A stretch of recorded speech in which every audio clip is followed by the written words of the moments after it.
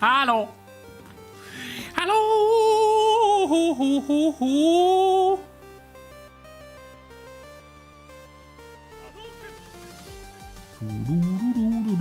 Huh? Uh-oh.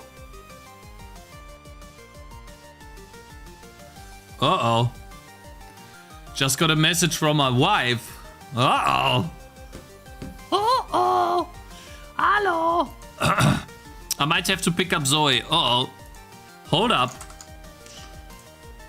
Hold up. Oh. Null pointer. Uh-oh. What? Null pointer roonies? How you guys doing? Good morning. I'm sorry I'm late. I'm still trying. Guys, I'll promise you, okay? I will find a way to be on time this year. Okay? I will find a way to be on time. Today I am late 1 hour 48 minutes. I apologize. Yesterday I was late 2 hours. I'm trying. I will find a way. Okay? I promise. That is the one thing that I promise. Okay? Look at the enemies, guys. Look at the enemies. That is 40,000 enemies approaching my base. Yeah. And that's what we're gonna do with this at some point. You know what's gonna be difficult, guys? Attacking the enemies back. Colliding them and killing them. That's gonna be difficult. Why is there so many enemies coming from the shop, by the way? Nani? It's great to see you, man. How are you? Good, good. Thanks for asking. Hope you're doing good too, bro. Good morning. Start time at 8 p.m. so I can't... Yeah, okay, buddy. No, I do know that a consistent streaming schedule is very important. And if I had one, I'd probably also have more people watching. Probably. Can't always be 100% certain with these things, right? But yes, this consistent schedule is important. Hello, Cakez. I'm trying to get there. Dr. Pepper and ice cream today. No. No more Dr. Pepper, no more ice cream, man. No way. I'm done eating unhealthy. I don't want to. I want to become healthy. Don't worry about it. And no, I do worry about it because I think consistency is very important. Just also in your daily life, you know. Guys, like, you know, I have like some issue with my knee. Maybe you guys can help me. Let's look at a knee anatomy. Knee, hold up. Knee anatomy. Yeah, images, let's see. What's a good image of a knee? I suppose this one? Let me see here. Hold up.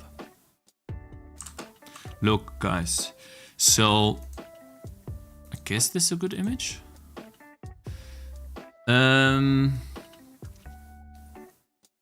So, oh, man, that's hard to tell.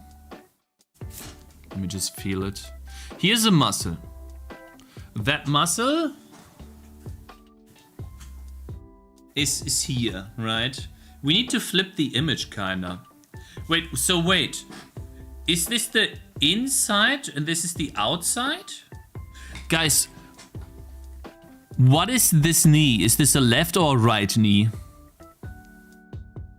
Is this left or right? Left. Left knee. That's the right knee. Middle, yeah. Right. So the person's right knee and we see the left knee. Right? It is his right knee, and I see it on the left side of his body, right? I think the reason why is because of this thing right here. That's gotta be on the inside. Right? It's a left knee. Guys, I'm confused now. Great. First and foremost, half the chat says left, the other half says right. And then you guys don't even tell me if it's his right knee or his left knee. That's a left knee. So is it his left knee? Or do we see his right knee, but for us it looks like it's the left? Mr. Lolboy. His left knee. His left knee. And so this is on the outside of your body, is what you guys are saying. This long muscle and whatever this is on the outside of your body. Okay, so then that's a little bit more difficult. So, no, inside. Can you stop saying that, buddy? Like everyone says the other way. Guys.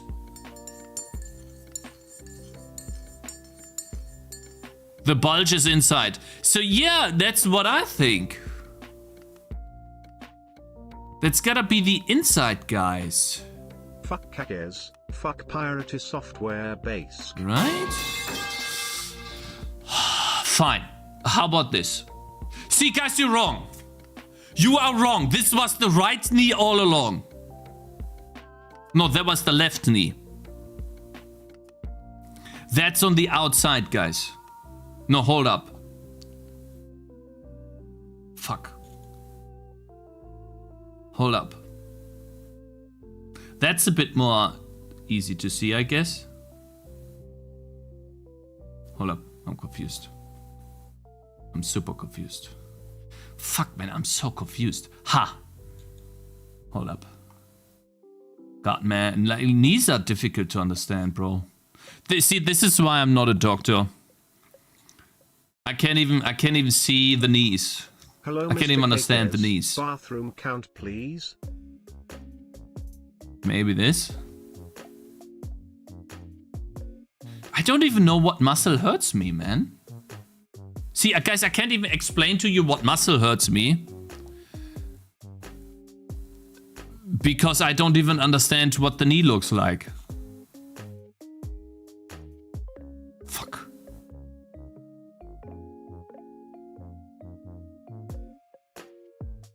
Yeah, no, I get that this is the muscles, right?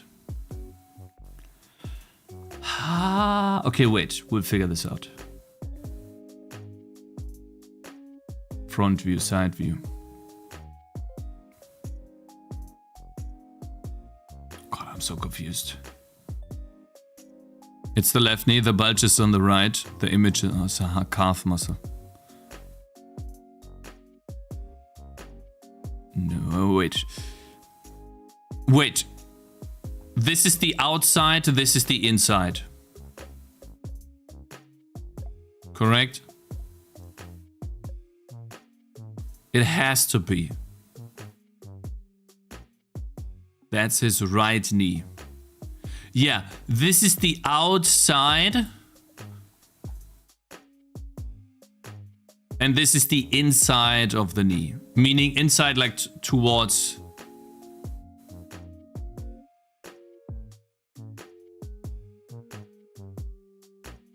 vastus laterals are outside. Okay, so then this is the inside. Okay. Guys, yes, correct? Okay. So, like, guys, I have pain sometimes here.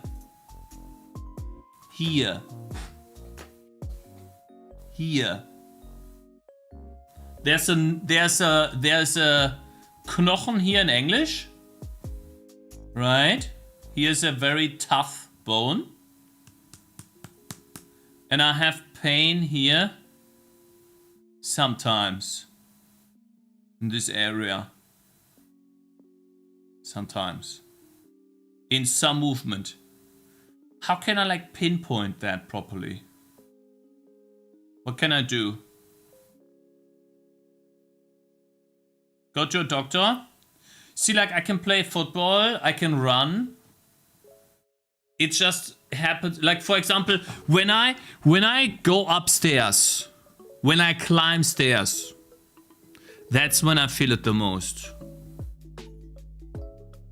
On that side. What do you guys think? In the vastus? So it's gonna be... Maybe it's the vastus, I don't know. Hey Latrome, how you doing, my man? Well, I can ask chat and go to the doctor. How about that, Mr. Miguel on YouTube, huh? Mr. Smarty Pants. Why can't I ask both? Asking chat is like 2 seconds. Going to the doctor takes a bit longer, but I can ask both. Could be meniscus.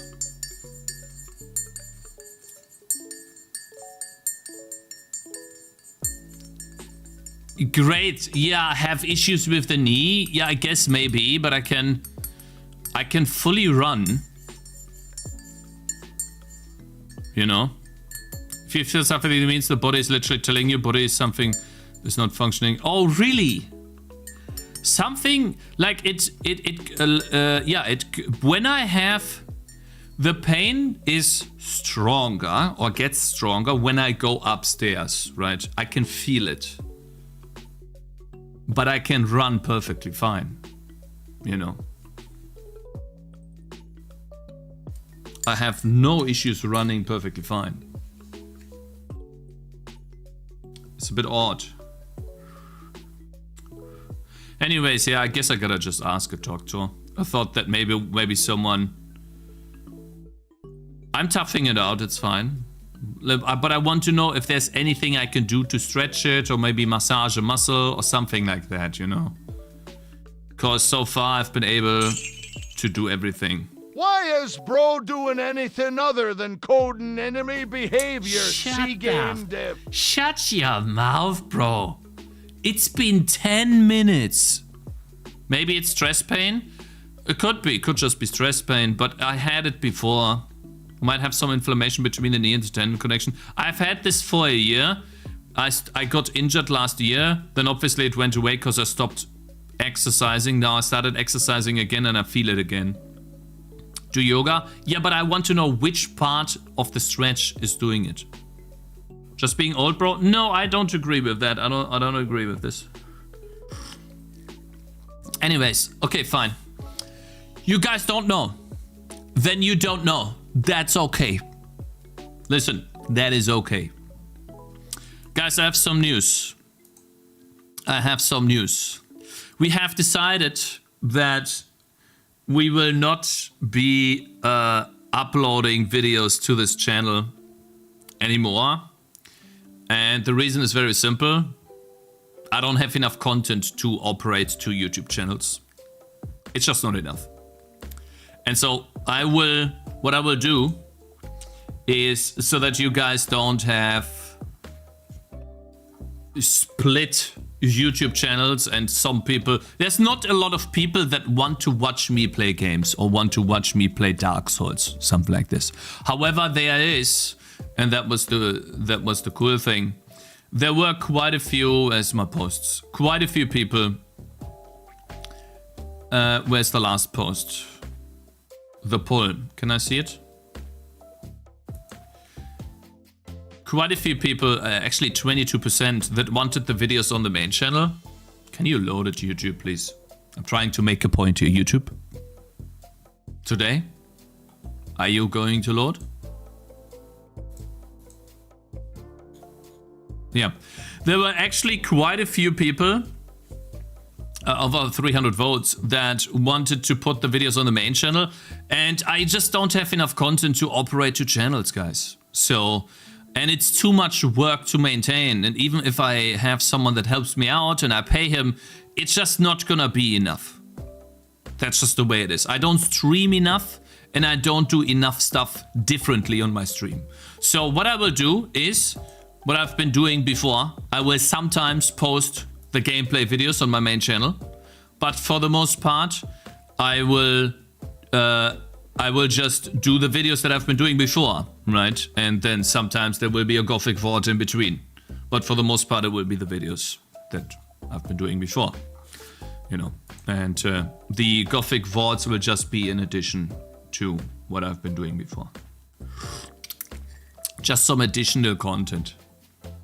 1 year ago, I had slight knee pain and a slight instability in my knee. Went to a doctor and my Kreuzband was gerissen. Sometimes you don't even realize it. Yeah, it could be that my Kreuzband is gerissen, but if that is true and I need surgery, then the surgery could do more harm than good, because I can run perfectly fine. Imagine if I take a surgery and then it would just be worse after that. I've had a friend that had surgery. But you're right, I should go to a doctor and at least check out what is up there, right? So I will do that. It's a good idea. Kreuzband is the... I don't know what that's called, man. It's the most important thing of the knee. That's what R9 broke. The R9 ripped it off. That's what he... You know R9? The soccer player, the football player, Ronaldo, R9. He ripped his Kreuzband. ACL? I have no clue what it's called in English, bro. No idea. No clue, buddy. Guys, it's time. It's time. Investigating jank. I want to know how Dark Souls does movement. Cause playing Gothic Remake. I'm telling you guys, when we get to the 3D game, we will make the most awesome enemy behavior that we can make using free physics libraries, using maybe C++ or Unity. I probably will never touch Unreal Engine, guys. I do not like the graphics. Copium, yeah, you say Copium right now. People so out of touch? Wait, hold up. No. Skarsh just subscribed. I appreciate that, Skarsh. I appreciate it. Thank you very much. 10 months support. I appreciate that a lot. Thank you. Though, people said this in my old game before as well. Oh, Copium, Kickstarter, we're never going to release the game. Copium, it's going to be 2028, 2032. Like, just wait, brody. Just wait. You know, step by step. It'll look like terrible in the beginning, but then at some point it'll look good. Just wait. Okay? You can modify the graphics on Unreal a lot. Yeah, but still, man. That's not only graphics. We also have giant input issues or input, like, what is the act of going to an interactable and then interfacing with the interactable called an Unreal Engine? Because both Palworld and Black Myth Wukong and a Gothic Remake have the same issue, that the input system or whatever it's selecting to interface with is just completely broken. It's so bad. Anyways, let's see. How does Dark Souls do pathfinding? So this guy is exploring the jank of Dark Souls, and usually these videos are made for content, right? Just for, you know, entertainment. However, in my opinion, these are the types of videos, in contrast to the video from yesterday where we just looked at, how can you make games, and then there was no value in the video at all, just make more games. For marketing and you talking. It's literally, it's very informative. You can learn a lot from these videos, is what I'm trying to say. That's game implementation dependent, that's nothing to do with the engine itself. Okay, I played Miglorn, had the same UI issues too. Also Unreal Engine. There seems to be some system in Unreal Engine that people reuse that has this issue.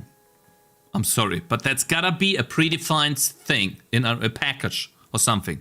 What UI issue? So the UI issue is that I go to a bed, or I go to a ladder, I stand directly in front of the ladder, and it's targeting the chest behind the ladder. Okay, it looks like this. Watch. If it's a package, I didn't code it. So here we have a ladder. Okay. Hope you have a good time. Then behind the ladder, we have a chest.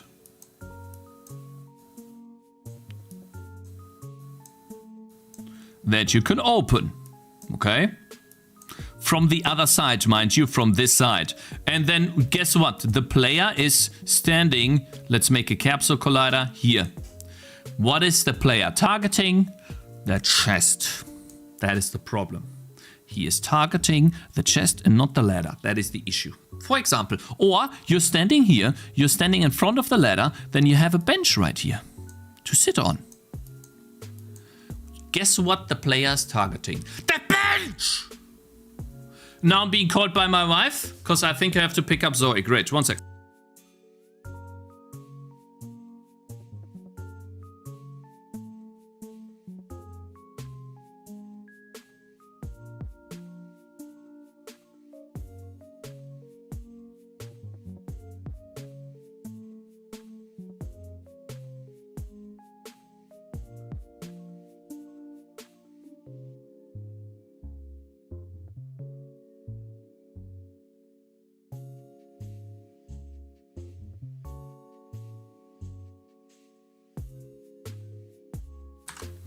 Anyways, you see the problem, guys? Do you see the problem? Maybe Unreal Engine doesn't support physics layering tagging. I don't care what Unreal Engine supports. It's the same issue in every, almost, not every Unreal Engine game, mind you. I don't know. But these Unreal Engine games that I played had the same issues. Really annoying. The same thing with Pal World. You stand in front of a workbench. It's not targeting the workbench. What the hell, bro? Really annoying. Anyways, let's see. Time to learn, buddies. Buddies. Let's go.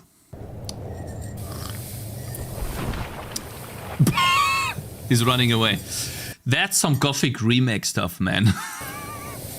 But it's okay in this game, because this game is made in 1919 or something, okay? 1920. This is from the Stone Age, okay, buddy?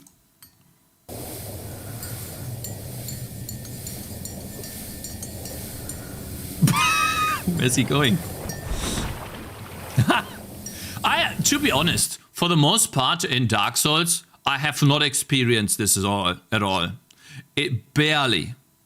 This is basically 5%, maybe. You gotta know the exact positions on where to do that. I've not experienced this at all. In this area, the flies just follow you everywhere. So I don't know what you're talking about here, bro. Cakez engine, Unreal Engine. Yeah, better, of course. Okay, we get it, man. We understand it. Let's see. In one of my recent videos, I've shown a lot of Hold up, can you hear him? weird pathfinding bugs, and since then I've learned how to investigate what actually happened. I changed some of the... so out of touch? Yo, man, praise the sun. I appreciate it. NeoN_S0WL, just subscribe, praise the sun. Thank you, my man. I appreciate it. Tell me if the video volume is good, because I changed some volume settings. Okay, guys. Tell me if the balance between my voice and the video voice is good. Okay. Under the hood. I will go through several examples in detail, but first let me lay out the basics of how pathfinding works. Good? Yes. Pay Nice. close attention to the path these enemies take. It's a large open field, but instead of just running straight towards me, they seem to run away first. Especially the third one in the back. It will soon make sense why the pathfinding is so weird here.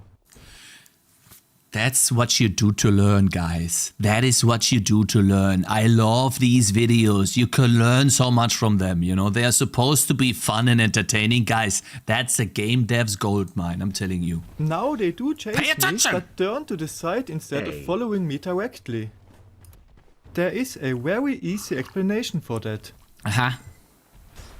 By using the debug menu, I can visualize the navigation meshes. Holy But that's cow. kind of ugly unless I turn off the map drawing. Now you can clearly see the triangles that are used to calculate the path. Let's see. Interesting. So if I want to make a 3D game, right, and I have such a game world, I use that to tell the enemies that they can navigate all over this place. Ignore the pink ones for now and focus on the very basics. With the debug menu, I can also visualize the actual path that's calculated to get from point A to point B. Okay. I started over there and set it as the goal, Then I sprint here and set it as the beginning. It calculated a path that sends me to the left to zigzag through the trees. That path wants me to go from center of a triangle to the center of an adjacent triangle, but if I'm close enough, it also skips some and lets me run straight ahead. Wow. Interesting. Hold up. Man, it's gonna be so fun coding this. I'm gonna have so many bugs, but I'm gonna learn so much, guys. Just wait, but it's gonna be so awesome, bro. Wants me to go from So it wants you to go here. Once it reaches this point, it updates the path again. center of a triangle. It updates the path to this because it knows it can go here. But why did it do this zigzag pattern before? Why didn't it do it immediately? Yeah, but why does it remove the nodes now? That's odd, okay. To the center of an Here too. I mean, that's more efficient. adjacent triangle, but Why is this right now not... Why is right now? Why is the line not straight? if I'm close enough, it also skips some and lets me run straight ahead. What do you mean can't wait for Superku to feed him the solution? You know what? I'm gonna ban you. Where are you? Ah, int main return 0. See you in 5 minutes. Yeah, have a nice day, man. Tschüss. This time I will try it again while crossing the pink boundary. Now I'm getting a weird path that resembles one the enemies took. It wants me to go left first instead of just sending me directly to the goal. the hell? The debug menu calls the pink triangles outlet meshes, but I will just call them boundaries or priority meshes instead. The map is split up into segments of connected triangles. Wait, what does it call them? Now I'm getting a weird path that resembles one the enemies took. It wants I love Dark Souls, man. You can just open up this console and show the pathing. Bro, we gotta do that. me to go left first instead of just sending me directly to the goal. The debug menu calls the pink triangles outlet meshes, Outlet meshes. but I will just call them boundaries or priority meshes instead. Priority meshes. The pink paths, okay? Because the shortest way to the next point. Yeah, but I mean, don't you want to go straight to the point? The next waypoint is in the middle of the triangle. Yeah, I get it. Obstacles, but isn't this the navigational mesh? The navigational mesh means you can go through this mesh, but you can't go here. The way I understand nav mesh is if there's a hole in there, you can't go there, but you can go anywhere else. So if in this case right here, hold up.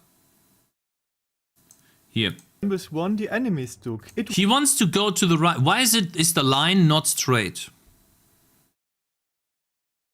I think it's because about the terrain elevation. I guess he's gonna explain it, guys.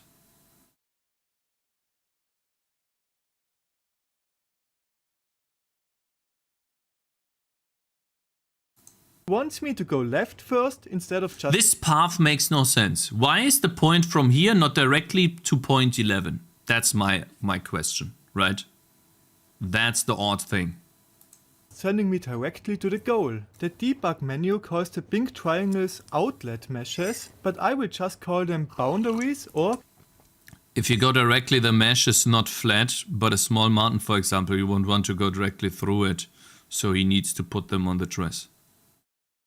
But the mesh is a mesh. Nav mesh isn't the same as pathfinding. Yeah, but why is it not going directly to the point? It can't go over each triangle. I don't get it. Guys, I like, look. If there's a point right here, I can go directly to the point. Why would it, like, try find a different... I don't understand this, you know. But okay, maybe he will explain it. Close enough, it also skips some and lets me run straight ahead.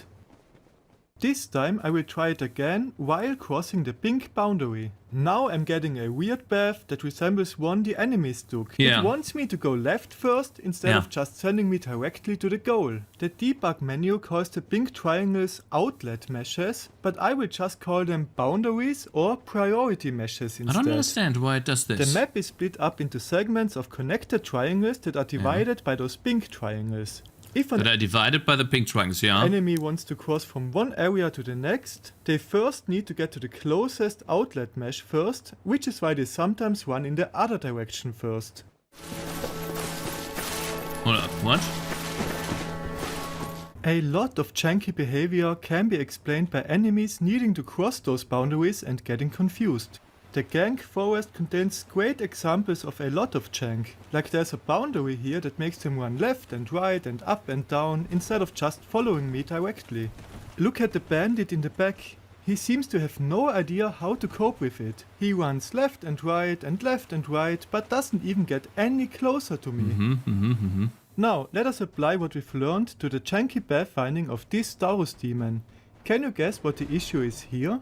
He runs away from me instead of just walking a few feet to get to me. Yeah, as you guessed it, one issue is again one of those priority fields, but there's also a new kind of jank here. The navigation mesh is not fully connected. There are holes that the enemies aren't considering to be valid paths. So even a distance of just a few feet across that hole means that the enemy has to run a huge circle to get to the player. Ah, okay. I don't understand why it puts these points so far out. Why is it not beelining directly to this triangle? Guys, the problem that I don't understand with this, okay? Let's say we have like a plane, okay? And then focus, and we have like this mountain here, okay? And then let's say here's the hole, right? This is the hole. So there's nothing in here. And then let's say the navigational mesh is just, I don't know, a couple of triangles, okay? Let's try to make it perfect. Something like this, okay? I don't know, like that. Something like that, right?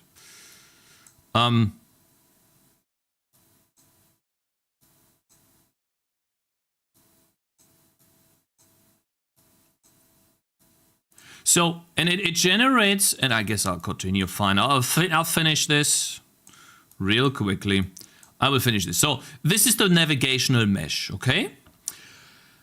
Why does it put a point into, and I want to go from, here's where I'm standing, I want to go here. And let's say this is the hole. Why does it put a point? Let's say the path is calculated. Why does it put a point here, here, here, and I think it puts it here, and then I guess here. Why is it not going from here straight to here? Why is it generating this point first? That's what you can see when he goes, watch. Around obstacle we look for where the development for Hold up. enemy has to run. That's what he's doing. Here, watch. To get to the player. He goes here.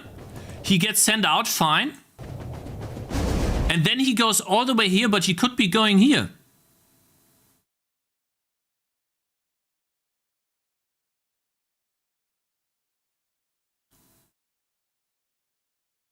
But it is connected. This is connected. What do you mean it needs to be connected? I don't understand this.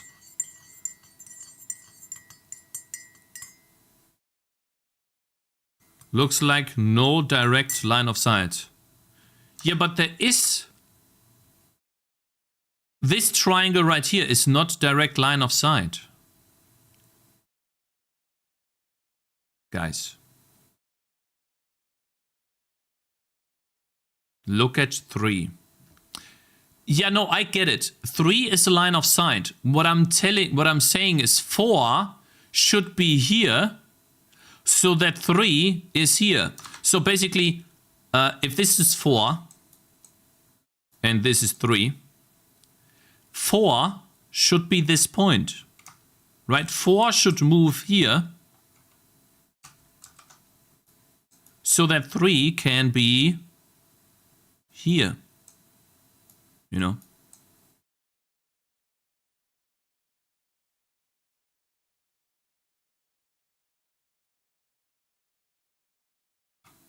It has to go through the triangles, but it goes through all of the green triangles.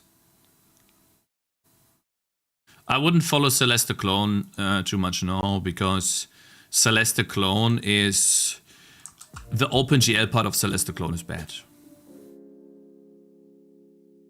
I will probably redo the tutorial, but with Raylib. It's a lot better and faster to set up. And you can even build to the web. It would be nice to have a Celeste Clone web build too in that tutorial.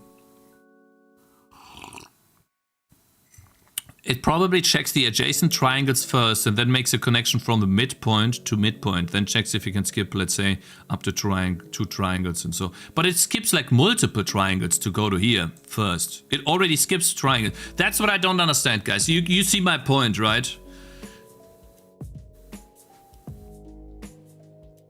No, listen. 4, 5. It like if this like listen. If it's like the numbers here, right? Usually the numbers are generated from 1, 2, 3, 4, 5, yeah? But it could also be, what I'm saying is that it could be, if we start here, the first point could be here, the next point could be here, and the next point could be here. Then we have 1, 2, sorry, that was supposed to be a 2, and 3. However, it generates points that just go way too far. And that's also because he said it's jank, right? So let's see. Maybe he explains it.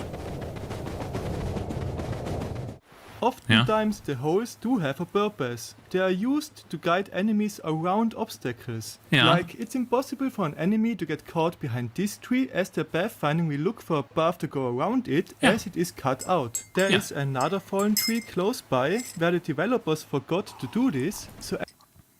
That sounds very tedious, by the way, but this work is manageable if you make a small world.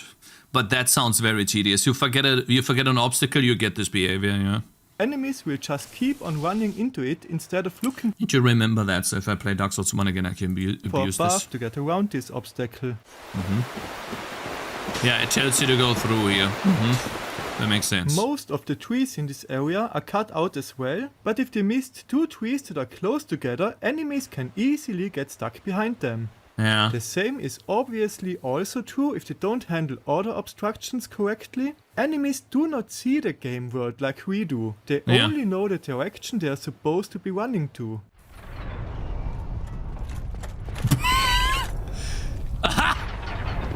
What are you doing? You dummy. What are you doing? Oh, he went down because there was navigational mesh. What a dumbass. Dumbo. Oh! If enemies have to jump down somewhere, this is handled by the blue triangles. He could have just followed me, but as there is no path down, he went even further up first. I'm telling you guys, still better than Gothic Remake. Enemies use the blue triangles to find a way to get down from higher up, but those paths are lacking direction, so enemies can also get stuck if they try to walk up. Oh, I see. This can look pretty funny if they end up running into nothing in the hope that they magically fly up that path. If I visualize the pathfinding, we can see that this blue triangle really makes them think that they are supposed to just jump up here somehow. It's a fun oversight that this isn't a directed graph. Interesting. Oh, he's gonna... There is yet another type of navigation mesh that I want to address. Hold up, this is important, because this run-up is super annoying. But this time I'm not exactly sure if it even works correctly. If enemies are walking close to cliffs, they are at a high risk of falling down, and constantly do so. The path here is made up of green triangles that are called cliff or next to hole. They are only very rarely used, but I'm not noticing any difference to the regular yellow triangles. Maybe Oh, it tells you to go directly. Why would it tell you to go here if it's not on the navigational mesh? I don't understand. There's gotta be a bug in the code, man. That's all it is. It has to be a bug in the code. Because it literally tells you to go off-grid. Before it lets me run straight ahead is a bit shorter, but it's not preventing them from falling down as much as it probably should. Yeah, those were all the basics, so let us now look at some specific examples of classic FromSoft jank. Enemies that run down cliffs like these two here are easy to explain, as that's the point where the pathfinding starts to allow them to run straight towards me. It's a cliff, but it didn't use the green cliff triangles right next to it. And the triangles they used are also massive. Why is this point even allowed? It's clearly this point that makes no sense. It's just gotta be bad coding. It has to be bad coding. This entire problem that I'm explaining here, from depending, like you can go here or you can go that just has to be bad coding because they did it for the first time. I see no other reason. These can be pretty far away and we'll still get... But it's very cool to see that basically what they do is they place another mesh on top of the world mesh and allow the enemies to walk on that mesh. That is the issue with the 3D mesh. In 2D you don't have that because the map is mostly flat. You made bad prompting? Okay, buddy. Why don't they run straight? Yeah, that's bad coding. They don't run straight because the pathfinding chooses inefficient tiles, and then at the end it just goes straight, even though it shouldn't be able to go there. Then straight down the hole. If they do start from this triangle here, they will look for a safe path around the hole. This could have been... Oh, I see. So if the distance to the I see. If the distance to the target is close enough, they go straight all the time. However, won't they just always go through trees then too? Hold up. Improved in my opinion. Like, by using smaller triangles and placing more green triangles around the cliff, they might be looking for a safe path more often. These hollows just jump down the hole as if they haven't noticed that the floor collapsed. Well, I'm not going to blame them for that mistake, as the navigation mesh doesn't look like it has been updated. But interestingly, the pathfinding does try to account for it, but fails as some points are still floating in mid-air. Feuerwehr! Polizei! Tür aufmachen! What is this? Oh, I hate this guy. What a slimy scumbag, bro. What a slimy scumbag. You help him, you free him, and then he ends up killing your mate and like, or whatever that, like this keeper, the flame keeper, whatever. What an a-hole, man. Similar issue happens with this door, as the path isn't trying hard enough to get around it. Okay. So I get the idea. I wonder if there's some improvements he thinks. And other times the pathfinding fails to realize which triangle is actually the closest to me and has enemies run away for no reason. I know at least 4 spots in Firelink Shrine alone where this happens. But it's not limited to just that area. The player doesn't have an nav mesh at all. The player is just in the world. Can happen pretty much everywhere where they didn't handle the verticality. Look at the dogs, man. Hate these guys. Hold up, what? Oh, I used that too, if I remember correctly. He's gonna run to the fire. Huh. Before analyzing this area, I assumed the same problem occurs here, with the pathfinding falsely assuming that I'm on top of the bridge. But in this case, it's actually one of those pink priority fields that is to blame. The pathfinding algorithm sends me to the closest pink triangle first, which happens to not be the one close to where I started. So I suppose the way this works is that this pink area is just a separation to save up memory? So that the calculations don't go haywire? it's a separator so that you're only looking... Yeah, there's got to be loading and unloading sections, because if you have a giant world, then you can't iterate over all of those triangles. That would be way too much just to get a path to your target. And then also, how would you localize these triangles, right? So you split them up into sections, and then it's essentially what we do in here. You chunk up the world into chunks, and then inside each of these chunks you do maybe adjacent chunks too, you do operations in, and then you don't do operations on the entire world. But it's gonna be this too. Stairs. So it sends me... That's actually really cool, but obviously it causes these problems. So maybe the solution is to load or to look at neighbors too. But then if you look at the neighboring chunks with the navigation mesh, you're obviously multiplying your computation time by 2 by 3. all around instead of just straight ahead. Yeah. I mean, the solution is to look at adjacent chunks. Or you could call it navigational mesh sections, right? Could also be called that. Ooh, right in the... Oh, goodness. Did you see the guy in the down back? The cliff is not really a pathfinding issue. The path wants him to look towards the cliff first, and he just happens to jump once I'm in range without first checking if I'm also in the correct direction. A pretty well-known example of enemies jumping down cliffs is at this stair set in the Gank forest, which is easy to explain as there is no pathfinding down here, so they just run up the stairs and jump down from the blue triangle. I mean, at least they are able to run up the stairs, bro. So wait, there's no navigational mesh. Set in the Gank forest, which is easy to explain as there is no pathfinding down here, down cliffs.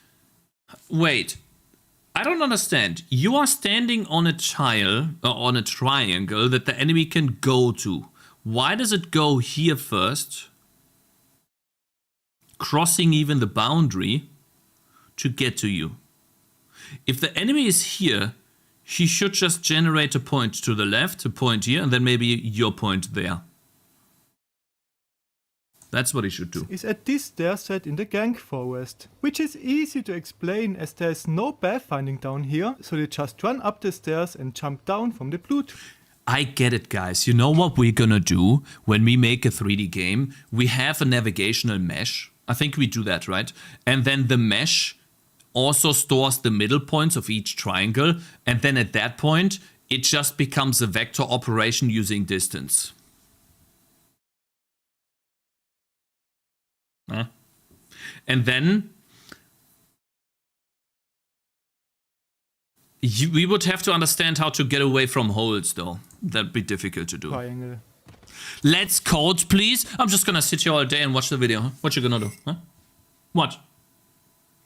Come on. Mm.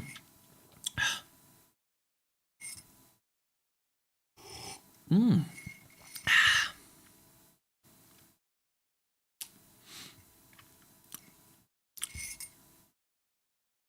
Huh? Telling me to code. How about you code yourself, huh?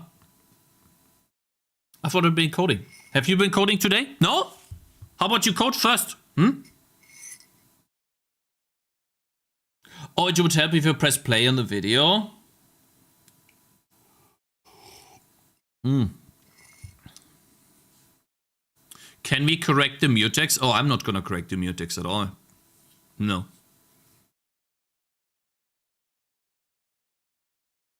I don't code myself anymore since I use AI. Okay, how about we ban this guy?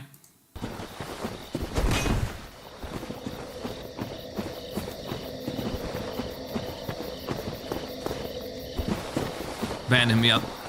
Get him out of here! But sometimes they keep on running into the stairs for no reason. It looks pretty funny if I visualize that, as they want to start from the pink triangle all the way up there. That's such a great pathfinding. Yeah, okay, I mean, we get it, right? From Software has been doing some janky coding. But how do you improve this? What are some other... Instead of a navigational mesh, right? What do games use? What is the best thing to do?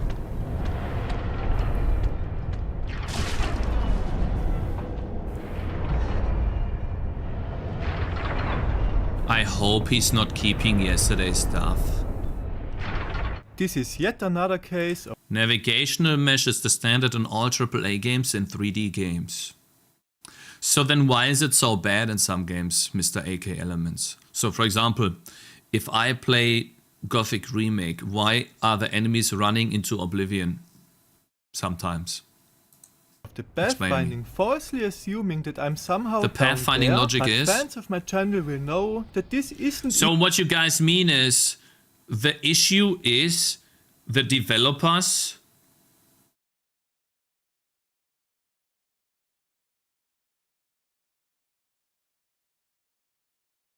I told my wife to call me, man. Even the funniest case of weird pathfinding. Hold up, sorry, I need to call my wife.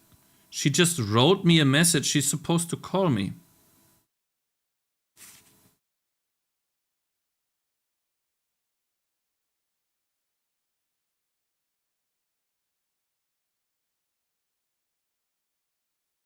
Okay. In this area, and thanks to the navigation visualization, I finally got not an good answer for real to one Cakez. of my biggest mysteries.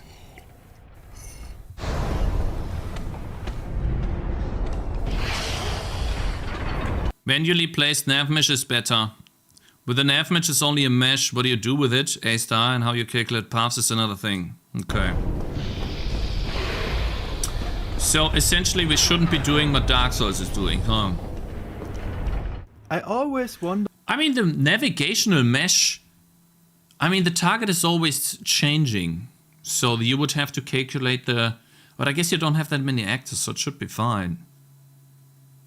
I guess the biggest issue would be to find adjacent triangles. Or it could just be each triangle has adjacent triangles. How many triangles can a triangle have adjacent to it? 3, right? So each triangle would hold... has an array of 3 triangles next to it. That's what it why would this be. enemy drops down to run away. Right? If I have a triangle and I want to build a structure with data, then adjacent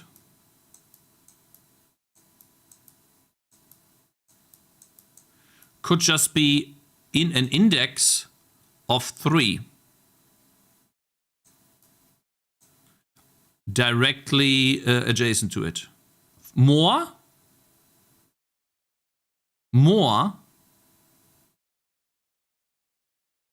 Really? More than 3? Like we can have one here. We can have one here. And we can have one here.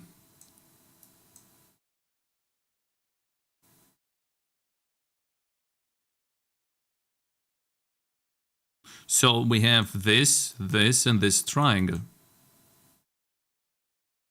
Or is there a situation where you can have something like this happening? Is this possible?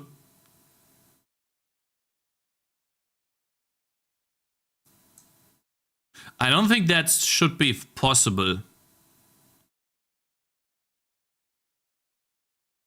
So I would build a navigational mesh like this and then just stamp out holes. What's with the third dimension? A triangle is a triangle, bro. If, like, listen, if the first triangle is flat, okay, and the next triangle goes up, right, trying to draw this here, then it's still just 2 triangles. Well, For me, okay. instead of just walking a few feet closer to get to me. He drops down here perfectly and then runs all the way back to the beginning of the area. This was always the way to get direction. One of those best keeping. Okay, let's see. Is there any more or is it just more examples? That the pathfinding wants me to take the elevator up, but only the left one. It doesn't That's an elevator?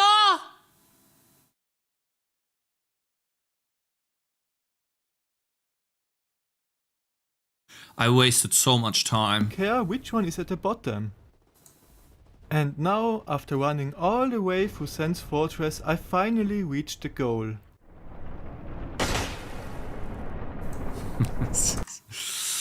Okay. Yeah, that's the beginning. Okay, fine. We got it now.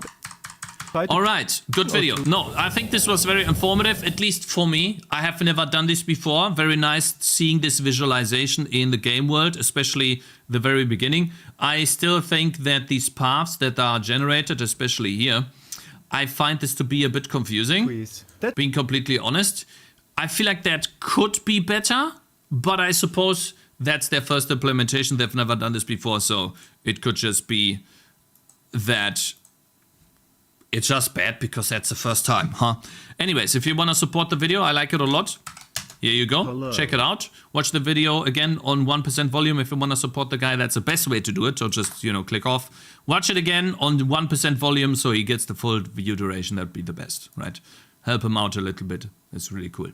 Very good stuff. This is the stuff that you learn from, guys. It doesn't matter if you understood his point 5 minutes in and he kept repeating it. What matters is that we have stuff like this to learn from, because that's ultimately how we get better. And Dark Souls is one of those games that to this day have been incredibly successful and will be successful even further down the line. So, big props.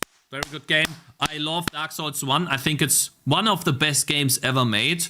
Aside from, obviously, Gothic 1 and 2. Right? These are better. Big W's.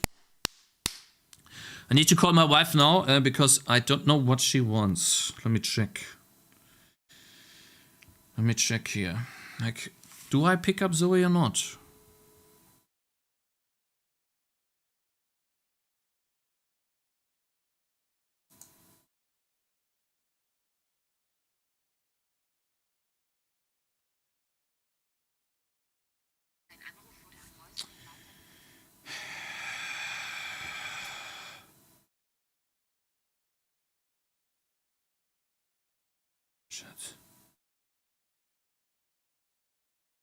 I don't know if I'm supposed to...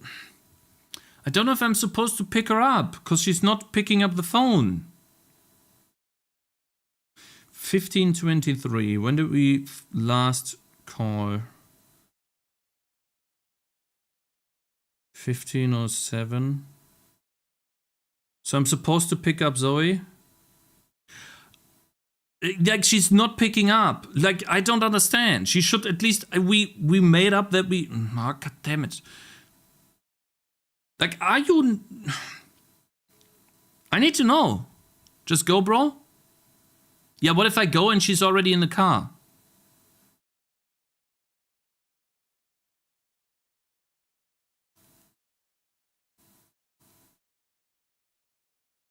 Man... I think I just go. Mein Schatz, muss ich sie abholen oder nicht?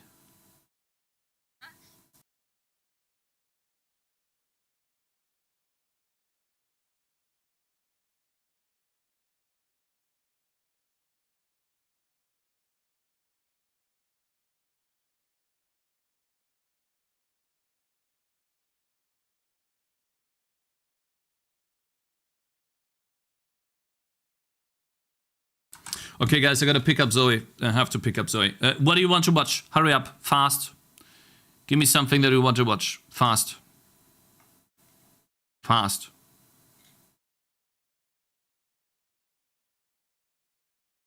Dark Souls? Anything?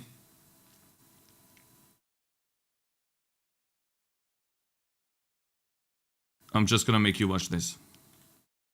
I'll make you watch this. I don't have time.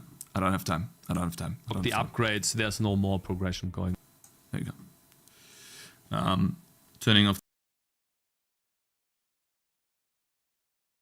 In this video we are talking to Thornity, one of the developers of Click and Conquer, a very successful indie game about placing bombs in a grid-like pattern. This is his first indie game and it became so successful that he's now able to make indie games full-time. One of the other more noticeable games he's been working on is a game about feeding a black hole. In this interview I'm going to ask him a couple of personal questions, how he's been able to make games on the side while also spending time with his family. And he's going to explain how he's managing his time being a dad while at the same time trying to make games that don't take too long to complete. I hope you enjoy. I just tell people typically it's like you're looking for this 6 to 9 minute mark. Every 6 to 9 minute mark, you're going to introduce some sort of new progression or new mechanic that will re-energize people into the game. And the first like 4 to 5 minutes of your game is, what am I doing? How am I doing it? The next 4 to 5 minutes is, why am I doing this? What is the end goal or progression towards? Okay, so we just played your game. This is Click and Conquer. You can introduce yourself, what game you made, and who you are. Sure. So I guess on Twitch I go by Thornity. My real name is Corey. I come from software development. I've been doing software development for plus 15 years. I started Godot and game dev maybe a year and a half ago. Me and my fellow creator there, Cakez, created this game after a game jam. He's been doing game development for 3-4 years. He had published another game, which was a failed game called Barricade. Oh, can I check that? Yeah, sure. Barricade. If you look at Barricade. Steam? Did I type it? Yeah, there it is. So that's his first game. Retro game. And it was all the typical mistakes you would expect. Like, he spent 3 years building this game, like revamped it multiple times and everything, and it sold like less than $5,000. Damn, less than 5k for 28 reviews, and apparently there's not many people playing. So what did you learn from this game? I like listening to that a lot. He learned to find someone like me. Aha! How's that? So that's kind of how it happened. He finished this game. I had found him on Twitch before. We got chatting while he was building this game, and I really enjoyed playing this game. He finished it. We did a game jam together. I was just like, Sock, that's his handle, Sock, you just need to stop and take time off and do this game jam with me. We did a tiny little game jam. It was like a Godot jam. The game was called Poker Tower. It was like a simplified Balatro where you play a card and the card's burned forever. It was on itch, so you should be able to find it. Aha! Yeah, we also had a strat where it was like, you know what sells? Sex. Let's see if we put like this half anime chick there, and how's that do? Yeah, not safe for work was a little bit of a strategy there, but we didn't go forward with this game. We just didn't think the mechanics were exactly where it needed to be. We thought the Balatro purists would just crucify us. But we did this game in about, I think it was 80 to 100 hours. We didn't track our time exactly on this. But at that point, we finished the jam and I told him, look, how much time do you think it would honestly take us to polish this into like a Steam ready state? Like what, another 100 hours, another 150 hours? And I kind of had this theory at that time that, look, we can build a game that's commercially viable on Steam in 300 hours. Just a quick question. When you say 100 hours, like, it's difficult to wrap, at least for me, my head around this. Like, what were the days looking like when you worked on this? Let's say 100 hours. Is that a month? This jam, I think, was 2 weeks. And the 100 hours was combined between both of us. So, you know, I guess like 20 hours a week for each of us, roughly, to get this. But minding you, for those who are in chat going, oh, I can go build this in 100 hours. Like, I had done software for 15 years. He had done game development for 3 years straight at this point. So, yeah. And you took the art? Like, how did that work? Were you both coders, or who was doing the art? We have little to no art skills. So this is all an asset pack. Yeah, I saw this here. It's the card pack, right? That you took, and some other ones as well. Pin up. I think literally every piece of art in that game is not made by us. Interesting. So you both were coding this.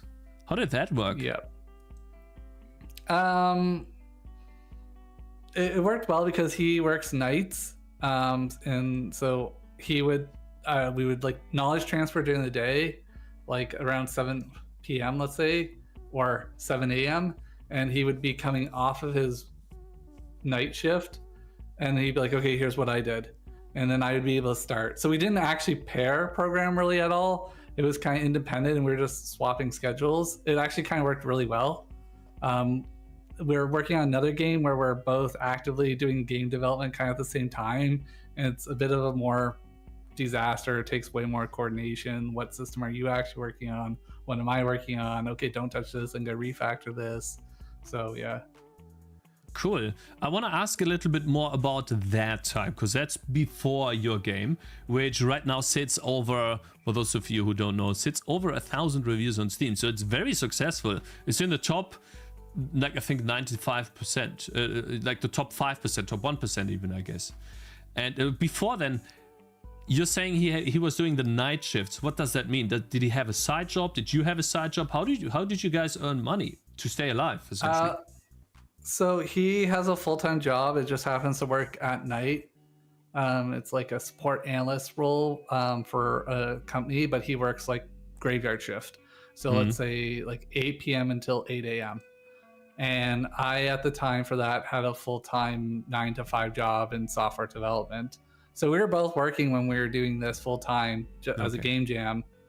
And he is still working even after Click and Conquer. So yeah, I think that's smart, to be honest, because you never know. It's always good to have like this safety net, let's say that. So you guys didn't have much time each day to work on the game, did you? Only the weekends? Maybe? No. For Click and Conquer, a lot of it, like, okay, so it took us 400 hours from start to finish. What does that mean? It meant like that includes the Steam page, that includes the marketing, that includes email follow-up, that includes QA, like balancing, the whole shebang. There's some caveats that it doesn't include, like maybe 50 hours before that, where we brainstormed what game we wanted to build, what was trending on Steam. But of the 400 hours, like all the development was actually SOC for Click and Conquer. I did all the non-game development stuff.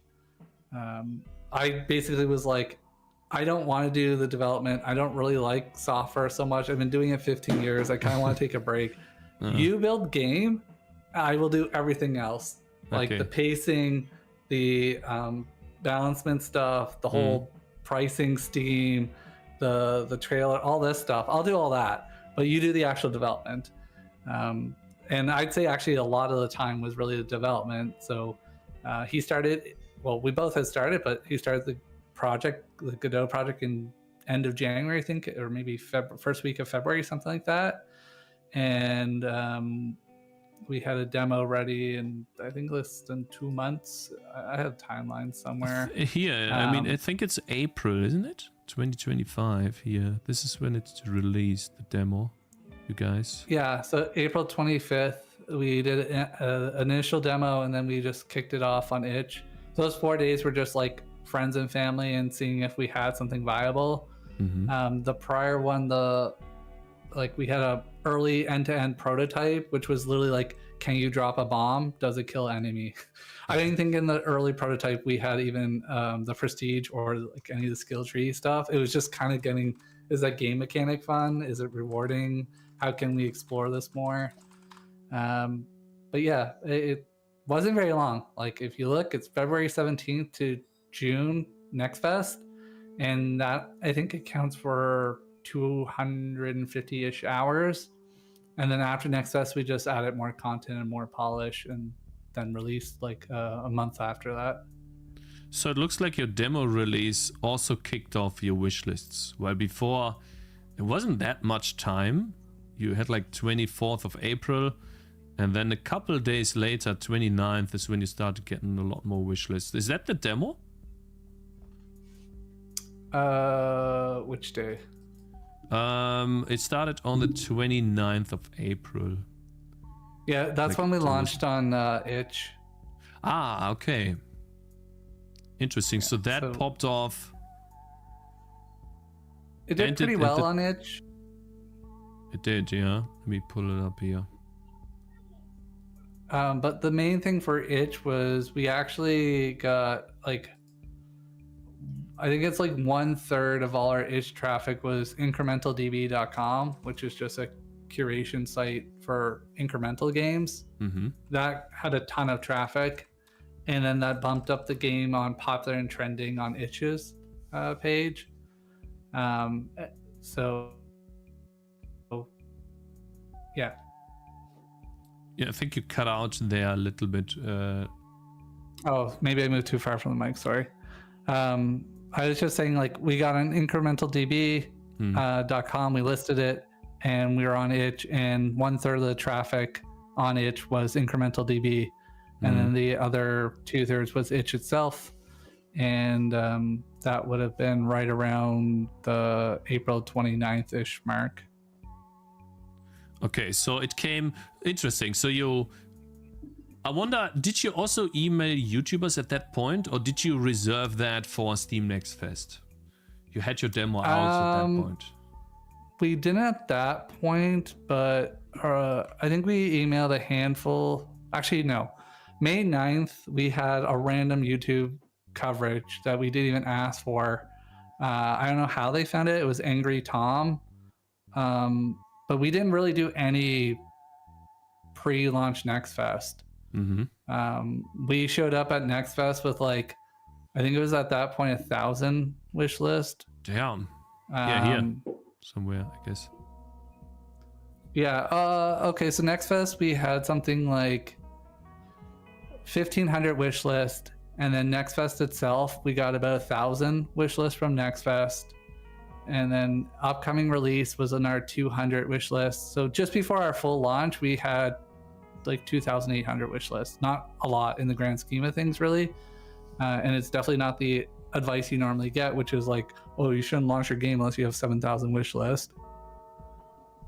Yeah, which is what the marketing person always talks about. And what made you release anyways, despite not having this much? Sock thought that the genre was going to die. We'd just seen more and more games, and he thought it's now or never, which is not true, because I had actually gotten the data to show him like that's not the case. So I pulled all Steam games prior to this, and I looked at like, why do games die out? Why do some games are more difficult to produce than others? Like, why does everyone say don't build a platform or puzzle? And kind of what I spotted was, once a game peaks for the number of games on Steam, you got about 2 years after that before it becomes incredibly hard to have a 1,000+ reviewed game. Probably, I mean, I don't have any pure data to say why, but my gut instinct is the market has decided what is, the core game that kicks it off, right? That everyone wants to build. And for 2 years, people are just building upon that. Like, oh, a little twist to the main game that used to be like this, another twist, another enhancement. And the market has decided at that point, like, what games are the winners. And outside of that, like, once you pass the 2 years, it's like, if you want a 1,000+ reviewed game, you have to have something like fundamentally unique, or like a brand new art style, and if you only have 400 hours for a game, these are things you avoid. It's just too much effort and time. So you basically cut down on the scope a lot, which begs the question, since both of you don't like or don't have experience in art, how did you finance that? How did you find art pieces that fit together even? Because it looks good. It's one asset pack from Itch, and it's $20. Okay, awesome. So you just grab an asset pack. Awesome, really cool. And then the rest of the stuff, you can clearly see the Balatro influence. I played the game, and there's a lot of juiciness, especially on the buttons, on the text.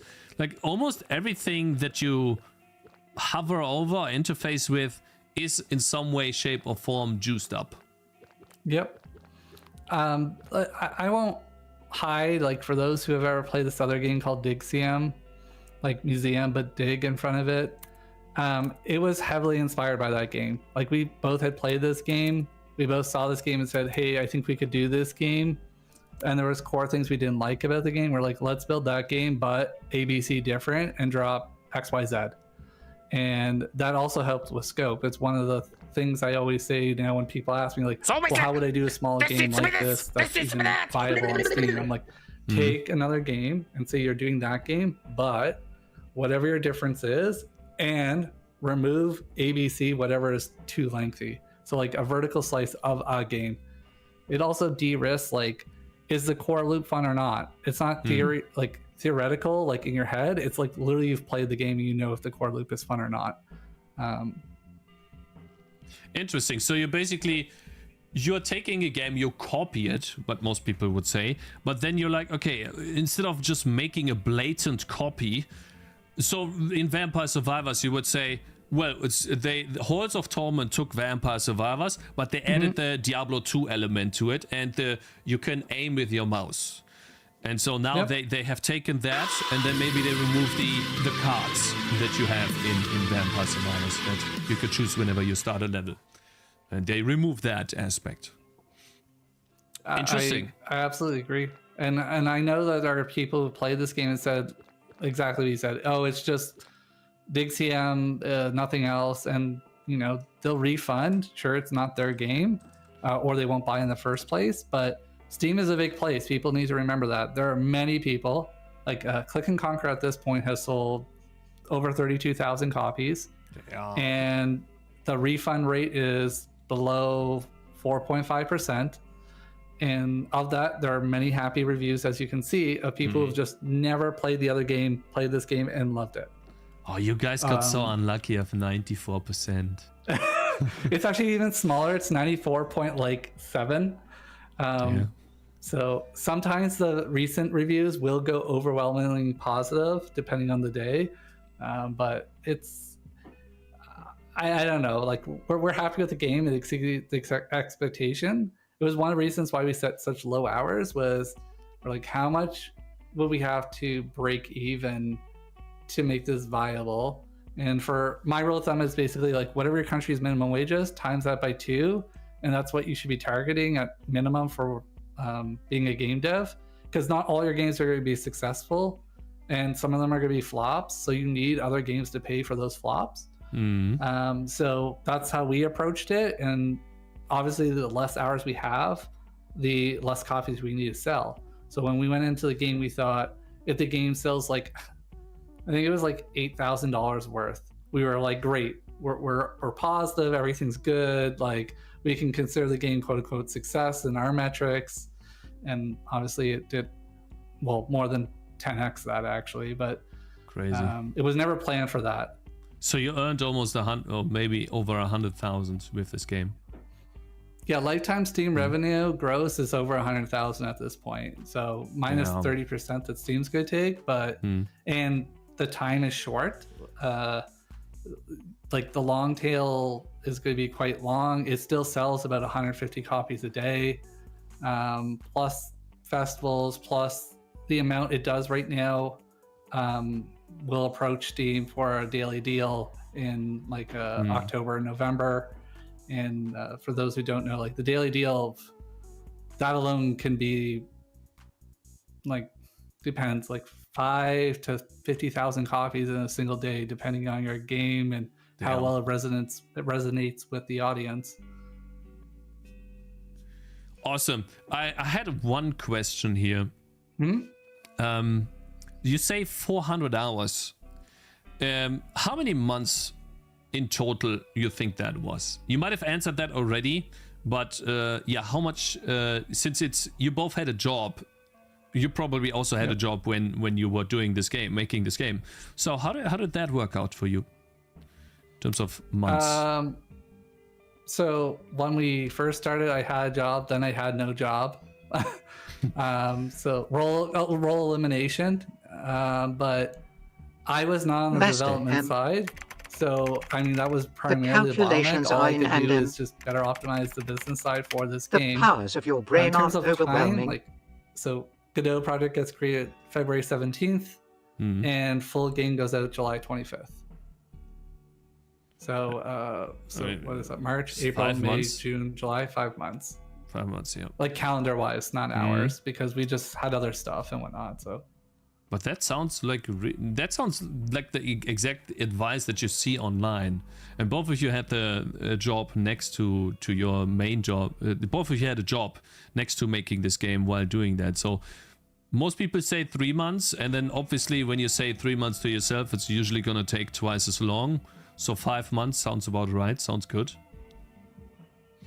Yeah, I mean, there's a lot of things to be said about why the game did so well. Like, it might just seem purely luck from the outside, but I had spent an enormous amount of time de-risking as much as we could. How? Like, from the scope. Okay, so how, like, even the game we picked, like, I'd probably spent 50 hours in just Steam and Excel going like, what games are upticking? What's the market willing to bear for a price of a game? What are the games that we could possibly build in that time frame? Like, any way you could cut it, like, get all the games. Like, once we start narrowing, let's say we were looking at clicker games, we'd say, what are the games that we're basing on? I get those games, get all the tags related to those games, exclude any tags we didn't think we were going to build, like a comedy tag. Then I would go and do like Monte Carlo simulation to estimate out sales, because we want to know, like, what was our percent chance of making, you know, let's say $15,000. And after all was said and done, we got to a spot where it was like, I don't know, it was like 41% chance that we could make, I think it was like $14,000. And at that point we said, okay, that seems like a good enough number to start taking the risk. All of our scope was predetermined. Like, I had gone played that other game Dixium and counted every single like Godot tween animation I could find, and just going like, if each of these take an hour and we're similar to that, how many of those would eat up all our polish time? How many core components are there? Oh, we have a prestige, we have a map selector, we have the mini game, the bombs, the bombing stuff, and like balancing and pacing. Will say if each of those take 25 hours, that's already 100 hours gone. If each one of those have 20 animations within it, and each animation takes an hour, that's already another 100 hours gone. Like, we're so very, or at least I was, analytical on like the time and scope, that we just try to de-risk on every avenue we possibly could. It's like time and everything. Oh, Dixium is Digsuem, I think it is. Digs. I think I have it. I was trying to find it. Awesome. So this is the inspiration for your game. Your game looks better, to be honest. In my opinion, is like, I don't know about this, but maybe I'm just stupid. But I think that looks better. What you guys have? The skill tree looks nice. I gotta be honest. That's a great skill tree. Nice. It's PoE skill tree. Interesting. And so this was the main inspiration, and you tried to cut down from this mechanics a lot. Yeah, you can see here, level 11, level 8, level... Yeah, that's exactly the same. Yeah, what would you say to those people that... And many people get this a lot. Oh, it's just a copy of X. It's just a copy of Y. What would you say to these people to maybe stop worrying so much about copying like a game that they think could be successful? Different audiences, like the people who are actually saying it to us, I've just stopped responding. Like, I've gone down the path of showing and justifying like where it's different and things. It doesn't matter. People don't want to hear it, to be honest. And you don't want to go down the path of being arrogant and being like, yeah, sure, whatever, I'm going to put my hands over my ears and laugh to the bank. Like, for the actual game devs, what I tell them is like, you know what, just build something, and this is a good starting point. And then if you honestly feel like it's too close to our game, just spend more time making it different. But it constrains a lot. Like, me and Sock have been working on a new game that's, when it first started, wasn't really based on anything, and we probably spent 80 hours on just design back and forth, like, oh, we could do this, we could do that, oh, maybe it should be this. Versus when you have like a North Star like that, where you're like, okay, we're gonna be like Dixium, but without this and this is gonna be different. It guides a lot of these edge cases, Like, well, what do you do if the user tries to spend the undo stuff in Prestige? Like, that never came up because guess what? Dixium doesn't have that, so we just said it's not needed. The market has already spoken. Like, I mean, that's an argument I use a lot. Hey, Kingdom Rush doesn't have that, so why should I use that, right? It obviously works there.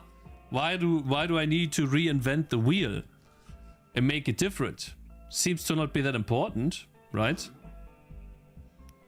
yeah, I know at one point it was, oh, the prestige buffs, why can't I see them? But honestly, this type of game and audience, like, you're not even caring. You're just clicking. It's like after a hard day at work, you just want to go blow things up. I see. Like, you're not min-maxing everything. There are players like that, but the large audience, they're not really that worried. Also, to get back to the screen is less than 6 minutes. And like, we tracked that during our building. That was a big part of this game, was balancing pacing way more than people think. It was probably like close to 60 hours was just the like QAing, balancing, and pacing. How did you do that? How did you find people that gave you feedback? No, let's say you have like your playable slice. Let's say you played it, you liked it. Now you need to find people to test it, and then they give you feedback. Because I looked up your game, and you don't have a private playtest that you have put out to people in the public. No, we just did the itch demo, and that was just to confirm like the user experience, like the accessibility of like, do people understand that they click? Where do they get stuck? Where do they say the game is not fun? And the demo is actually only like really 35 minutes max, versus the full game is like 2 hours is the median play time for most people. So the it's not medium a very long playtime of the game. demo, sorry to interrupt you, but the medium playtime of the demo on Steam, how much is that? I guess it would be longer because we had a smaller demo even before this, which would have been even tinier tree than this. But I can look. Because usually, and I looked up your demo too, and this is something that is very important for many of the developers out there that are listening to this. When you put out a demo on Steam, it is obviously not going to be performing as well as a full release comparatively. And so the numbers will most likely be less than what the game will be. However, in demos, you can still use the time spent that people spent in the game to figure out what to look for. If you have a time that is less than 10 minutes for your demo, then there's got to be something wrong with your game. And if you were to put out your game, then it will most likely not do as well or even be a failure because there's something early on in the game that makes people quit. So I looked at the demo median time is 28 minutes. And not because people drop off at that point, but like a lot of people just finish the content at that point of the game. It's not like it's a 3-hour demo where you could actually play it out to 3 hours. But 84% of players are playing after 10 minutes.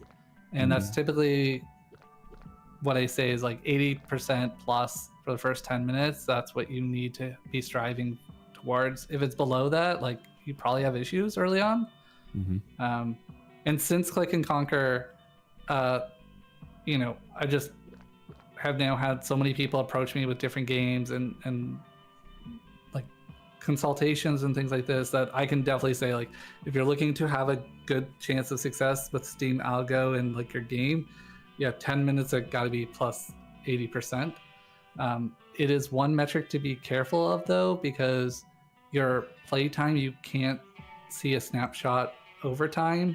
It's like lifetime when you're in the Steamworks portal. So let's say you have a game and you've iterated a bunch and you had median time like the first month be 5 minutes because there was a bug. Well, that's going to pull down your playtime indefinitely. I don't know if I have it in these slides. I think I have it in the very last section, might have notes on it.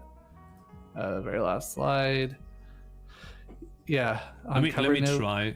I'll try to find something that we can use. You're not supposed to show these pages. I'll try to grab one from a demo I have and then just make a small screenshot so we can talk about some numbers. I think that's very helpful for people.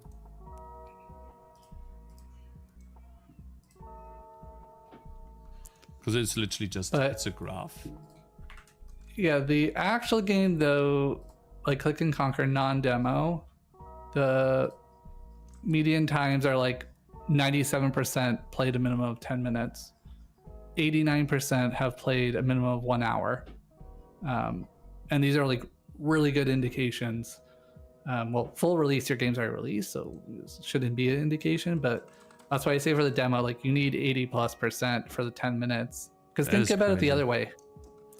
20% of players who are opening up your game are leaving in the first 10 minutes. Why? Yeah. Like, it's a lot. Yeah, it is a lot. There it is. So I just pulled up a graph. Which one, if you're talking about these numbers, then this number here for the 10 minutes is already really bad, right? So that's 69% that played a minimum of 10 minutes, meaning 30% is already gone at that point. Yeah. Now, the thing I was cautioning about is how long has your demo been up for? Because let's say there were issues early on, like a bunch of bugs, and people are leaving in the first 10 minutes. This is lifetime. So you can't see this like, oh, I only want to see what this looks like in the last 3 months, where maybe it looks way better. It's the only stat on Steam that's actually set up terrible for the game dev. It's the only metric that me and Sock for our next game have considered implementing ourselves, because it is lifetime and not a snapshot. Yeah. Yeah, I noticed that too. So my game has been out for 2 years, and this is an accumulation of 2 years, and the latest stats have been much better. But unfortunately, the entire stats before, so someone played 5 minutes before, now they played 10 minutes, that makes a total of 15. It's accumulative, so it no longer makes any sense, unfortunately. But if you were to just release your demo, this is a good benchmark to look at to see if it does well. And you keyed on something that is very important, and I wonder how you guys did that.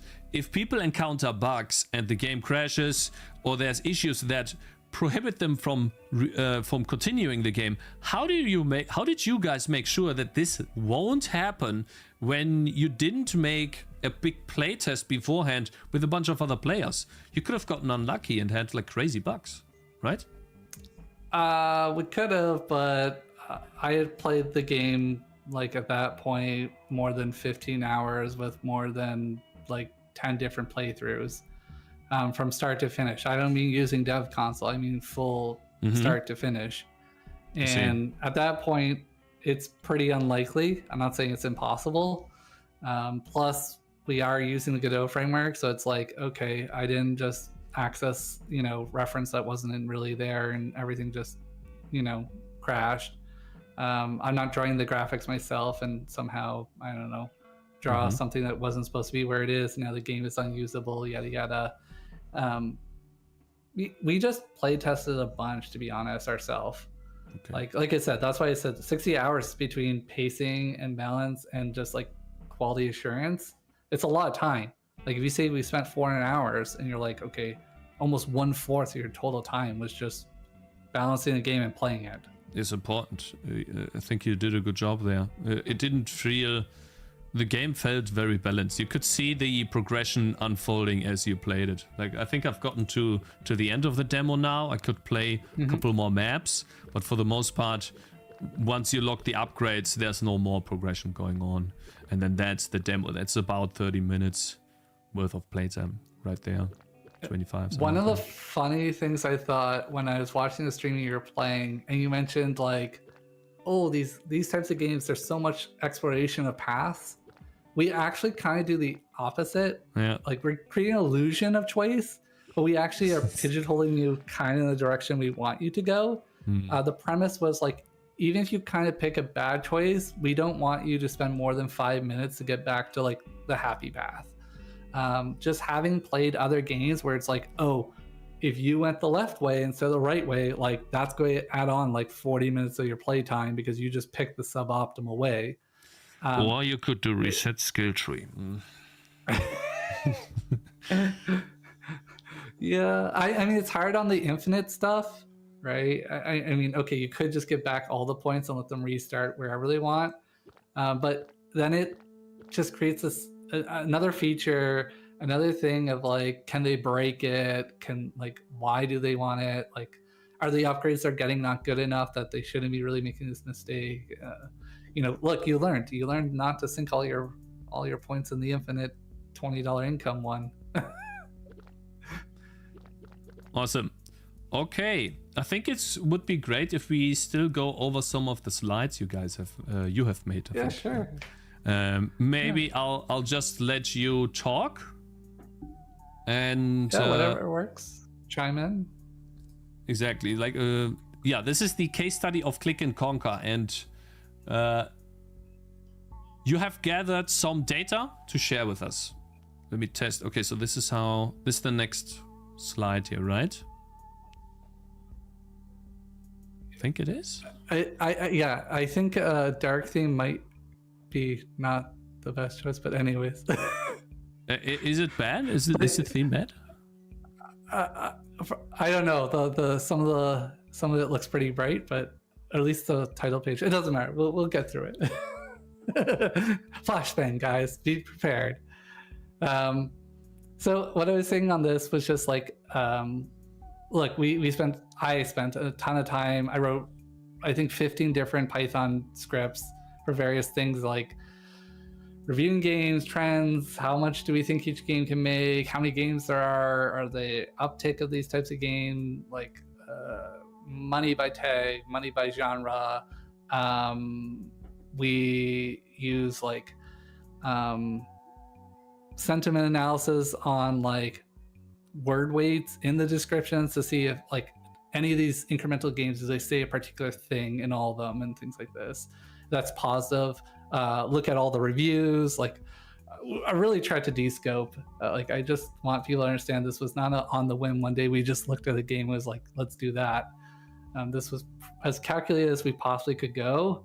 Obviously, it wasn't 100% guarantee. It was just kind of get the numbers and data. I think my head's in the way, but I think there it says 42% of exceeding $10,000 or not. So yeah, and then the next slide just talked about like understanding like what we considered a quote unquote good game and what our competition looked like. So everyone says like, oh, there's 50 games a day or 100 games a day, but we were pretty confident we could do a game that was exceeding like 50 reviews, just with our background and the fact that Barricade broke all the rules, that no marketing. It was 3 years, and even that got like 30 reviews. So then you start looking at like, okay, how many games actually are we against? You're dropping off like 70% of games once you're saying you could make a game over 50 reviews. So it's just an idea of like, you're not really against like 100 games a day or whatever the number is now. It's like once you remove shovelware and fully AI generated, like what am I actually really against? Yep, just like more scripts, more planning was the next slide. But now we get to slide 5, which is actually probably the more interesting thing for both of us to. This one here. Yeah, so this is like everything was chosen, even how much we were charging for the game. It's like, what's the market willing to bear? Mm-hmm. We're making $3 a unit. Like after Steam and discount and everything, like, okay, how many games do we have to sell to have like, 8,000? A big thing that I think a lot of indies skip over on this is content creators.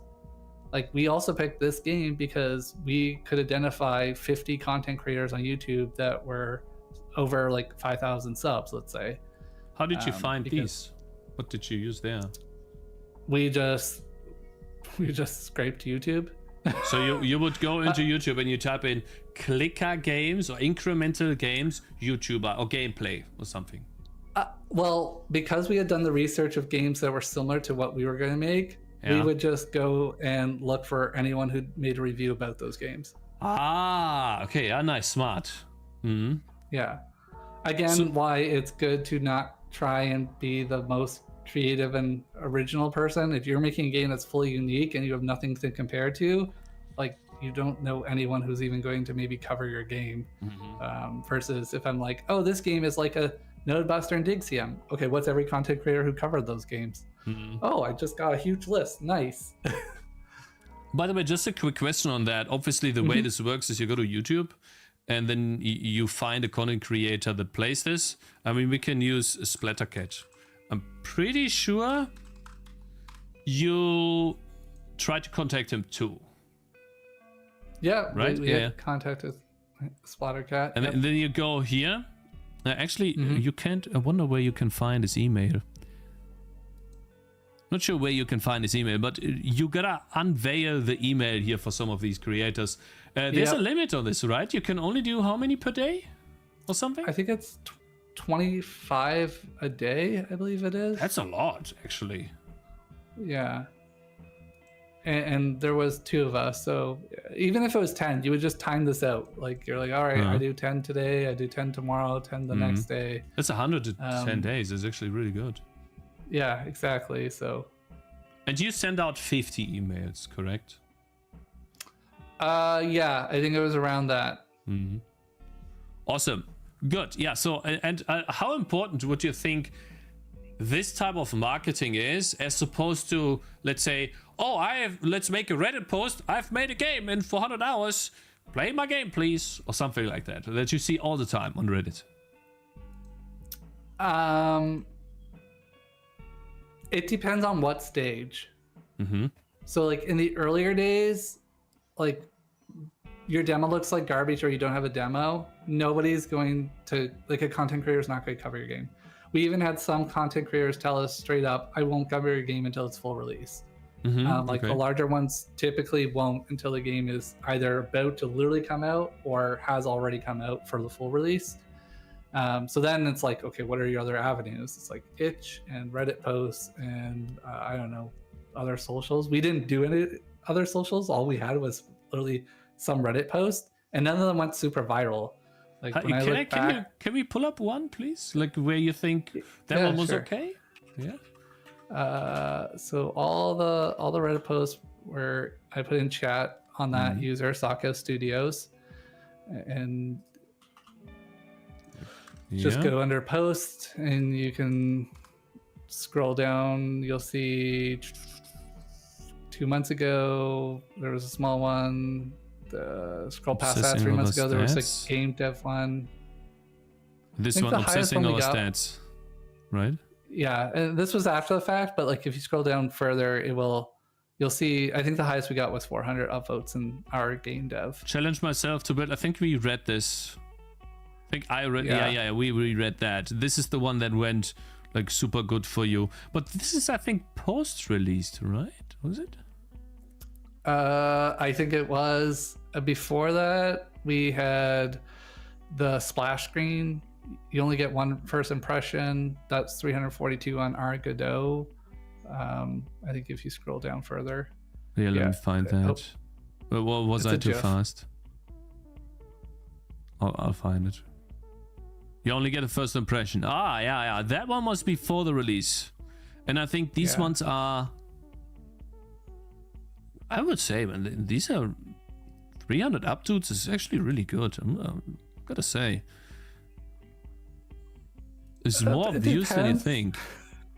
I know it's a lot of views, but I think it's good as an indie, but not like it went viral and oh my god, my games could be a success. The R Godot subreddit is like very friendly. If the game was written in Godot, you can post, and if it like doesn't get downvoted to hell, it's usually 200 to 500 upvotes. It's like, what does that matter, right? Like, how much does that translate to wish lists and purchases? And if you go back to the slides on slide 8, I actually have a breakdown of literally where we got roughly where we got all the wish lists from. I guess. And the time for each and no, this is time. It's one after that. Wish list. We don't care about the time. Oh yeah, here. Yeah. So it's like on itch, when I try and count for everything, it's like 650, and the Reddit posts are like 580. So you can see like the Reddit posts weren't like astronomical. Like it wasn't like, oh, we had 5,000 wish lists from Reddit posts and oh my goodness, this is the best strat ever. The demo YouTube coverage, like I said, that wasn't even solicited. It was just someone found the game. Angry Tom. It was just one YouTube in their significant size, but that was just luck, pure luck. Yeah. And Next Fest itself was 1,000. And how to market a game.com. The Chris author has a good article talking about how much wish list you should approximately get going into Next Fest based upon how many wish lists you had before. So we had a good idea we were going to get about 1,000. Interesting. Because we only went in with 1,500. So if you look at the chart he has on his site, we should get around between I think it's 750 to 1,200, and we were right in the middle of that. The most disappointing one was the upcoming releases section. It's not much. That was actually a mistake on our part because we didn't mark it as upcoming until the week before. Is that a Steam setting or something? Yeah, so up until that point, the game was marked as, I think, coming soon. And if it's marked as coming soon, it will never show up as upcoming release. Once you mark it as a date or even in a quarter, if it's 90 days out from that point, it's available on the upcoming release. Even if you have to paginate 30 pages away, you will eventually see it. So is what this we should mark have right was here, right? This blue mark. That's what you need to change. Yeah. So literally after Next Fest, we should have updated that on the date because we had a good idea of when we were releasing. Okay. So yeah. 3,000 wish list beforehand. So nothing really it's a big number for new people or people trying to get to it, but it's not a big number compared to the advice you hear. This was quote unquote should have been a dead game if you went by the advice of everyone else. It's you launched without 7,000, it's never going to work. Yeah, then how did it pop off after release? What do you think? If it didn't have this boost of 7,500, if you have the 7,000, the reason why people do that is so that they can get in, I think it's popular and upcoming, or which queue is it? Popular upcoming, right? And if you don't have those, you're not getting into that list. So maybe this is controversial. Ready, chat? Let's get controversial. All right. It doesn't matter. That list doesn't matter unless you want to make significant money. And by significant, I mean 10 times what Click and Conquer makes. I don't have to make games probably ever again kind of money, or I'm set money-wise to make whatever game I want indefinitely. What's controversial is yes, you want to strive for that, but it's not I'm failure, the game's not going to make any money if I don't get in that list. And I think people just get worked up about I have to get in there, versus the strategy we took was for the hours we're putting in and for what we need to make, can we make that viable?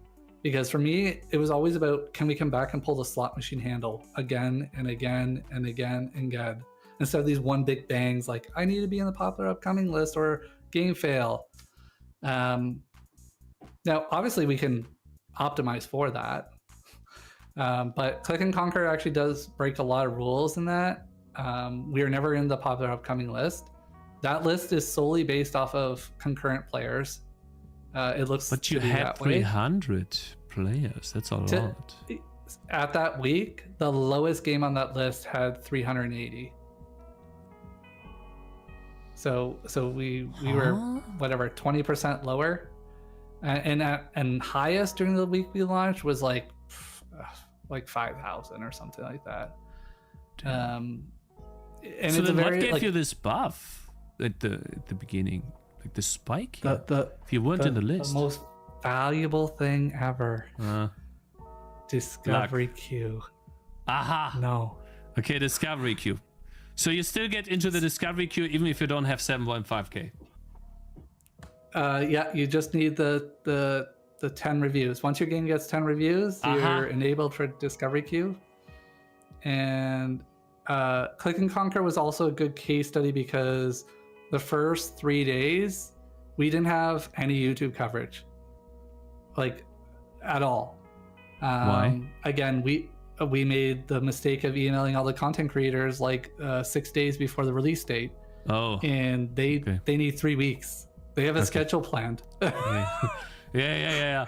I can speak to that. I get contacted and I was like, a month later, oof, I gotta do something wrong. Yeah. I see. Yes. Okay. So like a month early is probably the best thing, or like couple of weeks early to a month, right? To email them. But it was good insights for us because for 3 days, more than half of all of our traffic was just discovery queue. Damn. So if you say that's proportional to sales, half of the sales were from discovery queue.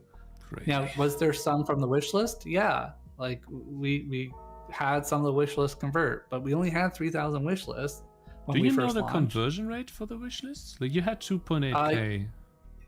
Yeah, it was very high. It was lifetime wish list conversions even now are like 30%. Okay, it's not in the graphs here, right? No, I just have a note about it. Okay. But Interesting. that one's all about visibility. Like, why did it do so well on discovery queue? It's like, okay, we're in multiple spots. Okay. Like we show up in the under 12, under 6 widget. We show up under featured deep discount. We launched our game with a 40% discount, even though that goes against all the traditional that's wisdom. a lot of money. Holy. No. I mean, okay. I mean, you sell for how much dollars is it? $5? No. For me, it's 3-4 years. Euros. Yeah, because more controversy if you want. You'd have to look back at our price history. Okay, so you cheat me. Great. Let's see. Because all we did was we worked backwards from our prices. Students could take 30%. We're going to discount the game 40%. How much do we need to make per unit? And then we set the price. So you can actually see that little uptick? Yeah. That €5. What the hell? That was hell? the original price. Oh. Because we launched with a 40% discount. You guys are cheaters, bro. It's crazy. Okay, guys, you're writing this down? And because I come from a background in corporate world where it's like you study consumer behavior and you're like 40%, people think it, like there's a perception. It is a good deal, period. But now, 40%, whoa, okay, yeah, that's like really good.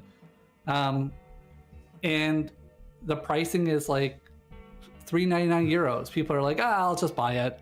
I won't wait. I won't even wish list it. I'll just buy it. Yeah. And the number one indication you can give to the Steam algo that they should put more, like push more traffic, purchases. Yes, wish lists are good. Let's say wish lists are 0.5 on a weight scale, but a purchase is a 1.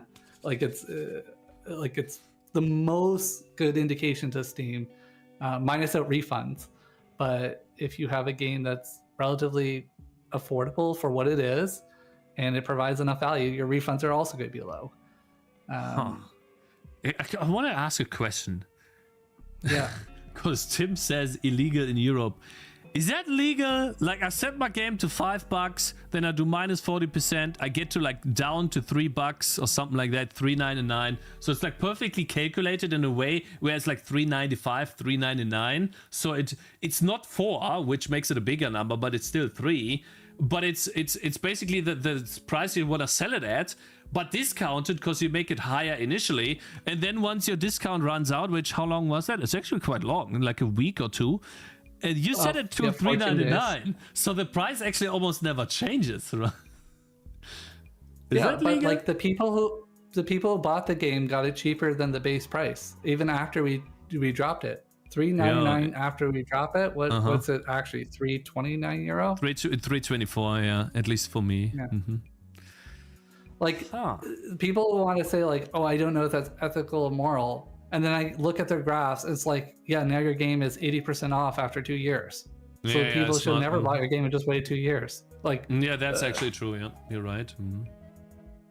No, I like this. Like, listen, and I don't even think that's bad at all. I think that's just a strategy. Listen, in a place where many people, let's say, cheat or try to get around stuff, I think that's totally fine.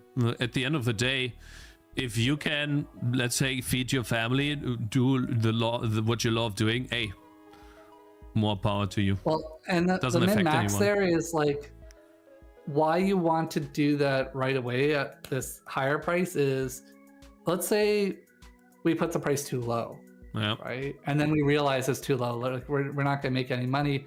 If you price increase on Steam, you get a 30-day cooldown. You cannot do any discounting if you price increase. That's what Factorio is doing. If you price decrease, there's no cooldown. Like I can go in the console right now and drop the price another $1, and there's no cooldown period. There's no penalty, nothing. And knowing that beforehand, you can just plan, right? Like, okay, what do we need to make per unit? And if the game had gone viral, we would have never dropped the base price because the market would have bared it. Like if the game had become another Vampire Survivor, word of mouth would have been a strong enough motivator that people would have been like, it's only $3. It's €6 without a discount, but I'll buy it anyways. Even though if it's not a Vampire Survivor, I know the market won't pay €6 for this game. It's too short of a playtime for that. So yeah, it was all just kind of calculated. And then you're in all of these different categories. Great on Steam Deck too. I guess it is, yeah. Trending free. Yeah. Trending free? So, well, it's like these are all the spots you want to think about your game. Like trending free shows up for the demo. So if your demo gets around 100 concurrent players, and it only counts once. When you first launch your demo, there is a new tab called Trending Free. And if you get roughly, we'll say 100 players playing a game, you'll show up on that. And that again can drive more traffic. It's kind of like the slide is like, these are all the spots that you get visibility because Reddit posts aren't going to be enough. Like if I compare YouTube and Reddit and all the other external things, it makes up maybe 20% of all of our copies. I would say so too, yeah. Like I've experienced and I think that's too. kind of a stretch. Like Steam is just so much more of it's powerful. just Steam. Yeah. No, I noticed 40 that million too. People. Yeah, 40 million people online. It's crazy, yeah, and I've seen that too because I have been very active on stream daily, except for the weekend, and then on YouTube I've also been very active, and there's always the link there, and like these two outside factors are the main driving force, but compared to Steam, it's still only like 25% at most when it comes to wishlists and traffic. The other thing that people, if you're a dev and you want to have success in your game, like we could talk about your game even, the first 72, so 3 days to 6 days is what makes or breaks your game. Outside of the anomalies, like no, what we're talking about, are we talking about the first release of your Steam page? Are we talking about the demo release or the actual release of your game? The actual release. So even the like 10 games I've worked with, I can plus or minus within 20% tell them what they'll make in their first month after I see like the first 72 to 120 hours. And usually even like pretty close on the whole year. And the main driver is that's going to be the time in which the algo is determining how much traffic to drive. And yes, there's exceptions. We all know the exceptions. Like, look, if Terminals, Taylor Swift comes and plays any game, it's going to be a success. Taylor Swift, okay. Whoever is this super known, person, they will drive it. But if you're just looking at Steam, the 72, 120-ish hours is the main thing. And all you can do is line up everything else to try and happen at a time. The most amount of purchases you can possibly drive in the shortest amount of time. That's why we did 40% off too, is I don't want wish lists. I'll take them, but I want purchases now. Yeah, I want the money. Nice. Oh, I didn't want the money. I just want the Steam algo to drive it more, and then the money can come. I want the money. Hey, it's been so long. Awesome. And now that you have had that success, you obviously, I would assume your next plan will be to make a new game and repeat the same formula. Or are you going to keep updating this game? Because you still have a player base of 20 to 40 players a day, which is a lot. You guys are farming. We have already are working on a new game. It's a Awesome. mining game. It doesn't have a name. It will launch in November. It will be in the October Next Fest. Damn. Again, when your time is short, you can afford to do these. Wait, in October Next Fest this year? Yeah. Or next year? No, this year. But don't you have to release it? It's like in a month. Yeah. Okay. That's crazy fast. Yeah, but the moment we had released this game, we had already started the next. And again, if the game's 300 hours, and I'm more on development on the second game. This mining game, it's about 60-40. I'm 40% of the development. So all of a sudden, it's 300 hours is actually quite a bit of time. Across two people, it's even at 20 hours each. 20, 40, 60, 80. It's 160 hours a month on two people. It's 2 months. Interesting. So I want to quickly, how are you gonna do that? So you obviously, your steps are, you need to release your Steam page. You need to release the demo version beforehand. You need to probably want to get some interest in the demo so that people are playing for the Steam Next Fest, which is in October. I think it starts, was it the 20th October? 23rd, I think. But you need to supply the demo version, I think, a week early, so the press can talk about it too. There's a little bit more nuance to that. How are you gonna do that, time-wise? What are the steps that you're gonna do next? So even without talking about the name. Yeah, we have an itch demo right now. It's marked as private, but next week or so it will go public. And all this month is just more and more content for the demo and balancing. We have all the game mechanics in place already. Yeah. The Steam page from start to finish takes us 15 hours, even with the trailer. We know this because we measured it. And then we go into Next Fest and we'll see how it goes. And then after that, it's 4 weeks of add more content for the full game. And it's just content. We're not adding new mechanics. Yeah. And fix bugs if anyone finds it, or if there's UI that's not quite clear. And then we launch. And the game doesn't need to be a crazy success like Click and Conquer. Again, it's basically if the game hits 10K after Steam Cut, we're in a spot that makes financial sense for the game. If it does better than that, so be it. And rinse and repeat. Awesome. And so I wanna trajectory for the future.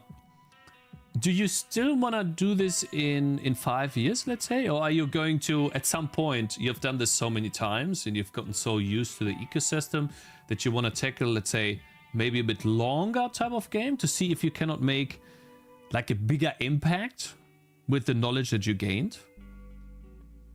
Probably not. Probably not. I think SOC has viewed this as build capital and then become some quasi publisher. And after the mining game, I probably won't be doing development. I honestly am so swamped with other people's games. After November to April, I'm involved with 6 other games at this point. Also, you're helping these other games to release and stuff like that. Yeah, I just do what I did for Click and Conquer. It's no financial upfront money, but I just set up a rev share deal. Yeah. And I'm okay, I will handle QA, balancing, pacing, all of the marketing. Typically the stuff the games devs do not want to do at all. And, there's been a bunch of interest after Click and Conquer. And I'm at the point where I'm actually just turning down people because I just don't have the time. Yeah, makes sense. You know, and there's a opportunity cost on my side of like, I'm either betting on the person, betting on the game, or both. And sometimes it's like, great person, not good game. Okay, can we shift to a different game? Sometimes it's not good person in terms of what I see in terms of like output and productivity and skill set. I don't mean them as a person themselves. Game not good idea or game I could work with, and then it's like, okay, I got pass. Like, let me ask you a question. If some guy, you know, with some Tangy TD game, would I ask you, would that be a good game to work on? Asking for a friend here. Well, I'll tell you what. I can already tell you I did the min on your game. There's a lot of issues. Okay. Oof. I can cover it. I mean, it won't be the full blown thing, but chat, be prepared. He's going to get a beating. Hey, gotta ask try them to avoid the questions. band, right? So, and I actually have a recording of this. I did this before. This is how many people I'm dealing with at this point. I actually built a feedback tool. So I have a tool where I press a foot pedal while I'm recording in OBS, and it puts a marker in the VOD and cuts out all those clips. And then I just send it to the people so that they don't have to watch the hour-long video. They get like the 10-minute feedback. And then it's good for me to make notes and things. Just a question. Could you like maybe not here, but outside the stream in Discord DMs, could you like show me how to do that? Because I'm in the process of recording videos too, and that seems very helpful. Yep. Yeah. I even have I use the Whisper model to do transcriptions too, so it summarizes the feedback. Anyways. So I think on the store page, if you want to pull up, yeah. Let me know what you want me to show, like the store page here. Yeah. Yep. Just pull up the store page. So I think the big thing is like, I like small things I spot was like the capsule is this abnormal format. Like the text is in the top, not in the middle. But if you move the text to the middle, the characters need to be moved. Like the games relevant to this don't make sense to me. So it probably means the tags aren't entirely optimized. Because right now it's like, oh, I recommend this game because you play Factorio and Balatro. And I'm like, yeah, but those games have nothing to do with tower defense games. Oh shit. Okay, yeah. When I go down to more like this, and why for this is just my instincts. I don't actually have the data for this, but I have worked with one client of mine where their game had enormous amount of wish list, great capsule, great game, and it just died. And the reason why I think is the first seed audience, so the first group of audience you get from Discovery Queue, I think this is weighted for audiences paired to the games that are more like your game. So what I mean by that is when you scroll down and you saw games more like this, that audience is the audience that's first going to be showing your game from the Discovery Queue. And if that does not pair well with your type of game, you know what happens? Those people don't convert. And the algo goes, this is a bad game, or this game doesn't convert well with this audience, and it just stops driving traffic. Question, so would you make a new Steam page tags at that point? No, you just update on a failed game, maybe. But on where you are right now, just pigeonhole your tags so that you show up on the games that are like, yeah, this is exactly like the games that are like mine. Don't try and get creative and be like, oh, but like I put futuristic because my game has like space things, and then it shows up games that have nothing to do with it. I know it doesn't. I played the game, but as an example. You played my game? Cool. When did you play it? Yeah, of course. Last night. Thank you. Oh, thank you very much. Awesome. And what did you think? Like in terms of gameplay, was ignoring the Steam page? We're getting to it. Oh, we're getting to it. Okay. Oh, I have something to show you though. What about that? Minus the phone, okay? But that's the image I have right now. Minus the phone. If I were to use, that's better. Oh, thanks. Yeah, W's in chat for Nix. Like she made this. It's just because like if you want to know what works well at Steam, just go look at the other games that are selling well. And one of the first thing I noticed was, oh, this is the only apps I've noticed where the text isn't more centered. It's not very large. It's kind of just up at the top. It feels weird. And I like how the ghouls are pushed off more to the side because it's kind of distracting because you actually try and focus on the characters. So this is actually the exact improvement I would want. And I'm not saying that hypothetically because I recorded this last night for feedback, so I can send you the VOD from last night. I think the timestamp's literally in it, so you can see I said like, yeah, the text needs to be moved, the ghouls need to go away, the characters need to be like moved out more. Like, I don't know what all these little bats are as much, but I wish they were more prominent, but that's all right here. I think the background's lighter, so they look more obvious to me. Anyways, so what was I going to say? Yeah, so I think the tags need to be fixed. I think the description could be better. It's a lot of words. Yes, it describes the game, but it doesn't hook me in. It's like, okay, get ready to level up, train abilities, gather items, blah, blah, blah, blah, blah. What am I doing? Like what's the shortest way you can tell me exactly? Like, tower defense game, you know, level up. Like, it just needs to be farm items, more... combine items. Yeah. Okay. Because I don't even know it's a tower defense. I know it's in the title. Yeah. Like Tangy TD. But you have to just remember where people are seeing. Like, sometimes they might be served up a different capsule than you showed them. Or they click the page and now they're on here. They're not even looking at the capsule. They read the description and they're like, blah, blah, blah, blah, blah, blah. Oh, it's a tower defense. Sometimes they just go blah, blah, blah, and they just close the window. They're like, I don't know what the game's about. The VOD needs some love. You probably hate hearing that. Every dev. Yeah, you mean the this one here. Trailer? Yeah. The trailer. So yeah, do you say that because it's an old version and the new version has a better resolution, a bigger resolution? Or do you say that because in general it sucks? I think it just needs to be tighter and some stuff can be cut out. Actually, once I get to the 12-minute or 11-minute mark, I pretty much don't need to watch the rest of the video. The only thing else I felt like I got new was just like, okay, it's just more content, yes, and there's boss fights that look like. And so basically a short video's a minute. Yeah. Okay. That's what Tommy told me too.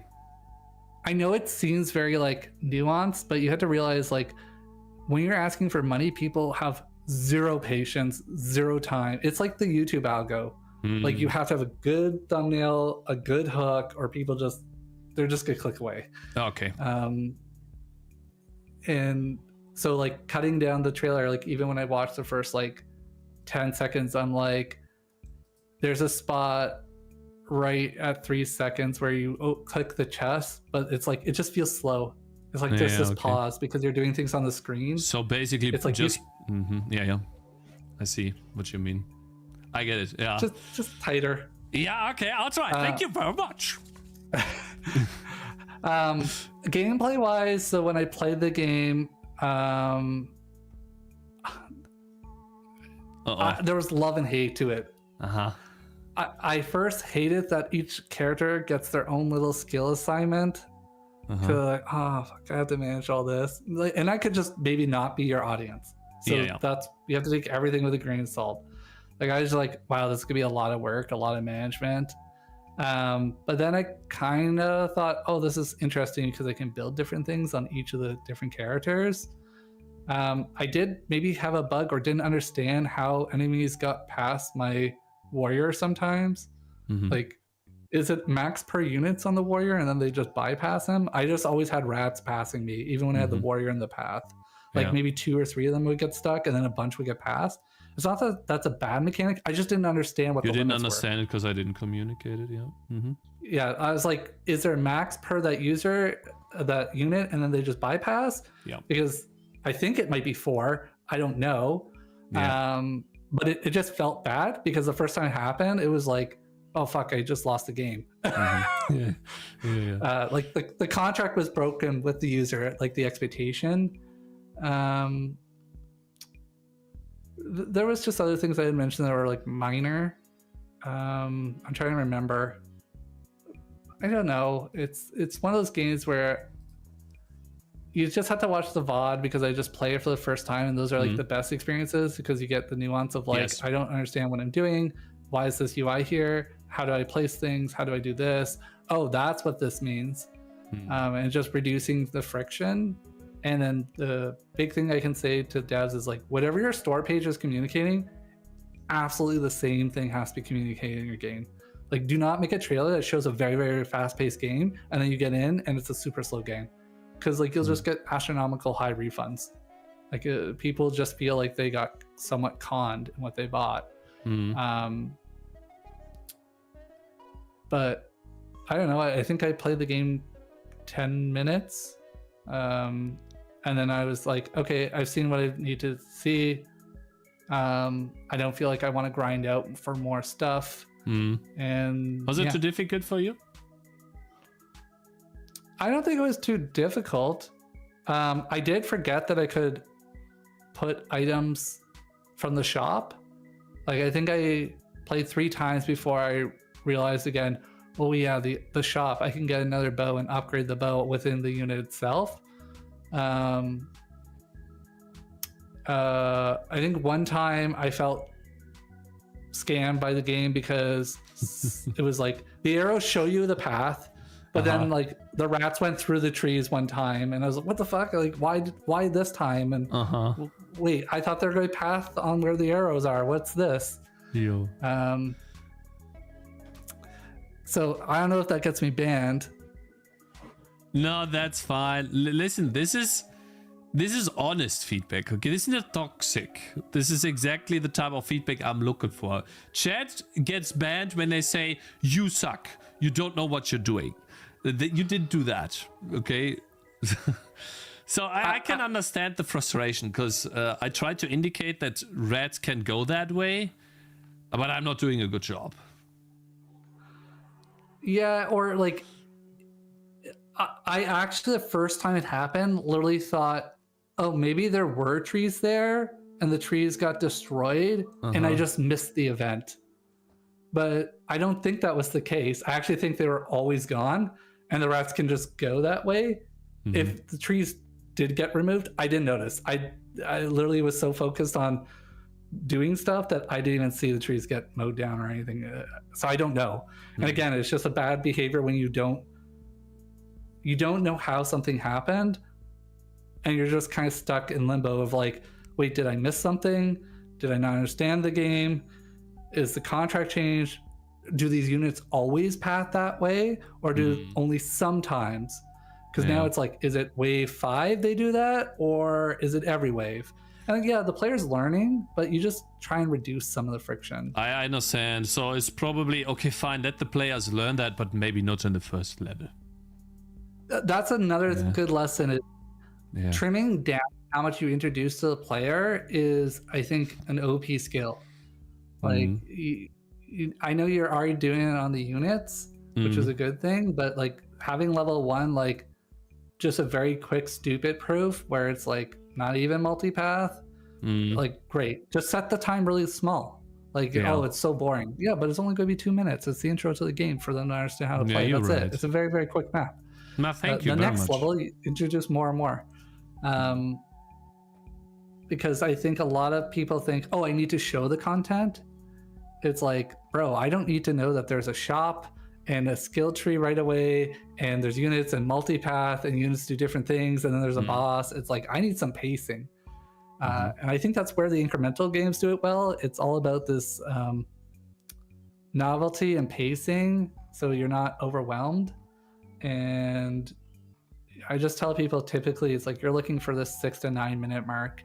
Every 6 to 9 minute mark, you're going to introduce some sort of new progression or new mechanic, and that will re-energize people into the game. And the first like 4 to 5 minutes of your game is how, like, what am I doing? How am I doing it?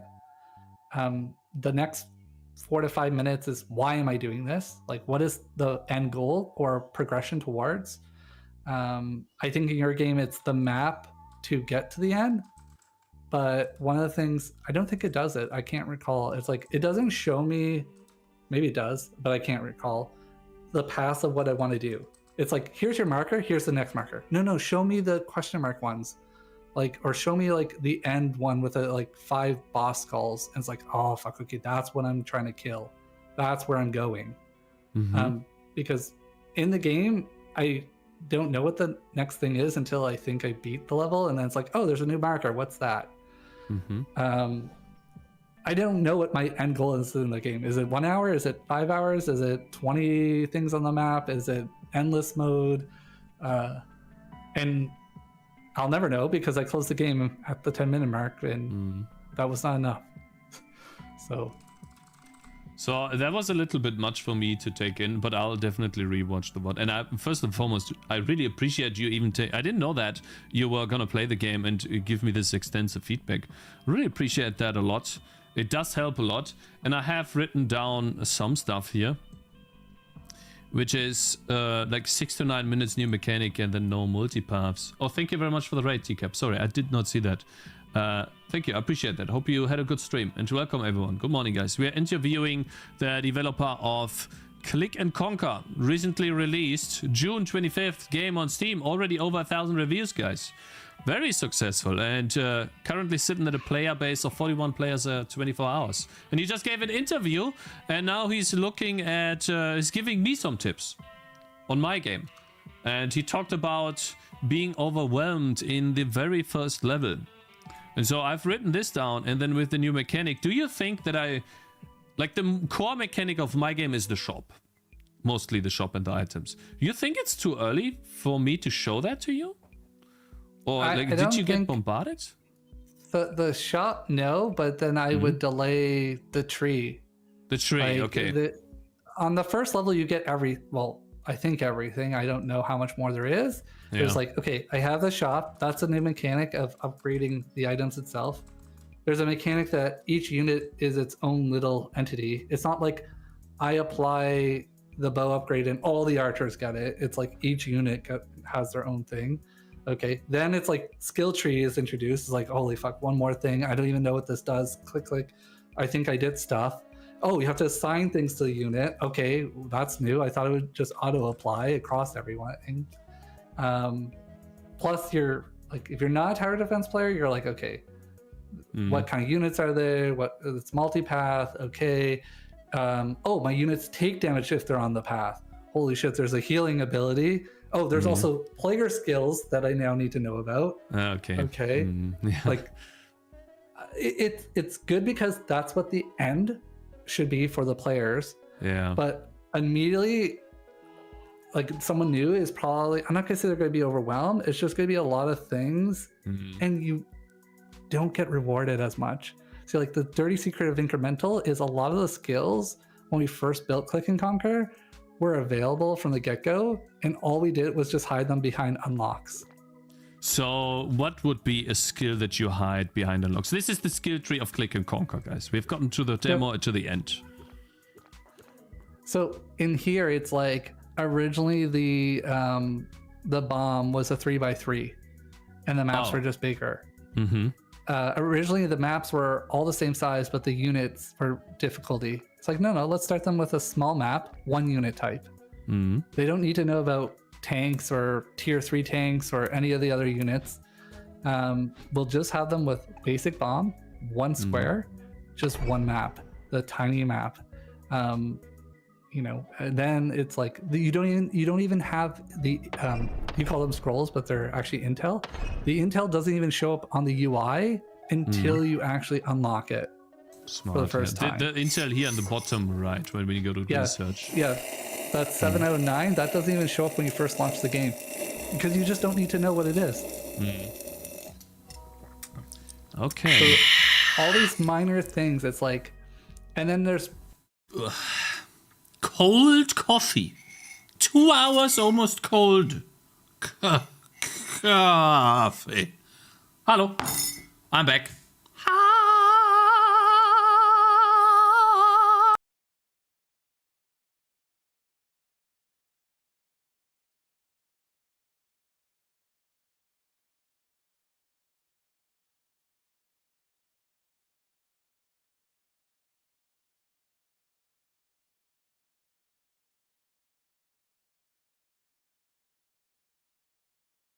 How did I mute myself?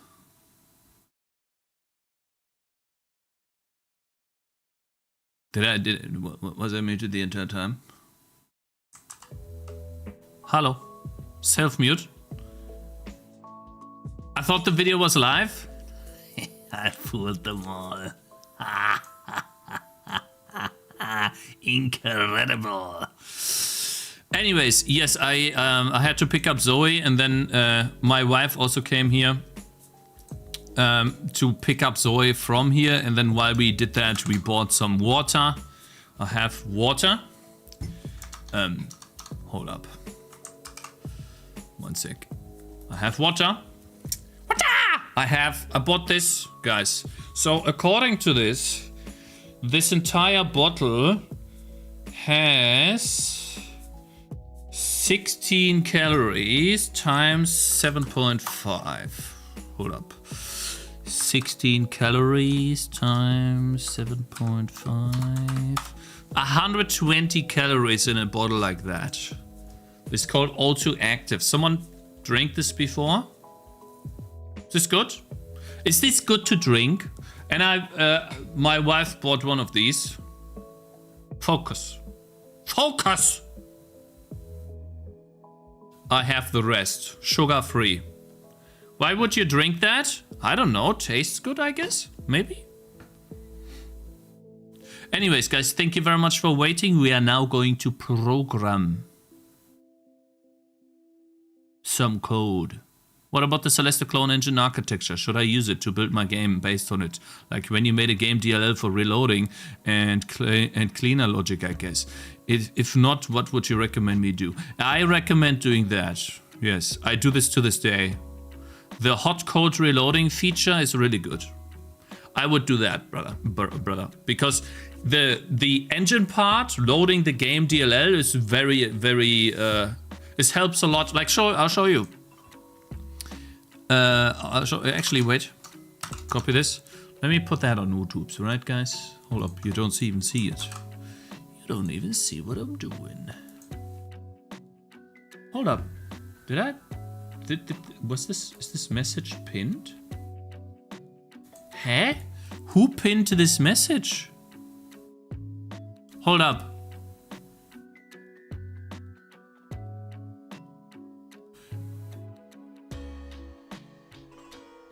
Who pinned this message?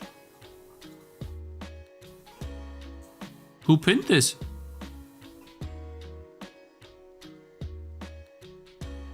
Who was that?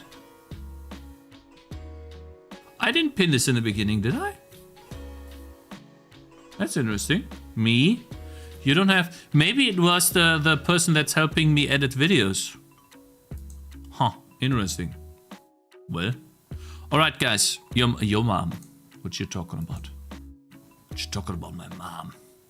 Anyways, time to program. So, yeah, what I was gonna say is, essentially, hot code reloading, very, very useful feature. Doing it to this day, very helpful to make changes to the game and being able to see immediately what happens. Very nice. So, again, what I was about to do today was code logic to attack enemies or to make enemies attack my barricades, for example. So what I want to do is every time I hot code reload here, first and foremost, I'm resetting some stuff, right? I also do game state wood or player items, I guess. Player items or level state. Wood count is 50. Since I clear the buildings, I give myself some wood. They are billions. Yes, they are billions, smartass. Exactly. That's what I want to do, man. It is heavily inspired by They Are Billions. And I will definitely have to change the button. Because I think the UI scale is fine. The button is too big, though. What else? What about the Celeste engine architecture? I would use DirectX, yes, instead of OpenGL. Or I would still use guess OpenGL, but in the form of Raylib. The only part that I don't like about Raylib is a streamer issue, I would say. Whenever I'm using an application made in Raylib and I'm alt-tabbing out to here and I have it on full screen, borderless, the window goes black for you guys. Or for me too, I don't know. I really don't like that fact. But otherwise, it's fine. SDL GPU is fine too. We have to check. The reason why SDL GPU is not good to use at the moment, in my opinion, as an indie dev that wants to also focus on marketing for their game, is because they don't have a web build natively. So you cannot build to itch.io. And I feel like itch.io is a very big part of making games for indie devs that are not known.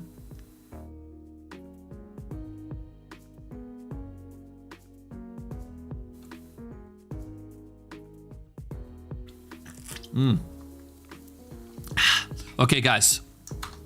I also have the okay from my wife to be able to stream. That'll take long today, so we should be able to, you know, focus up now. Can I just quickly say that I'm super happy and impressed by how well the flow field works at the moment? Can I just say that, guys? I'm really happy about how the enemies moved through the map and how efficient it is. It's super awesome to see the stuff that you've been working on for so long just work, you know, just awesome. Anyways, let's get to work, my brothers. Told you multiple times, you know how you make progress, you know how you make games, guys? You know how you can do it? You do stuff every day. You don't stop. You do not stop!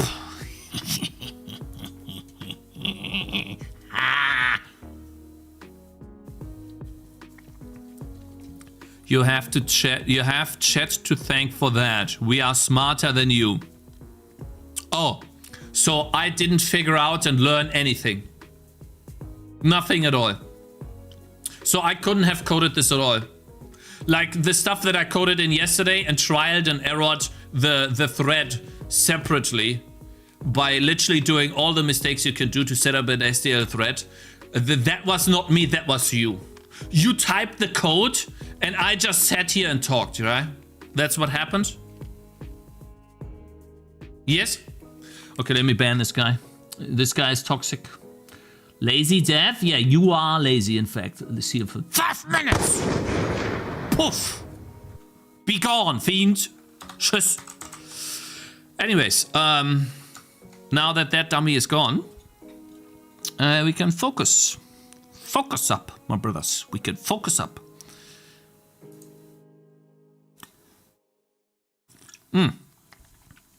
So, when we update the enemies, what we can do is check if an enemy enters a tile. Hold up, I need to somehow clean up this code. Let me do this, right? Git add dot git commit -m enemies in separate thread. What I'm gonna do now is code in enemy AI, enemy code, enemy behavior, and then I will go and talk to Capushman and ask him what is wrong about my Boolean and why I should use a mutex. Okay, because it works right now. Ziel erreicht Alarm. Oh yeah, we got 17,000 followers, guys. Congrats, guys. Big W's. Thank you. I appreciate it a lot. Thank you very much.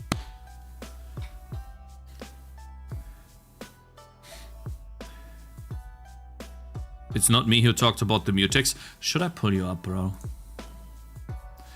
Okay, this game. Okay, so. It makes me mad. So. Hi, Cakez. Right in the knee. attaches further. Picture. I hope he's not keeping yesterday's stuff fresh. Not toxic, but it's not good for real. Dog smash cakes. Depends on what you want. By Jason. So that's talking about the other things. So did you say that or not? Spoiler, yes you did.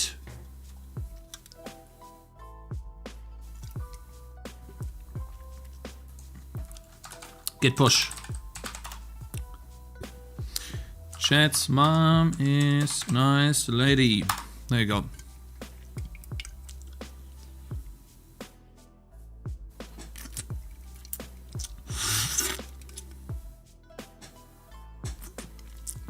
My argument is a thread reading the game state while another thread writes it is incorrect, Cakez. Well, my friend, we'll figure it out, because I do the same thing in Tangy TD and it seems to work.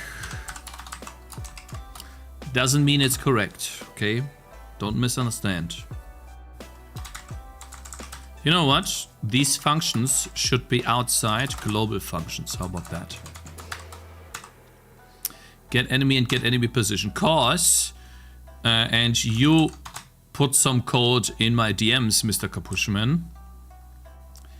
I want to test out your code at some point that you put there, because that sounds very interesting. We have this enemy pointer. I get enemy.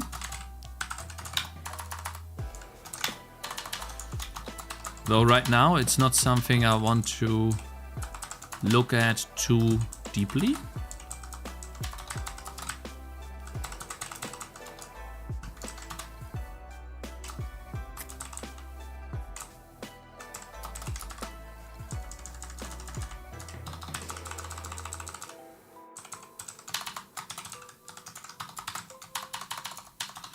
Let me just get this code out of the way here, my brothers.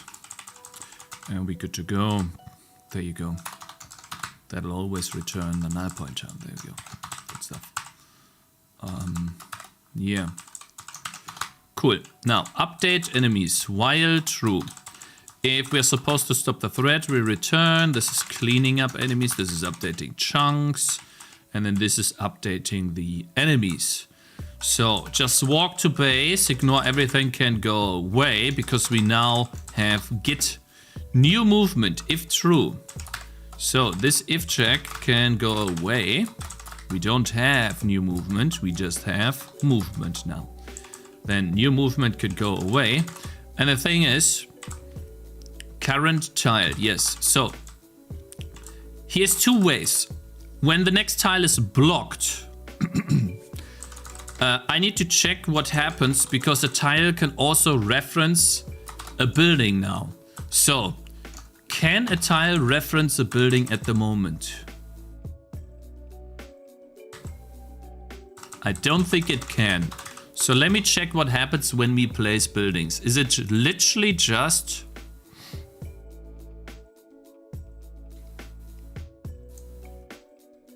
doing blocked, or is it also putting references there?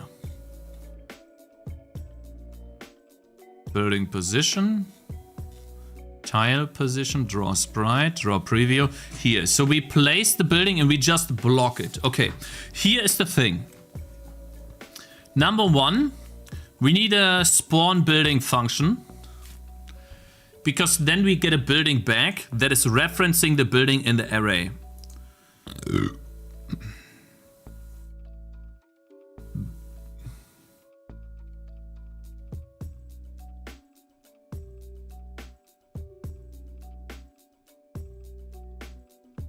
It's a race condition. No, I get it. I get it, but it seems to be fine. I don't know. It seems to work.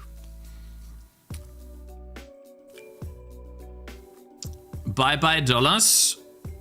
Capuchman is right. Yeah, we'll get to it. We'll get to it, guys, okay? Just wait. First and foremost, the important part is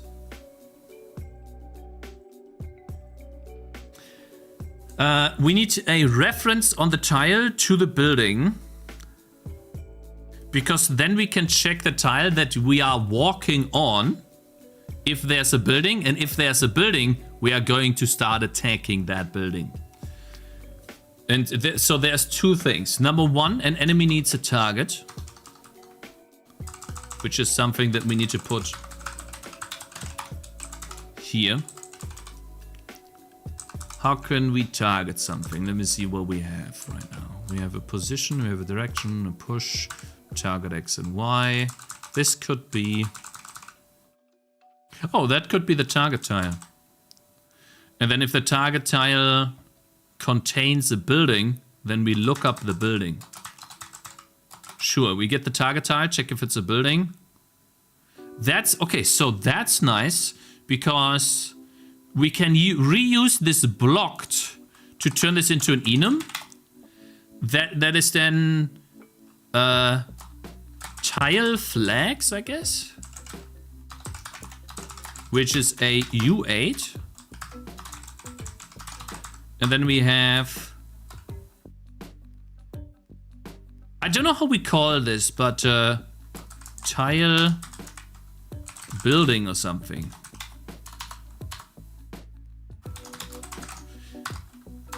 Let me just write something and then you guys maybe have a better idea.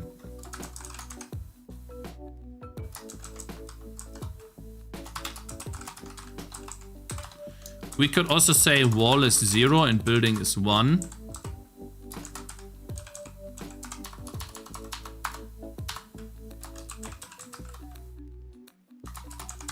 And then forest could be something we do later.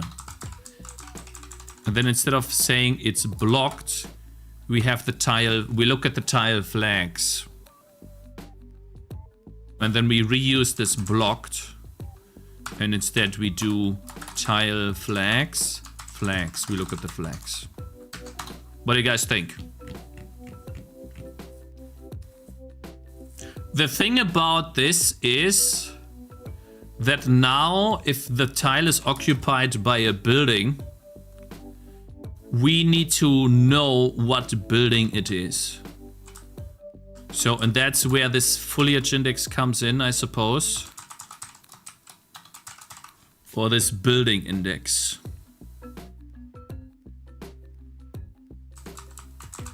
I wonder if I guess I saved this animation index too.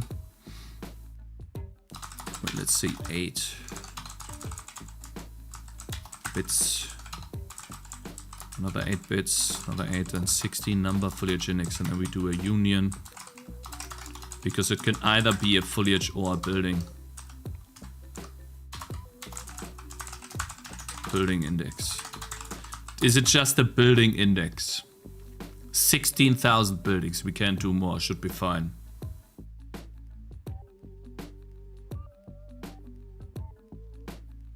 Obstacle index. Well, it's building. Because a building can either be wooden stakes, but it could also just be a tent. It could be a hunting cottage. Hunter cottage, something like that.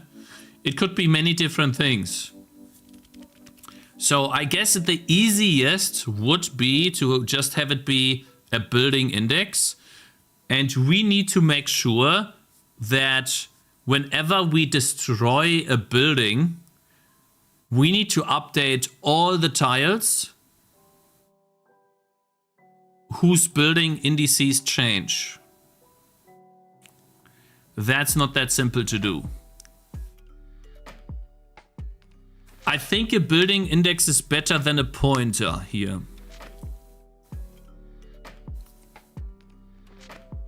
And obviously, for those of you who are wondering why a union, because it cannot be both. Either there's foliage, aka a tree on the tile, or there's a building on the tile. It cannot be both. That's why we are doing a union, and that's also the reason why. See, like, this is... We learned this last year. When we were, you know, justifying why am I using C++ even if something like Tangy is possible in Unity or Unreal Engine. But let's say Unity, GameMaker, Godot. Why is it... It's possible to make a game in these engines or make Tangy in these engines, so why am I using C++? I wasn't utilizing the power of C++. And that would warrant the usage of C++. If I wanted to make something that is very efficient or that is very computationally expensive, and it would be more difficult to do in languages like C# or even Godot scripting language, you won't have the power that C++ offers you, and it becomes more difficult to make the games run fast. That's why you would use C++. And so this time, even though for those of you who you see this, right? This is very slow and methodical and tedious, you could say. But we do this in order to make a very efficient game that can run not only very smoothly at 60 FPS plus, but also do a lot of things at the same time without the computer being affected at all. That is the idea. That's why we are doing this. And that's why I chose a game like They Are Billions as my next game. Like, at least the idea of massive zombie invasions, so that I can try to utilize the power of C++. And yes, this was made in C#, which is also why I think in C++ I will be able to get close to what they're doing. I'm not saying that I will be able to do it better than these guys, because I don't think I can. But I think with my limited knowledge of C++, I can get close to them. And we already managed to spawn about 30,000 enemies yesterday, and the game was running pretty well. So we are slowly but surely inching forward to this. It's not going to be of the same caliber and the same depth of gameplay. There's not going to be any energy ranges. There's not going to be a lot of tech in the game that you can, upgrade to. But the idea of massive enemy swarms that you need to defend against is something I want to, go on and do. You think transitioning from OpenGL and learning DirectX without prior knowledge is worth it? I know the basics of OpenGL and have a bit of experience with it. I think DirectX will, if you plan on releasing a game, which you should really consider using something like SDL or Raylib instead of writing your own renderer. But if you really want to go that route, DirectX will help you a lot in the long run. Instead of focusing on OpenGL, I'll show you what happens when you use OpenGL, because I saved them. You get stuff. I wonder if I can see this here. Why is it not starting? Why is this lagging now? OpenGL error. Invalid enum error generated. Hold up. One sec. OpenGL error. Invalid enum error generated. To fix this error. OpenGL error. Invalid enum error generated. To fix this error, disable the option use our advanced technology to capture your screen. That is a Discord option. If I click OK, the game just runs fine. But it causes this error when I request a certain OpenGL version. OpenGL error. Invalid enum error generated. To fix this error, disable the option use our advanced technology to capture your screen. That is a Discord option. If I click OK, the game just runs fine. But it causes this error when I request a certain OpenGL version. If I don't do this, let's say I comment this out, and then I build the game again. Now I'm not requesting a certain OpenGL version, but the operating system is giving me the highest possible OpenGL version, which it does do that anyways. We also, unfortunately, don't have the core profile bit enabled, which means that we have older OpenGL versions enabled right now that have functions that have been deprecated years ago. Multiple years ago. Very long time ago. These functions are now available to be called. And so now, when I start the game again, let me change that, of course, because it always opens up on that window. When I start the game again, And then I do Discord screen sharing. Mind you, it's disabled now. I don't get an error. There's no error happening on Discord side. Or let's say on the OpenGL side. But when I do this, then certain users cannot use VSync. And they get this.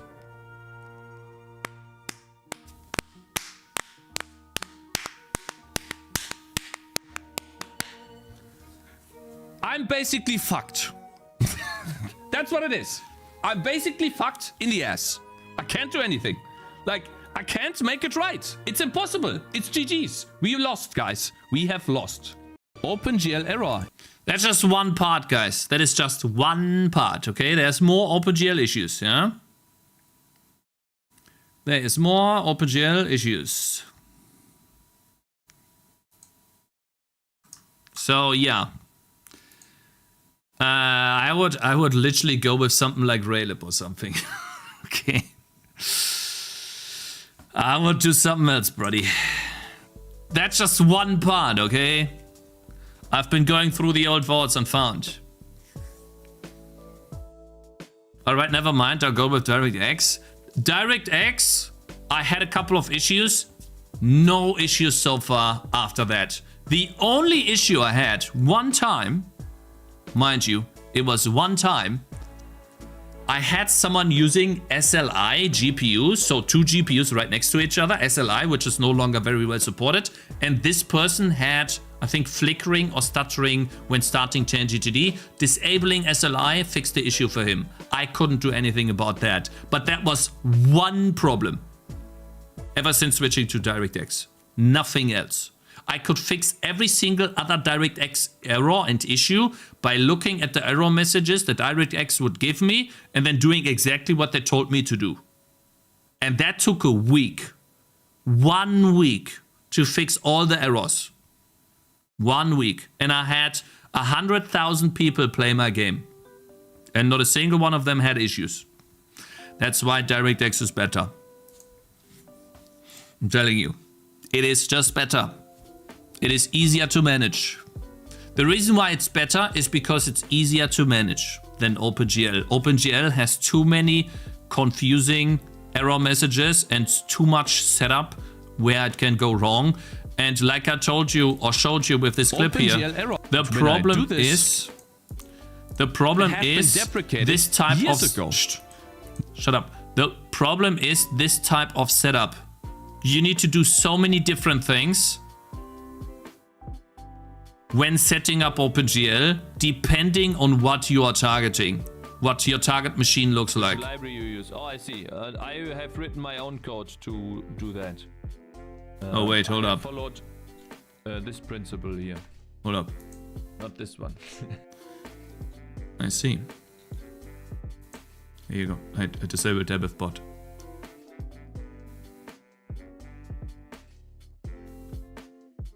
Your system specs, it doesn't matter. My system specs.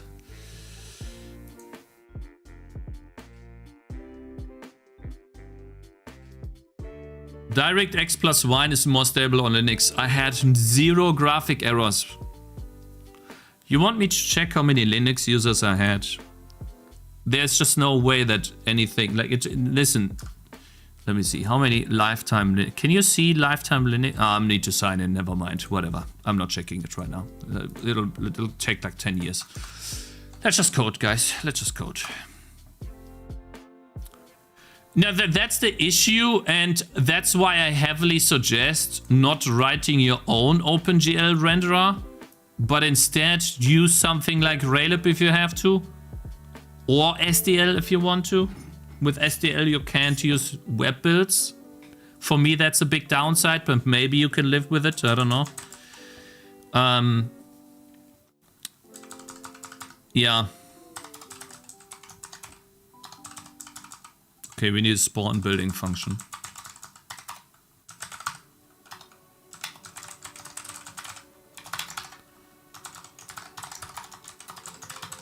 It's super annoying.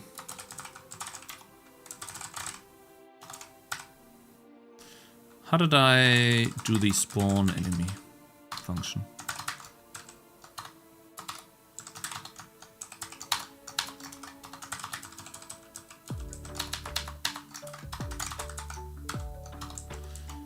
Let's just yoink the code here.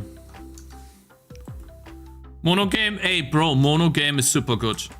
If you, yeah, it's really good. Oh.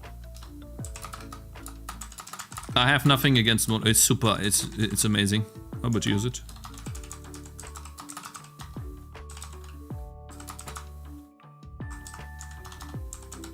But I always take like these questions in the context of, or not OpenGL, in the context of C++, right? If someone asks me a question, I mostly assume it's about C++, because I have not coded in C# like ever.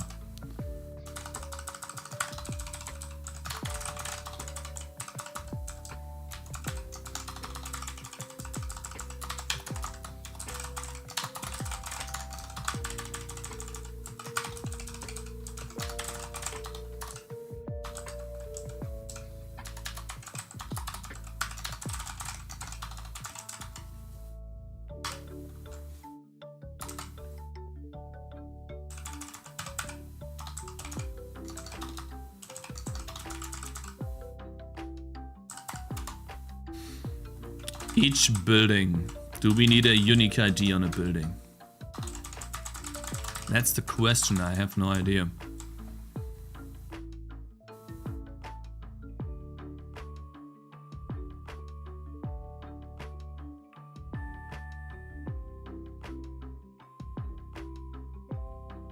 Raylab is annoying because I want to know how everything works under the hood and have total control. Yeah, bro, you sound like me like 4 years ago. I still have that thing, but yeah, I mean, it is...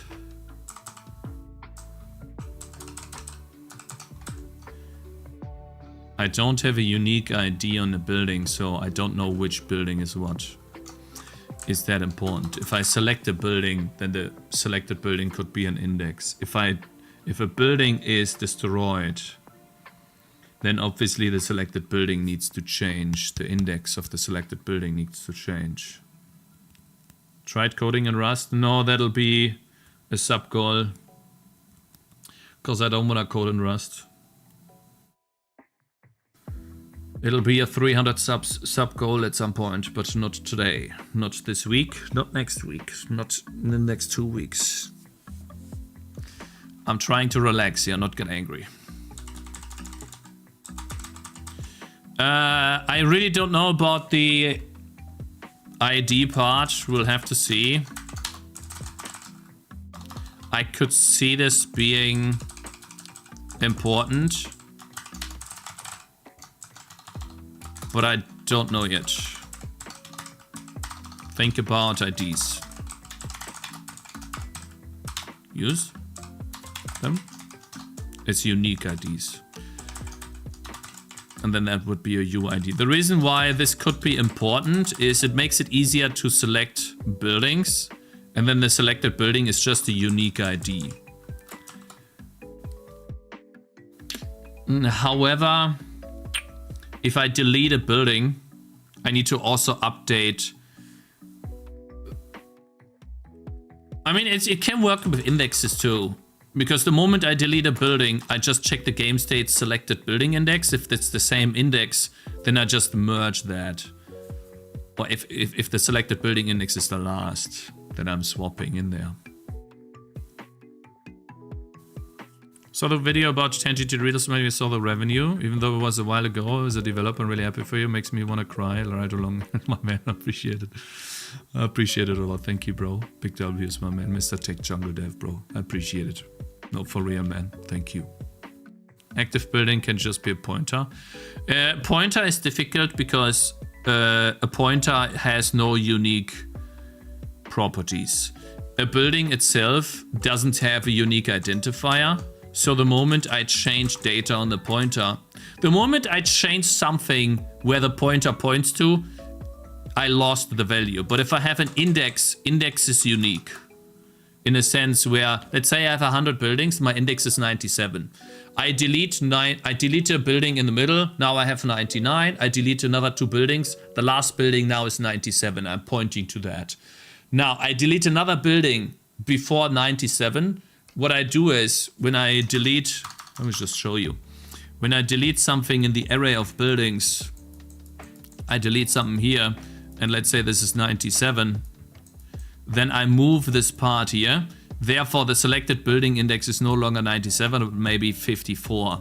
And so all I need to do is the moment before I move this right here, I check if this 97 is the same thing that I'm about to move, and I just change it to 54. And that's it. But the index is always unique. It's just an index into the array, so it should work. Just need to manage this a bit. Spawned enemy, yeah, so that is building.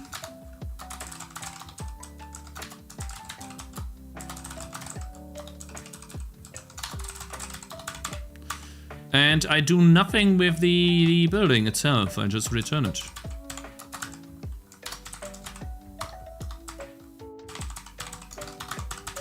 Alright, that'll be it. Now we can call spawn building.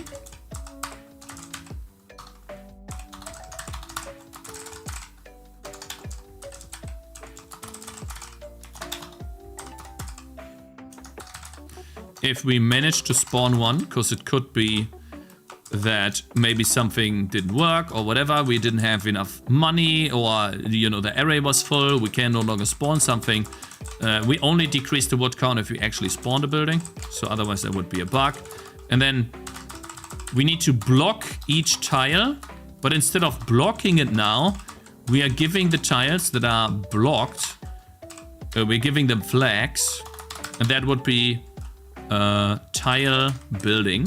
We make it so that this is occupied by a building, and then each tile is now also referencing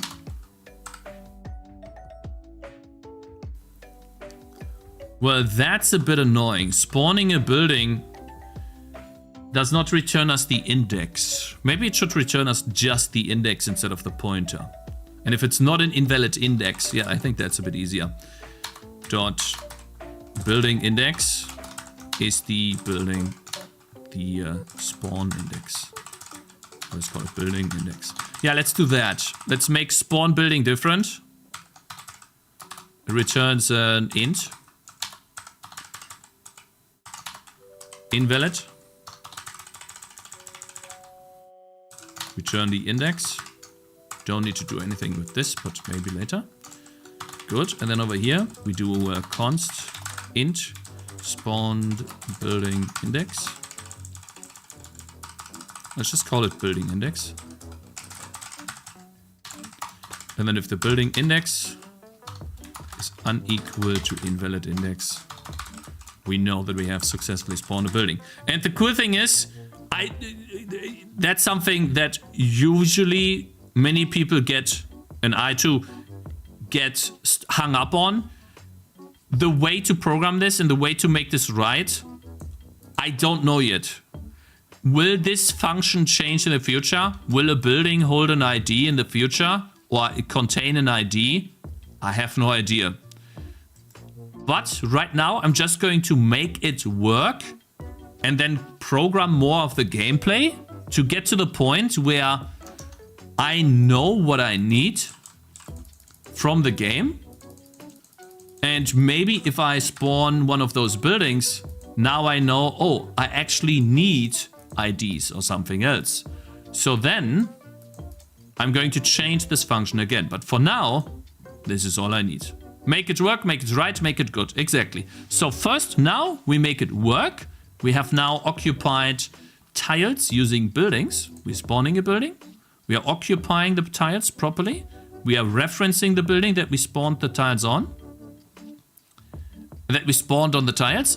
And now the enemies can work with those flags. And they can attack the building. We just need to update all the code. So super cover line. Okay, so if anything is blocked, well, that's bad. Enemies need to ignore. Okay, so if an enemy tries to find a path to the base, then they need to ignore building paths, but they need to foliage path So like dot flags and tile wall. If it's a wall,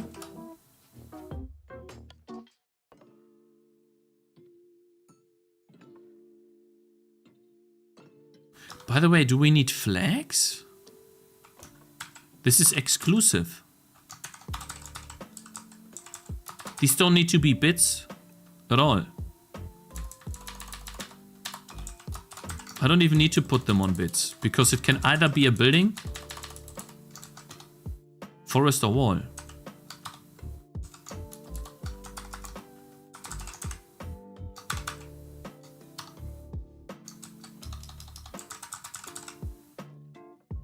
But a wall is also forest. No, it needs to be bits. Because then it becomes a lot easier.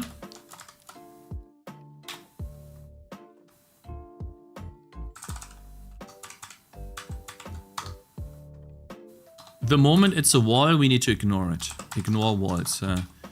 Avoid walls. Foliage. Generate walls. There you go. I don't know code. Hello there, Albert the Moose. Hello there, how are you doing? Can buildings be bigger than one tile? Yes, we already have buildings that are bigger than one tile, which is number 3, the tent. Oh, actually number 1 is the tent. That is 4 tiles big. It also spawns an enemy on left click. That's some debug stuff. But yes, that's possible. Just make this a bit smaller so we have more of the action here, like that. All right. Okay, let's see. That would be the first error that we fix. All right, so enemies avoid walls.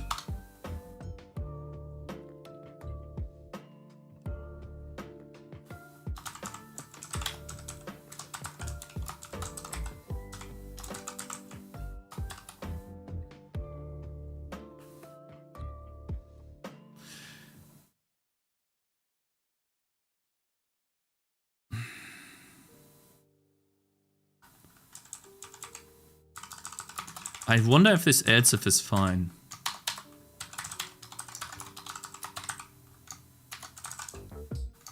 If it's a building, I want to transition to attack the tile.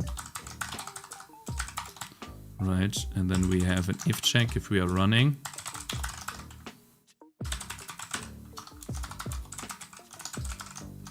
We attack.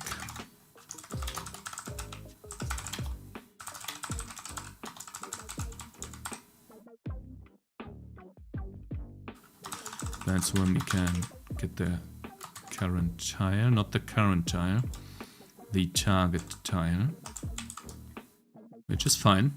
All right, if it's a building, then we transition to attack. So enemy.animation state is animation state attack. Enemy.target x is grid position at x. Hold up, yeah. Enemy.target y is previous grid position.y, because we first move in x.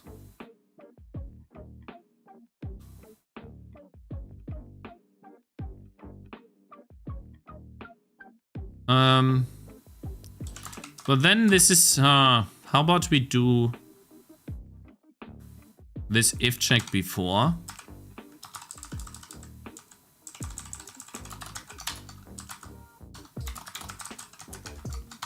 This is wall check.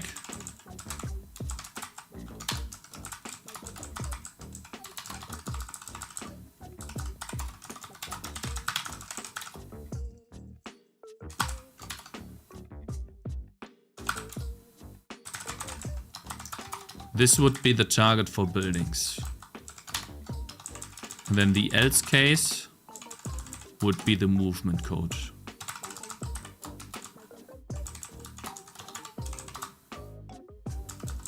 So if our grid position that we are supposed to move in is a building, then we transition to attacking the target. And my target X and Y is the grid X and Y that we are going to move in. And then when we are attacking, and right now it always transitions to run, that's bad.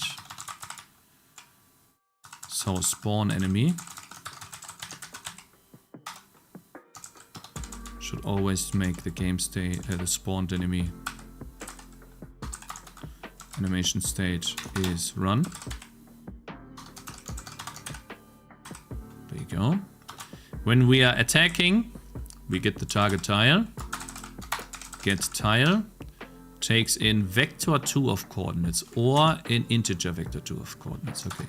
So that's enemy.target x, enemy.target y. Tile reference, it can be a const, that's fine. Target tile. And then this is supposed to be an I vector 2. Good. Target tile. And so then if the target tile dot flags and tile building,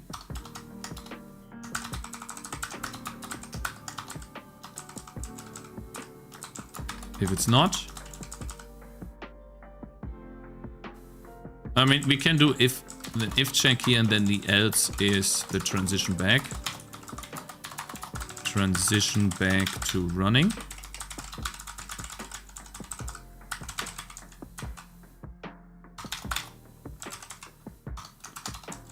Right, if we are no longer if the flags of the tile are gone because the building got destroyed, then we don't do that. But here we need to animate the we need to animate the thing. So now I guess it's at the bottom. Hold up, when do I increase the animation time? I see, animation time is here. So when we are switching back from attacking, oh no, when we are switching to attack, then enemy.animation time, we'll just set that to 0 for now. Am I so out of touch? Yo now, thank you very much for subscribing. Underscore Conhasido just subscribed. I have sad news for you. It's been me this whole time.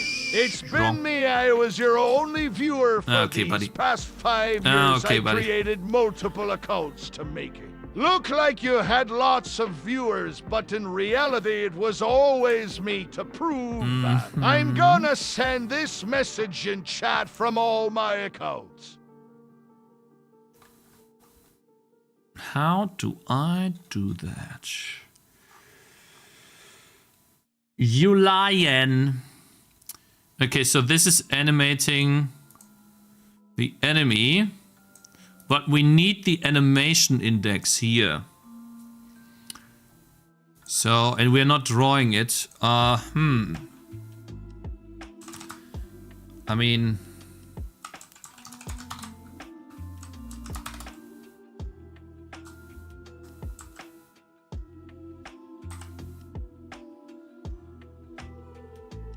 hold up. Am I so out of touch? Okay, guys, can you stop? No. Deversusco just subscribed. I have sad news for you. It's been me this whole time. It's been me. I was your only viewer for these past 5 years. I created multiple accounts to make it. Look like you had lots of viewers, but in reality it was always me to prove that. I'm gonna send this message in chat from all my accounts. I need both. We need run speed, run delay.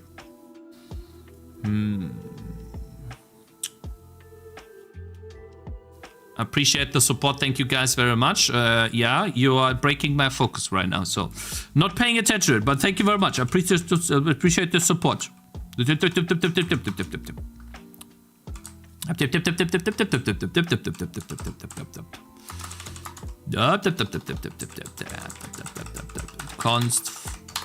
Const float attack delay.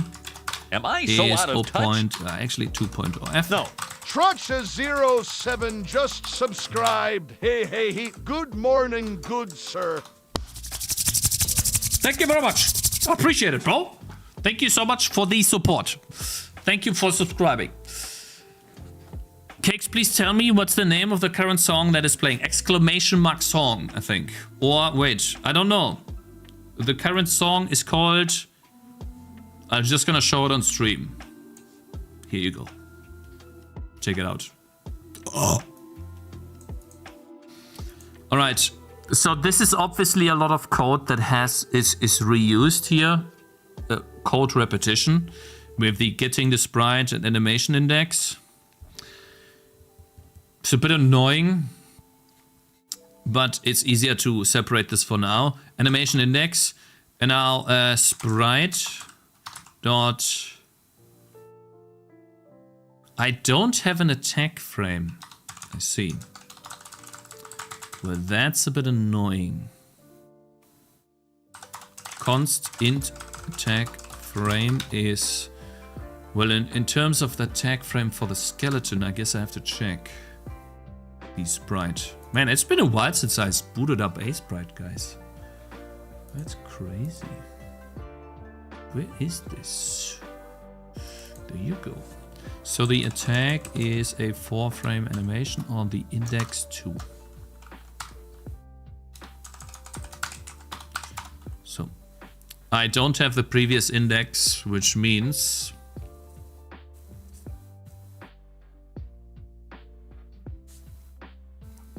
we have an issue.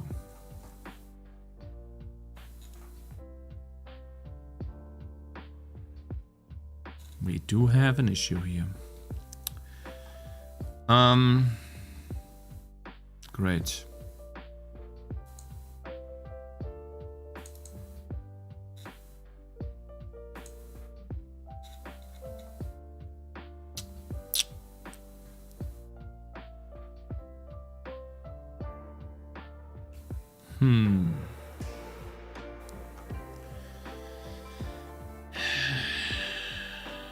I guess each enemy needs to hold animation. Indices, use 16 animation index on the enemy. I hate having to make enemies bigger because then it gets a little more inefficient, but I suppose we have to do that.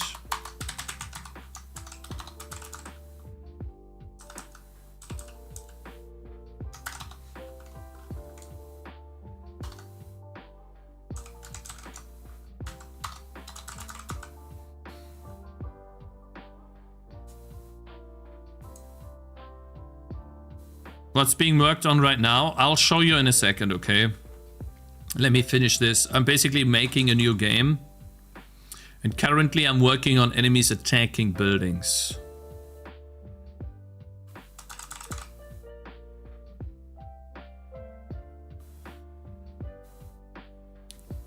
In order to do that, I need to have previous...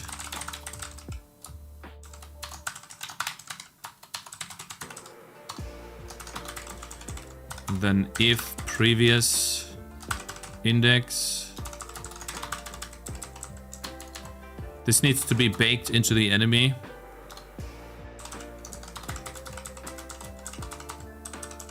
And I'd rather just put this into prefabs, but great. Yeah, and like we need to have enemy data and enemy instances. To do separate prefab data from enemy instances. This will save some memory to iterate a bit faster over enemies. It does a tiny bit, not much, but a tiny bit. All right, dot attack frame. Attack index is 2. For the skeleton, we don't have an attack index right now.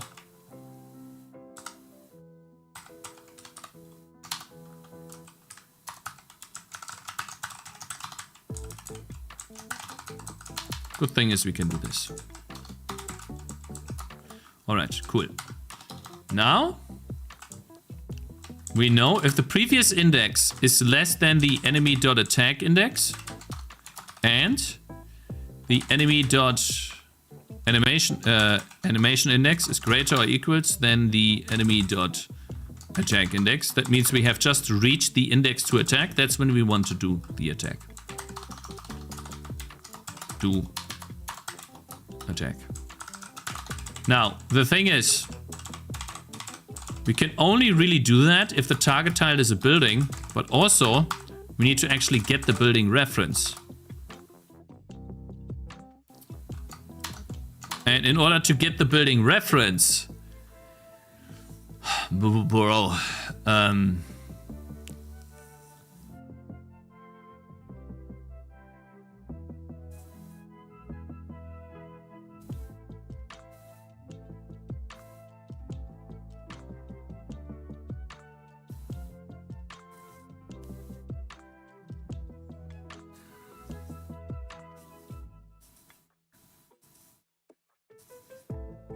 yeah, Kiwi is right. If you have performance problems, usually it is not your engine or framework that you're using.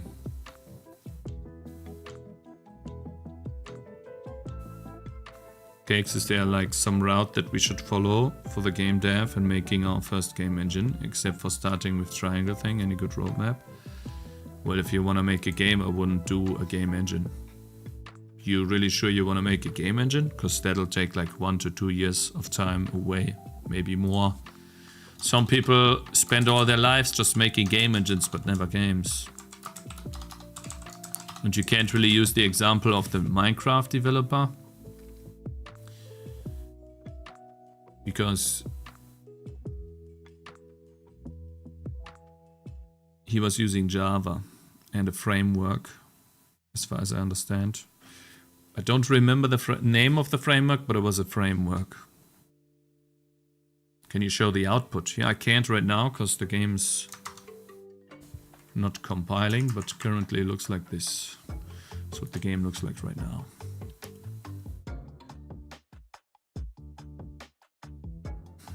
So we have the target tile being a building, but can we also get the building?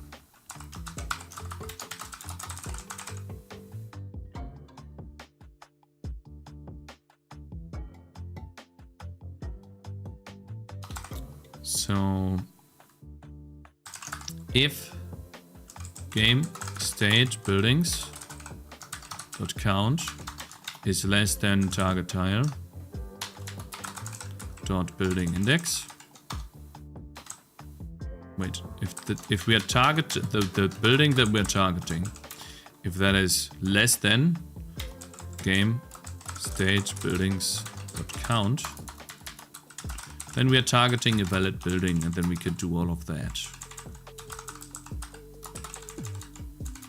Right? So, and in both scenarios, if the flags are building, fine. If not, then oh. And now we are attacking the correct building. We just, I guess, do the attack by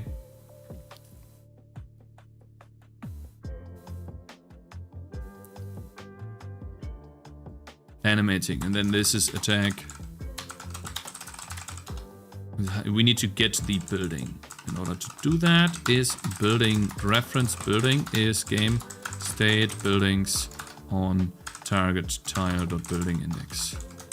Okay, now we get the building, and then here we do building dot health minus minus. Each attack is just 1 health.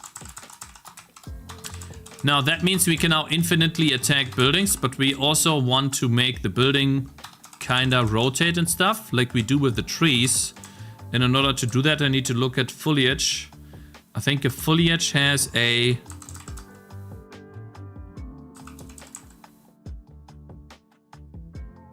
hit timer.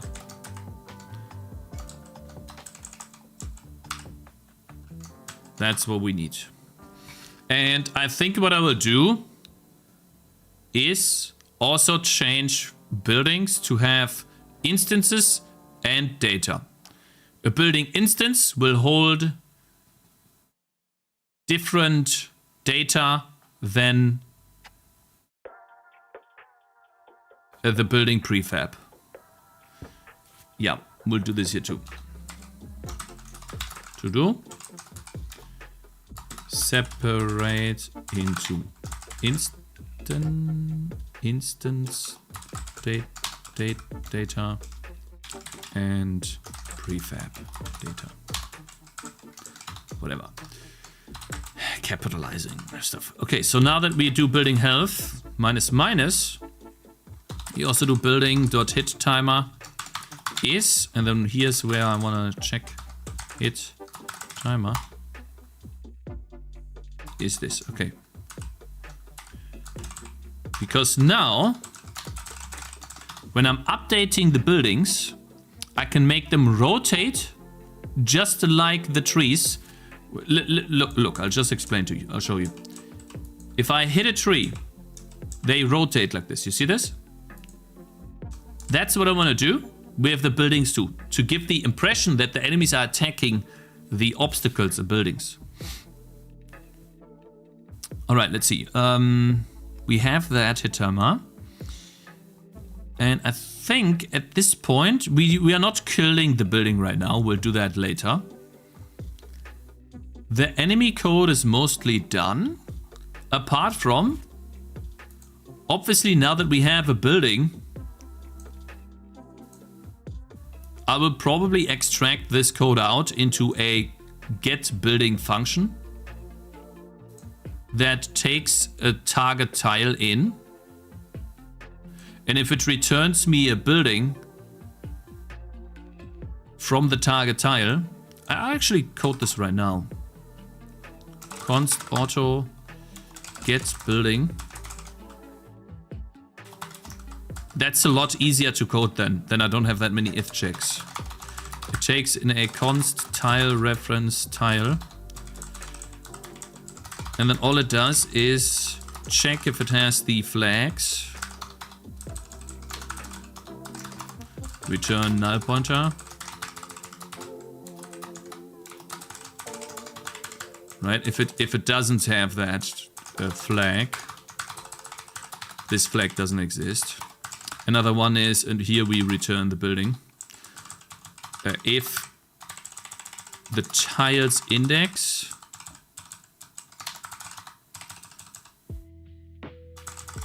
game stage. Why is this? Oh, cause that's, yeah, okay, it's fine. We'll extract this out.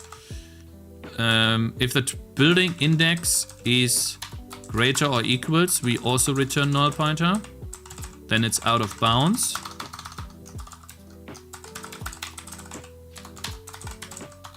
Out of bounds.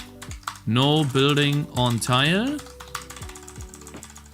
And over here, we just return the address to the building.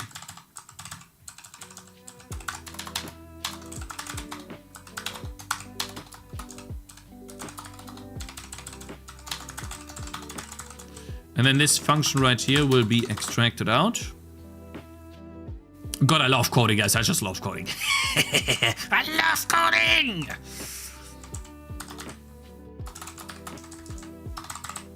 Especially when, you know, we're starting to get there.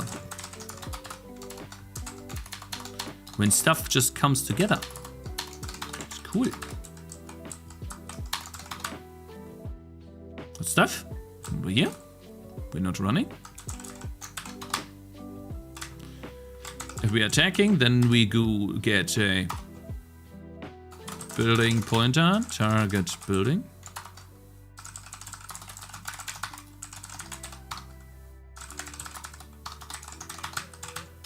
And then we can just check if we have a target building. Do only that code.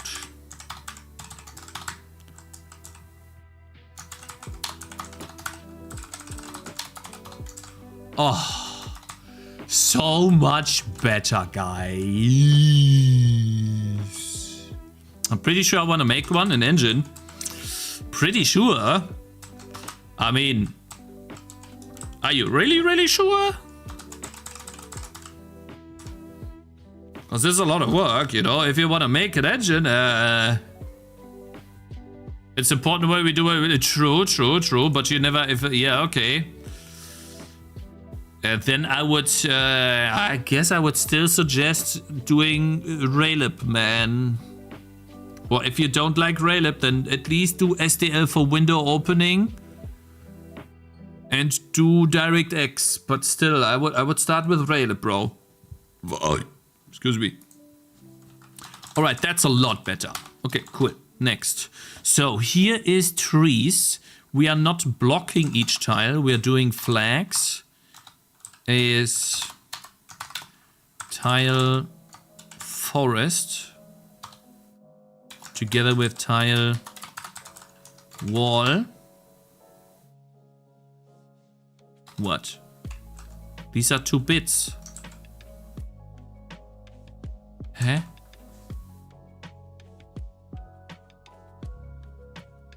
Tile flats from incompatible type. Or is it just plus? What? Oh, wait.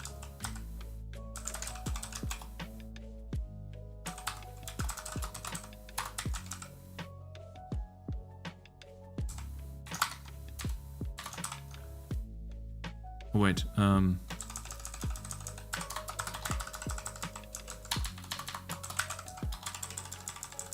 There you go. Now it is. And then, well, these together, I can just OR them together or not. But it should work now. Okay, cool. Alright. Okay, flags, tile. And I suppose create foliage should return me an... Oh, it does return me the index. Okay, then we can do foliage instance pointer instance, and then if we have an instance, then we want to block the tile, and we do the tile dot foliage index is the instance index id dot index. Because create foliage should be called spawn foliage, actually. It's better. Gives us the index. Okay. Now we are slowly getting there. Next, spawn bushes. Already wall. If there's already a wall, we can't do that.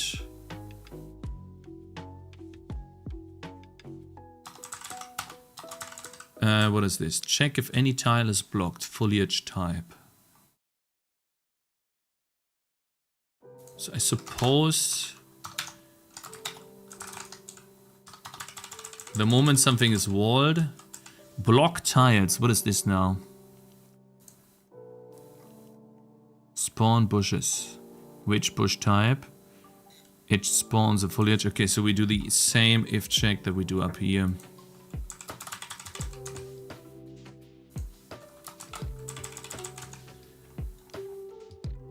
Right.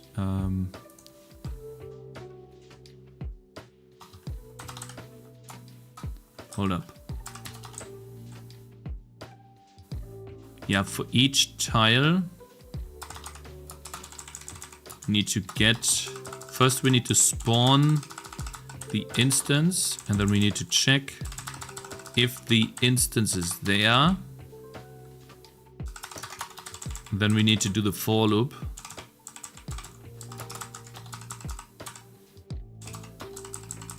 Inside this if check.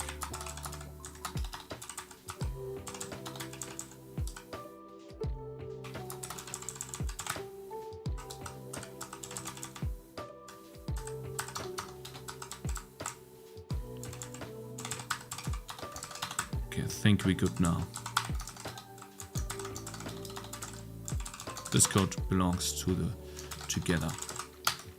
Good. Now let's see. Skip blocked tiles. What is this?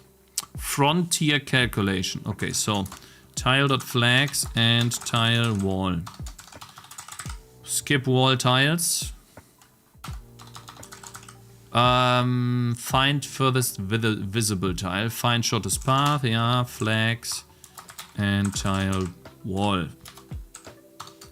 Good, next. Now it's getting a bit easier. Skip block tiles. What is it this time? Shortest path. Yeah, tile flags and tile wall. Right, next. Ray tile. Yeah, that's gotta be this ray. You know what? This no longer is needed. If I'm being honest. This test is no longer needed. So we just delete it. I don't need to support old code. What is this? That's more important. Draw tiles. If tiles are walls, then we obviously want to display that, right? Okay, so this is building a tent. If false. Can place build. Oh, so this is draw grid, false. I will rewrite this. This is also debug code. Don't need that either. Go to next. You can waste a week or two trying different libraries and see what works for you. Yeah, dev versus code. That's actually a really good point. Listen, think about it like this. If you spend 2 years on an engine and then later realize after these 2 years, like I did, that it was a giant waste of time, why not waste 2 weeks first or something like that, try out Raylib, make a game in it, then try out SDL, make a game in it, even try out Mono game in C#, make a game in it, and see if you like the process and how fast you can actually make a game in those. Let me remind you that Mono game has spawned the most successful games from indie developers. Stardew Valley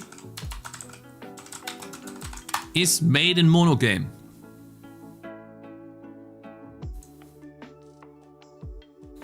And it looks really, really good.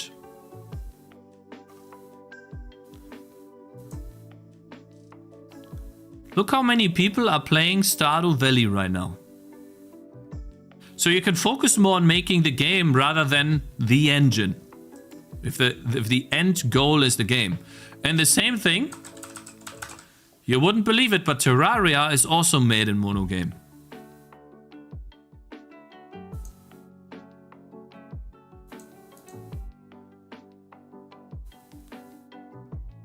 Can it do a gazillion enemies? Well, you tell me, bro. Terraria is very crazy when it comes to what's shown on stream. On screen. The stuff that you see on screen in Terraria is insane. There's so much stuff going on. So, if you want to make a performant game, you can do that with Mono game. Make a good game and hello, don't Zubaku, how are market you it. doing? The money will come to you. Hope you're doing good. Why is bro doing anything but coding his C++ game? Shut your mouth, buddy.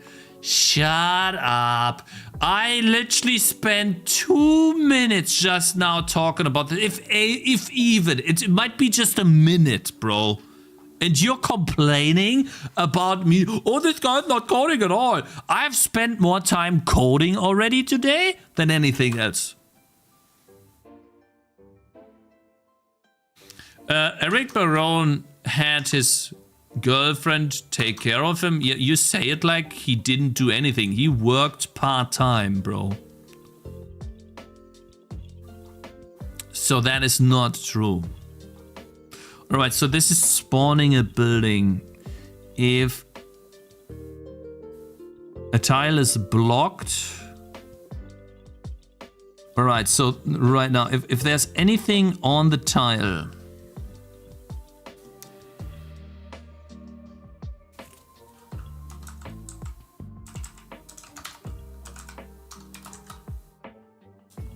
If it's greater than 0, then the tile is blocked.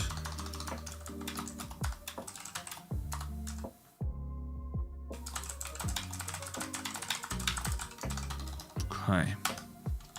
What is this now? Aha, so now we are getting to the player. Why is bro spending 100 bits in Twitch chat to complain about streamer not coding his C++ game? When bro could be coding his C++ game. True, 100%. Yes. Thank you very much for the bits. I appreciate it. Yeah, you're right. See, like that's what I mean, man. That's what I mean.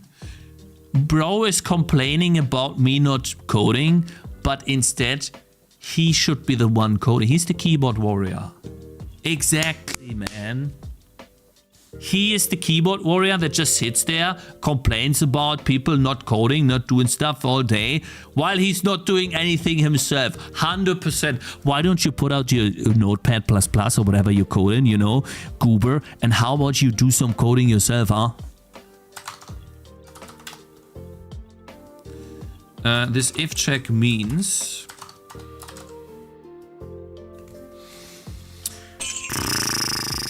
Why is bro spending 100 bits in Twitch chat to complain about bro spending 100 bits in Twitch chat? About streamer not coding his C++ game when bro could be coding his C++ game instead of coding his C++ game. But true, yeah? He's also not coding, yeah. True. What is this? Blocked is false. Oh, if a foliage on a tile dies, then we need to first and foremost get the tile from the foliage grid position.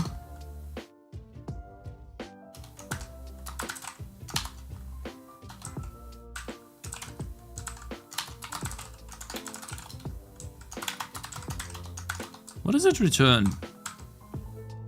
Tile reference?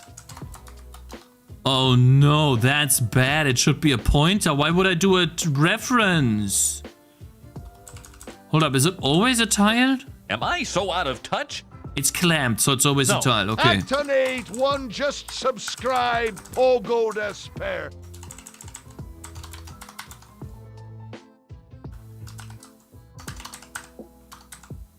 So if it's actually, if the tile is referencing this foliage, just making sure this is correct. Yo, Mr. AQ, thank you very much for subscribing. I appreciate it. Well, man, good morning. Maybe he's letting Claude do his coding while he's complaining about chat not coding. He's still not coding himself, is he now, huh? He's still not learning for himself something, is he now, huh? He's still not gathering some knowledge in his brain to get stronger and better. He's not overcoming any obstacles, is he now? So yeah, you're wrong. AI might produce something, but that didn't further his own power or knowledge at all. Okay? Tile dot foliage index is invalid index. Tile dot flags is, if a foliage dies on a tile, then I guess we set the flags to 0. There we go. No flags. The tile is free. I think that's what we can do. Alright guys, I have successfully changed the data of the code now, but we need to compile and probably the game breaks when we start. I would assume, because there's no way that I first write this. There's absolutely no way that enemies walk on tiles now where buildings are and attack them. Absolutely not. However, maybe we get lucky. Let's see. Okay, so it is not drawing anything, but it displays where some buildings are. And I can't walk there, so that's already working. Oh, okay. That looks good to me. At least the enemies are approaching. So it seems like the enemies are following... Okay, that works. Huh. Didn't think that will work. Gotta be honest. Did not think we would have a working version here. Maybe I am just so good at coding that it's unbelievable. Cakez, will your game with 30k enemies work on my smart fridge? Ha ha ha ha. Very funny. This is pirate software. Funny. It will work on your freaking 1996 watch, man. That's what my game will work on. Alright, let's see. So, I want to start small. Let's spawn a building. Here, here, and here. They do attack, in fact, which is nice. They are attacking. Ooh, the downside right now is that the enemies do not spread. The neighbor logic needs to also apply to enemies around the obstacles, and the enemies on the obstacles need to push away the other enemies that are coming in or stall them. And that'll be difficult to code. I'm pretty sure that we will have some overflow here, but we'll have to see. That'll be difficult to do. Oof. Okay, so at least that works. I'm very impressed by that. It actually works. It's crazy. Okay. But I'm not updating the timer, it looks like, with Delta time. Update and draw player, draw buildings. Oh, actually, we are drawing the buildings. We have a const here. Huh, cool. Oops.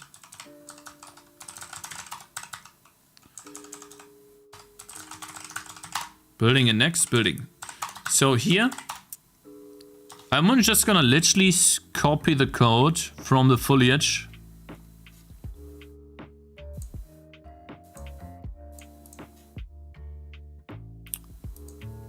Using the hit timer. Noise. Hit timer. Angle.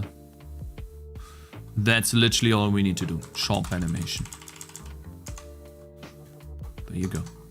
God, I love it. I love it, guys. I love this. I love this, yay! Sorry. Where is draw buildings? Here. Chop animation. Building. Hit timer.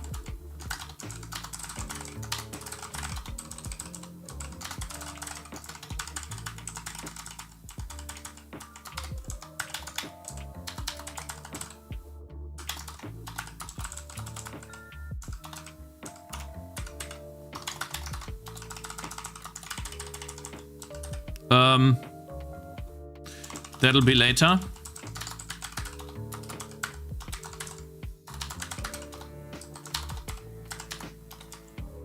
There it is. There it is. Comment this out for now. Cool. Now buildings can get chopped. Back to updating enemies. And then in a second, enemies will make the buildings wiggle. Once I'm done with all of this stuff right here. Let me see. Close this. it looks like, yeah, there's no animation time plus equals anywhere. Are enemies sliding? Yeah, they are sliding now. Okay.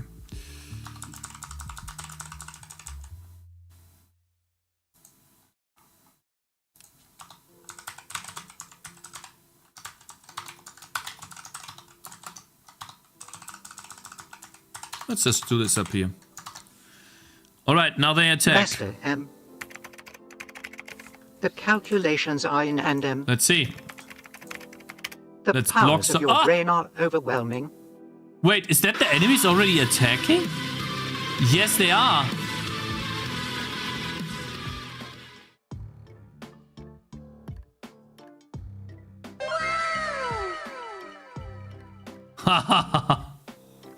Yeah, they. Oh. Why do you include a header file into the shader? Is that just a custom compilation step you made yourself? No, including the shader in the header, or the header in the shader, is just as simple as get rid of the glow radius here. Boom. Nice! Okay, what else do we have here? Sprite stuff. What is this? Get the sprite. Yeah, okay, that's bad. The enemies don't push themselves away. I see. They don't push themselves away here in the neighbor collision check. Yikes. How do we do that?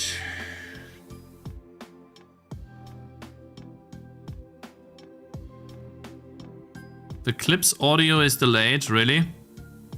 I don't know why. I'm sorry about that.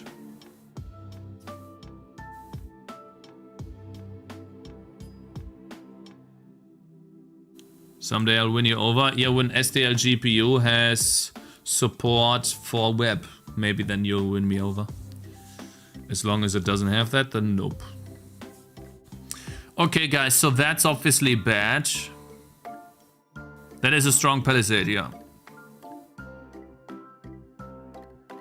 What I notice is that these don't even rotate anymore. Very rarely. So I think what I want to do is make it so that when an enemy attacks,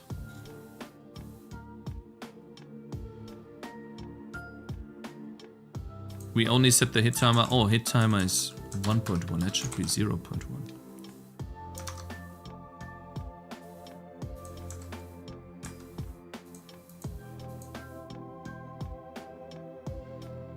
That's a bit better.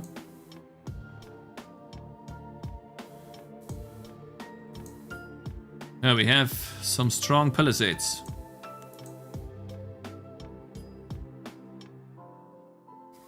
Now we need to block the enemies.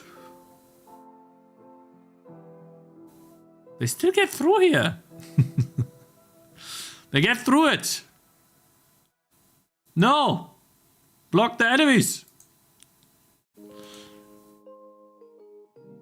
The enemies don't spread on the obstacles.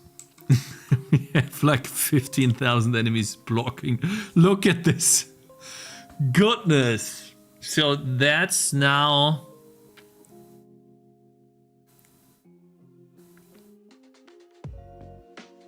something we have to solve. Right? The enemies need to push away from the obstacles.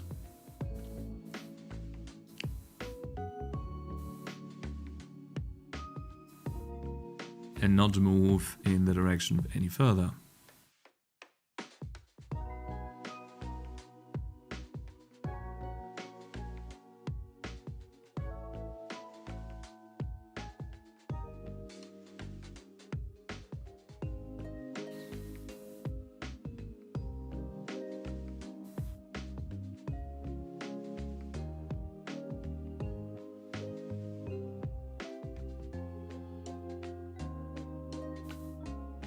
Finally, there's an AI stream. We'll see when I do the AI stream. Today kind of put me outside the loop a bit, but I'm getting good progress done lately. So we'll see. I want to first, deal with the stuff that I'm dealing with off stream. When I'm done with this, then we'll do the AI stream. So, okay, I can push the enemies outside from each other, away from each other. Then they will pile up, I suppose. right? If I do the neighbor... So if an enemy is attacking an obstacle, I feel like what I should do is I don't push myself away, but I push all of the other units away. I add push to them. The problem is, though, that I'm resetting the push when I'm updating an enemy. When they're running. So when an enemy is running and I'm doing a chunk lookup for collision, I'm resetting the push to 0. So if I'm pushing away enemies that are colliding with me when I'm attacking, then it will have no effect because the other enemies that are running reset their push. The only thing that I could do here is I can slowly approach the push to 0. You know? So instead of doing push is nothing, push could be separated in X and Y, and I'm approaching the enemy.push.x to 0, and the increase is difficult to say. It'll be so little because it's normalized. I don't know.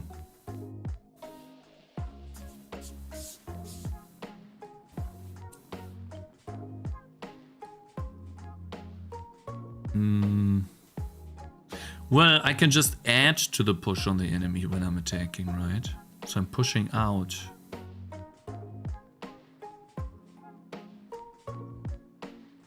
How does it work if they are buildings? Does enemies try to find a better path before attacking obstacles? No, enemies that are walking to a target will attack anything inside. Anything they walk over, they attack. And vision range usually wins over. So an enemy has a certain amount of vision range, they follow you over some other target, but at some point they choose what is closer. It's difficult to explain, I can only really show it if I show it in game. I don't know, 10.2 F times delta time.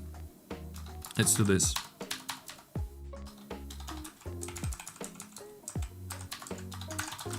Let's approach it by 0 using this 10x. Const float friction, I guess. Let's just call it F. Nah. FR friction. I don't know. We'll see. Then we can always just change friction. Alright, and at least now the push is not instant, which means I'm literally going to code... No, sorry, not code. I'm going to do the entire thing here when attacking too, but I'm doing this on neighbors. I'm not doing it on myself. I'm just applying this on the neighbors.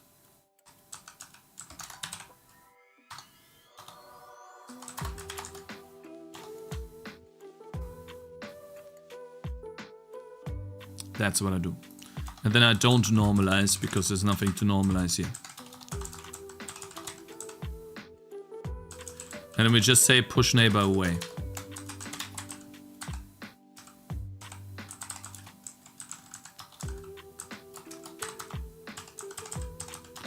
But is it push direction or minus push direction, right? Because it could be minus.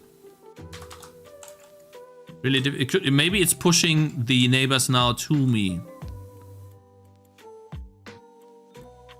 Hold up. Neighbor.direction is enemy direction, wait. Minus, yeah, see? So it's gotta be minus. Meaning we just do this.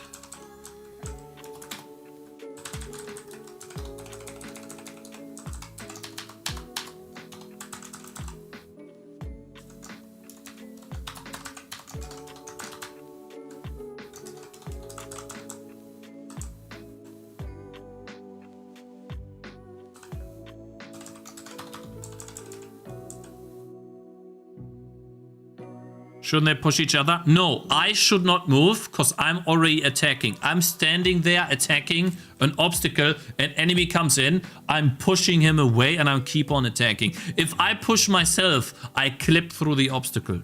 I should never move. And the same thing.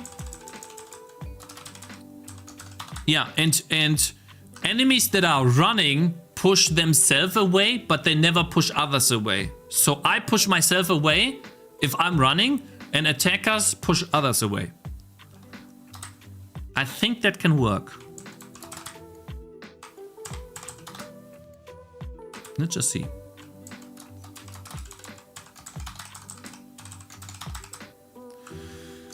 Whew. Let's see what happens here.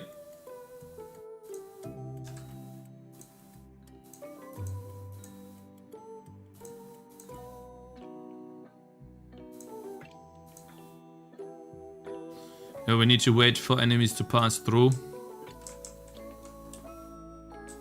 Because I can't see what's happening now. No, they still pile up for some reason. Why are they not pushing? They still pile up for some reason. That shouldn't happen. They should not go there. They try to go some... Why?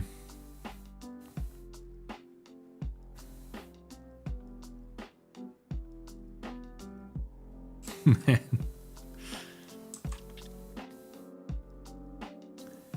It doesn't really work. No. This tower defense, this is supposed to be something like they are billions. What are we looking at right now? Well, I'm trying to stall enemies using buildings so that the enemies pile up. But I'm unable to make the enemies pile up on the buildings. They just clip through, or they just still... Like, they clip into each other. Maybe the issue is... Maybe it needs to be plus.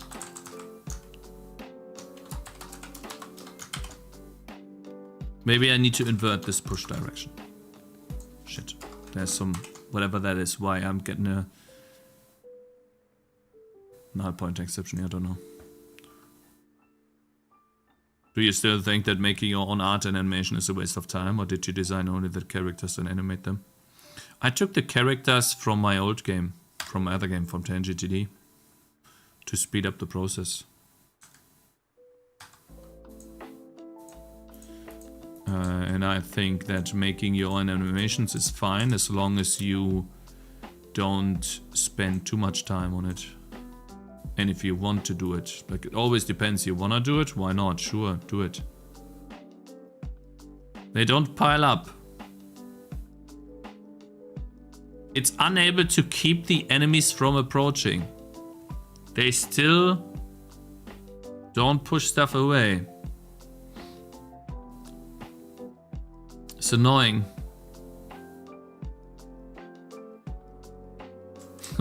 Look at this, man. Look at the enemies coming here, bro. What's going on? Maybe wrong push direction. Yeah, could be.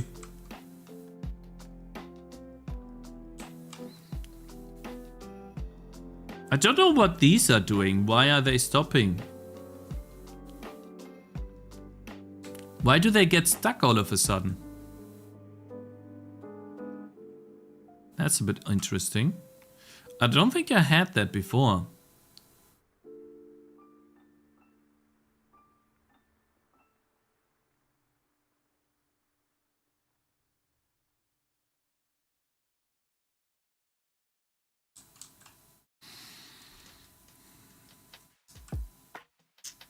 Maybe they're being pushed.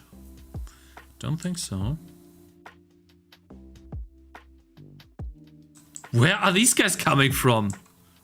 All of a sudden there's like a giant wave of enemies coming in. What?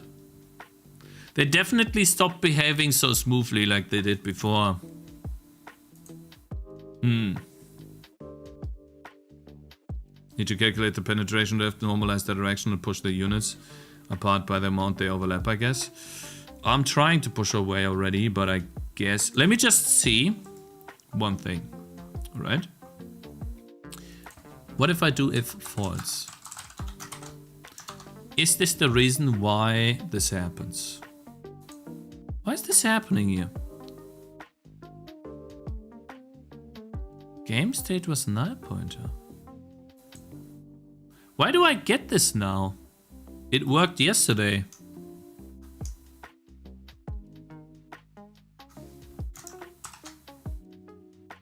It's on the other thread, it looks like.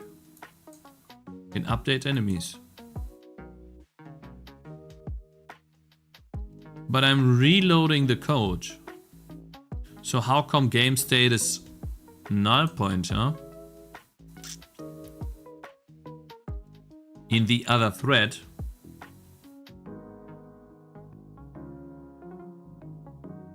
Didn't this work yesterday, guys? I'm confused. What? You need to calculate the penetration. Maybe they're the ones being pushed. How much health do the palisades have? Right now, infinite.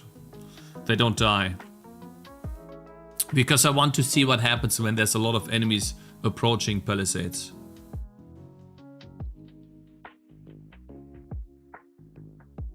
Normal times, min distance, actual distance. This is, I think, not the problem. I think something else is the problem. But let's see first.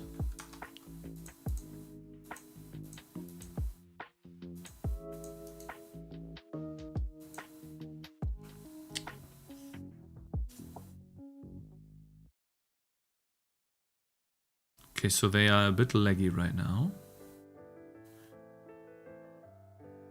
They still get stuck now, for some reason. They get stuck on some stuff. It's a different behavior than before. They spread out like crazy now.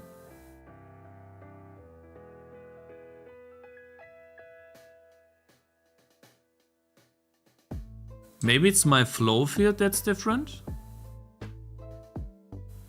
But before it was just a Boolean. Now they somehow get stuck. Didn't happen before. Bottom right maybe. Yeah, okay, buddy. Oh god, they're getting stuck here too.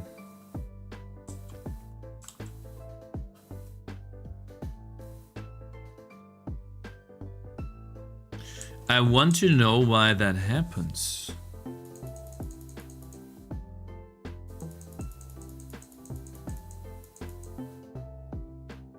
And then it resolves itself at some point. Look here. What? Maybe it's the if check that I'm doing? Hold on. Maybe what happens is that it goes between... It goes to attack and then not attack, and attack and not attack. And I think that's what's happening. When it's running, if it's a building, then we change to attack. Now they're perfectly just running. If it's a wall, if it's a wall. How about we do tile flags greater than 0?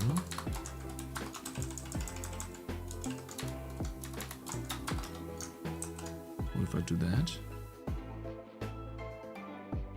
See, now it was able to redo the code.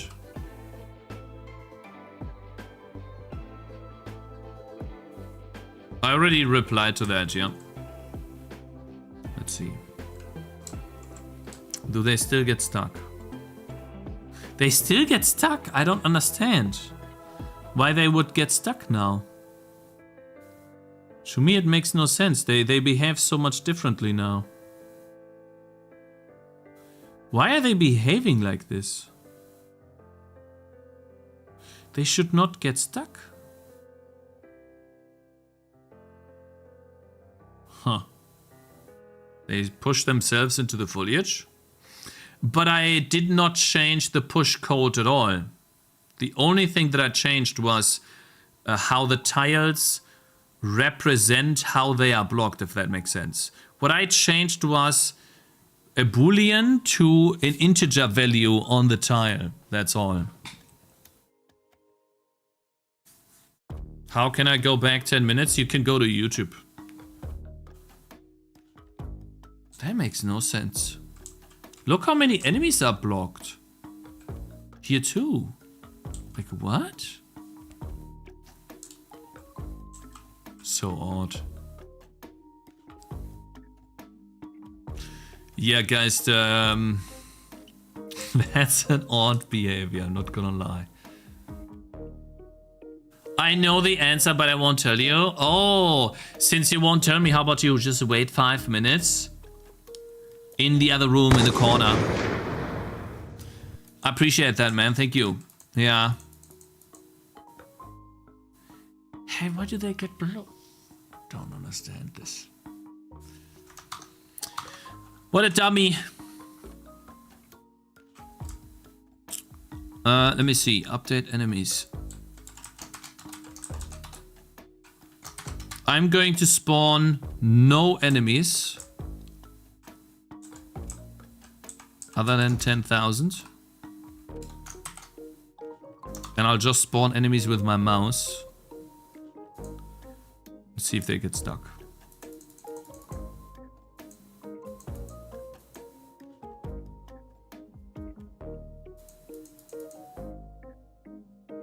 Huh?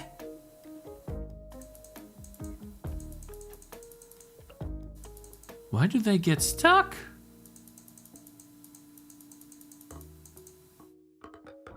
He's stuck. Why? Huh? It has to be the code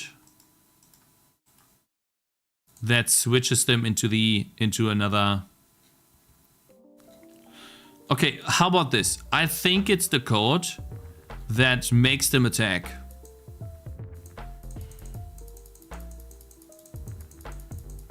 Okay, it's not. But why? Number one, how can you get through this? This is blocked. Hey, why is this bush only blocking one tile? Hey? Uh-oh. Okay, so that could already be an issue. Alright, we found our first problem. That is a problem. Maybe that's already the issue. Update game. Spawn trees. Trees should be fine. Tile forest. Flags is equals. If it's a file, if basically, if there's anything in there, the tile's blocked.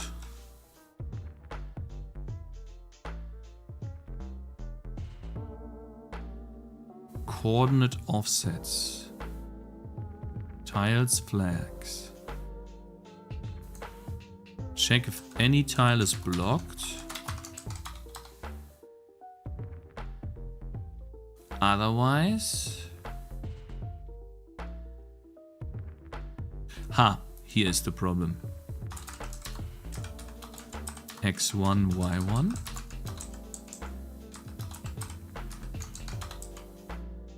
We set down those two tiles. Good. That I think will,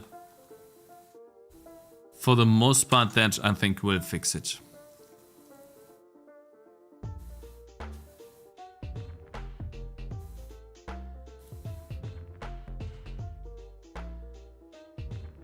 Some got stuck on the trees.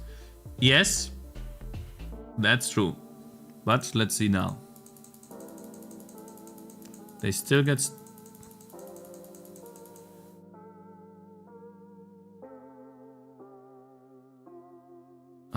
difficult to say if that was the issue.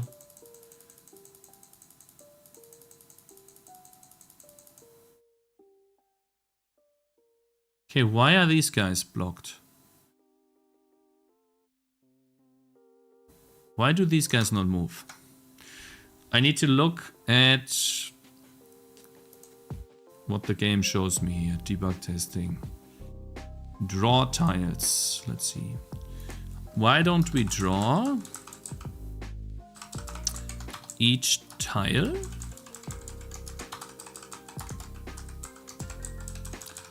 Tile.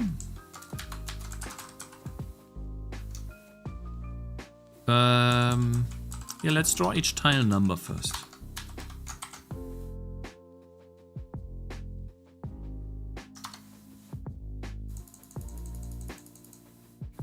They get blocked here. That's outside. They're not even inside the freaking thing.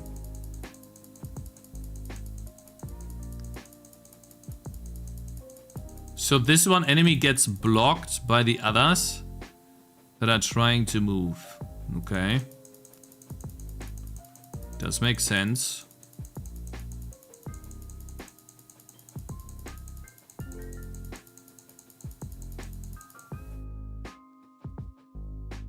But nothing gets blocked.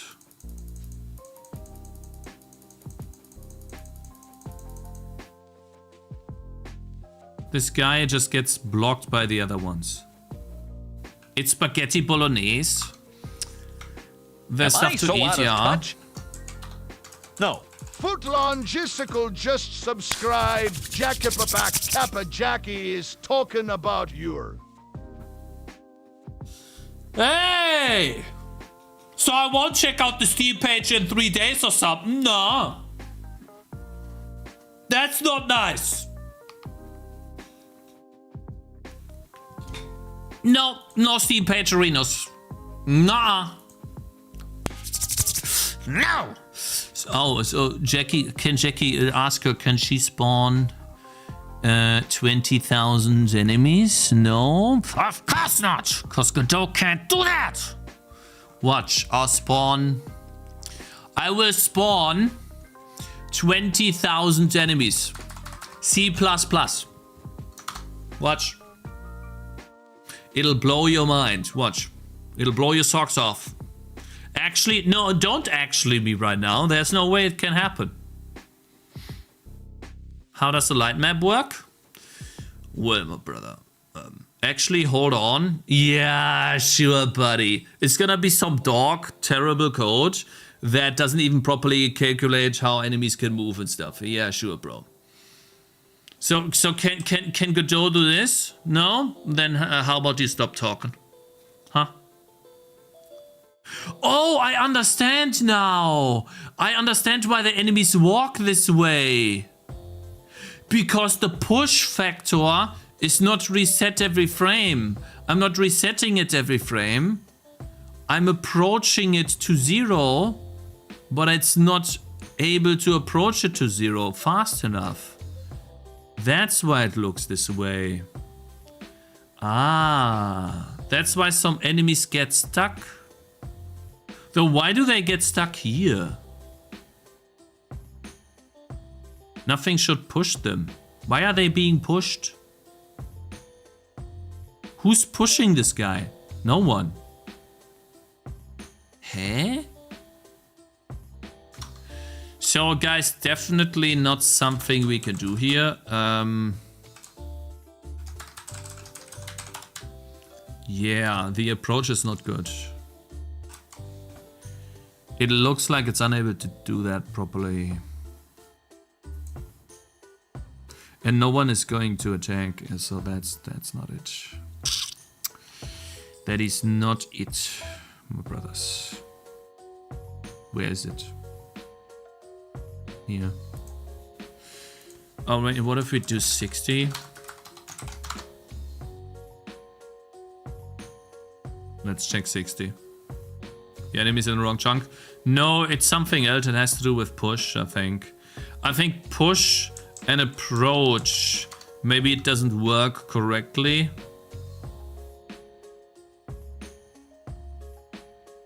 Not sure. Let's check. Jackie can finish a tower defense in less than 4 years. Yep, great. Because she doesn't have to make the engine. Very nice. Very clap.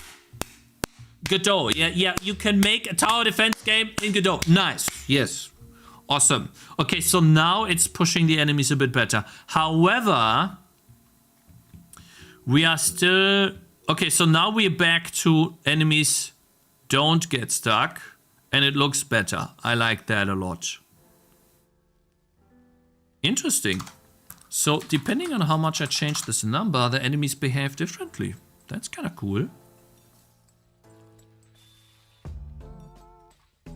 Godot could do this. Make it in Godot, show me. Unless you have proof, this game is made in Godot. It's gotta be the tower defense game that you showed me, right? Oh no, it's this one. Yeah, I saw that. I saw this game. How many enemies is that though? How many units?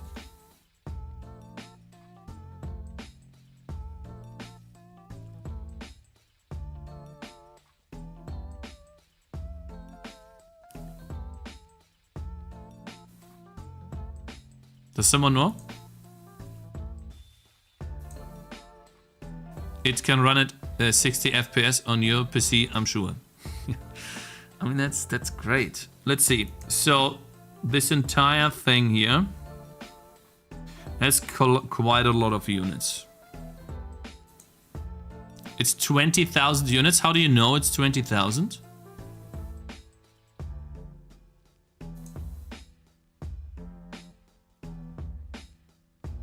It gets slow towards the end here. But it's still very impressive on how far you can push this, right? It does get very slow when they attack, of course.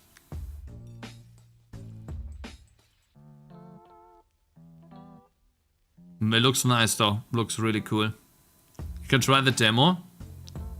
Can I ask you how hot reloading works? You could do exclamation mark hot reload. Then you can just look at the code.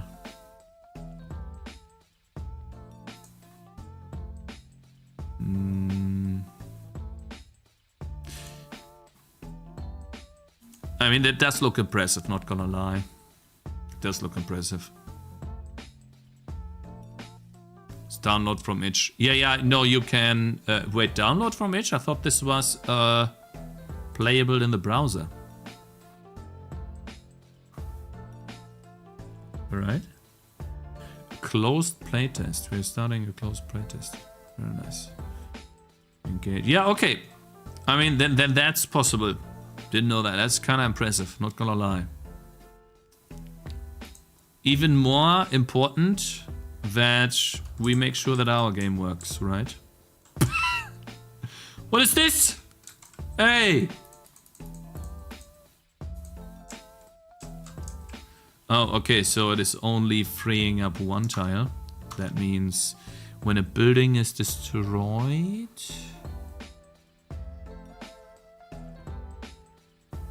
it frees up one tile, but not the rest. Oh, so that's foliage. Update foliage, right?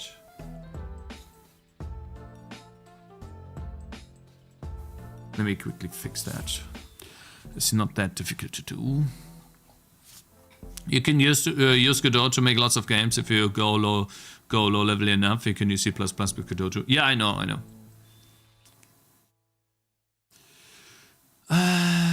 Spawn foliage, it spawns that, spawn bushes, blah blah blah. Debug testing. Master M. Draw tiles. The calculations are in Andem. Hold The up. powers of your brain are overwhelming. Foliage.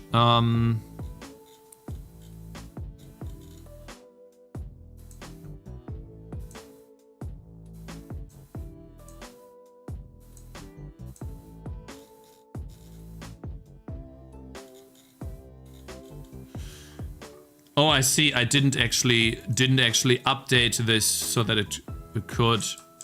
I never actually coded that. Interesting. So right now it only frees up one tile. Okay.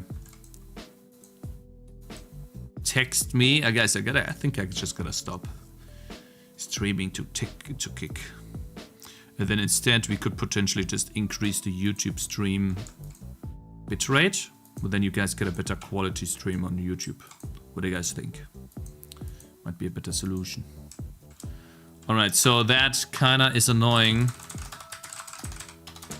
That's not the solution. Guys, I really want enemies to collide with obstacles and then the enemies get stalled. Why stream to Kick? A while ago I started streaming to Kick, and when you do that you get revenue based on how many viewers you have, but you have to constantly advertise it somehow, and then you get money per stream. And I was trying to get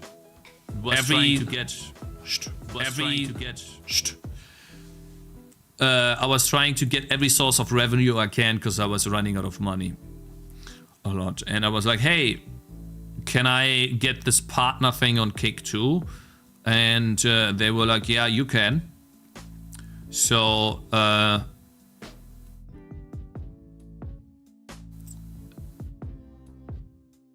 then people went over to Kick sometimes to support me there, to watch there.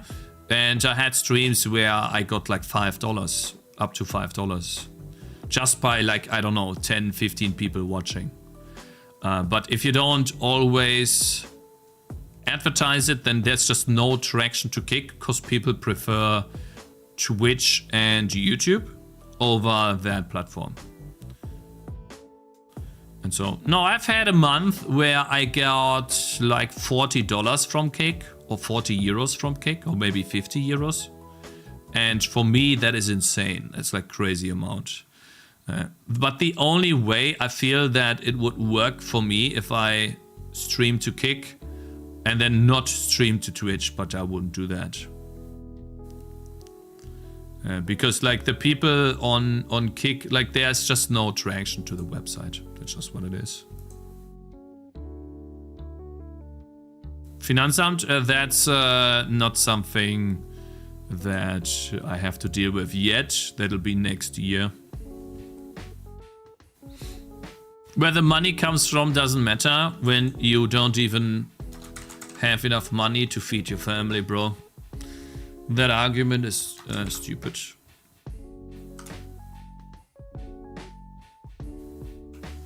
Also, like, Twitch money isn't better. Anyways, I need to reduce the push to nothing, it looks like.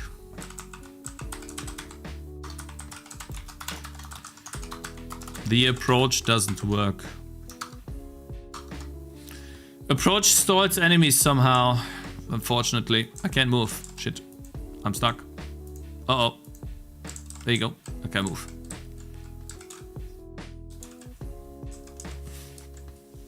Okay, so now it will work again, but the enemies don't push each other away. So how can we fix that, guys? How do we fix this?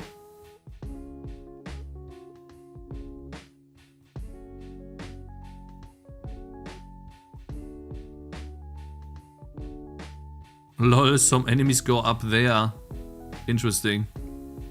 Kind of funny.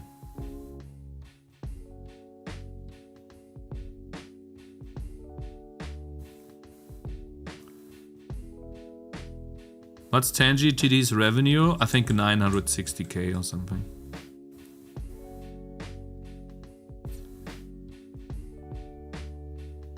I feel like I'm doing the push wrong, guys. I really do. I feel like I must be doing something else too. Maybe I need to push the neighbors away as well. But there has to be something.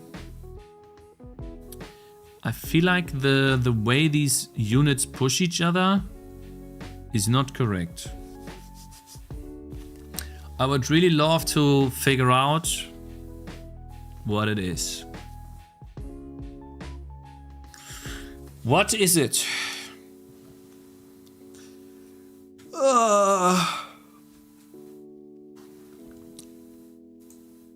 I mean, we could check, right? Let me see.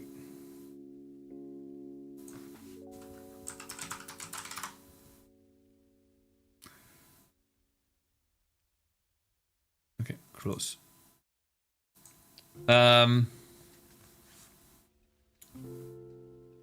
We have...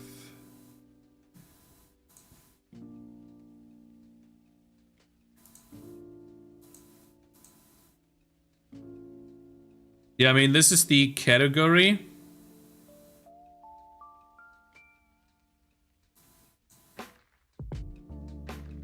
For software, I think. Game development.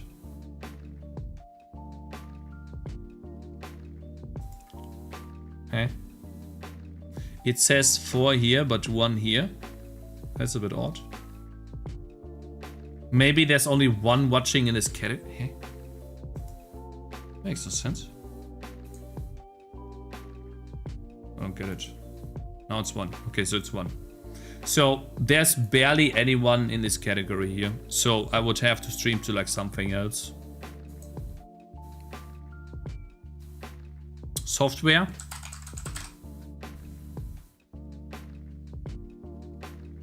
Development. It's also only 7K followers. You see this? So, yeah. I don't know. Maybe we just turn it off and then I stream more bitrate to YouTube and then you guys get a better quality stream there. Software and game development. There's just software or game development there. What are you setting as a collider? It's like a circular collider on these. But it feels wrong how they push each other. When I look at their billions, it looks much smoother. It doesn't look so janky as I do.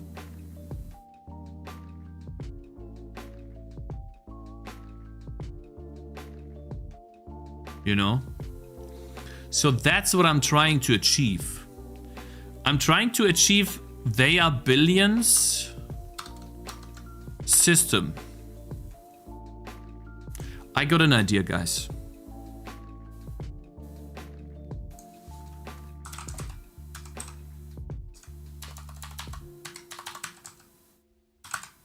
I think it's Kensei TV. Yeah. So this guy streams and makes their billions videos a lot. And they just, the enemies when they approach just look that much better. Hello and welcome. Let's get to a point where enemies approach. Like a bigger wave. Let's get to a point where it's a bigger wave.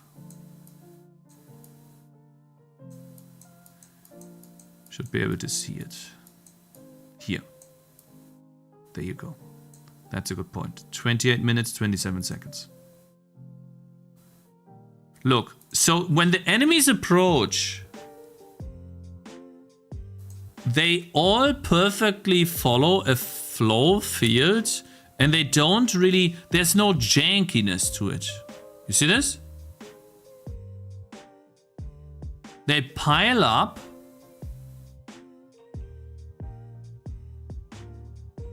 And they don't really push each other away too much. They like just perfectly like a blob. In their billions, the enemies push each other, not just their neighbors. What about Vampire Survivors? Well, in Vampire Survivors is... I have the code actually for Vampire Survivors. That looks like Boyd's separation, alignment, and cohesion. I actually have the code for Vampire Survivors, but let me play it first.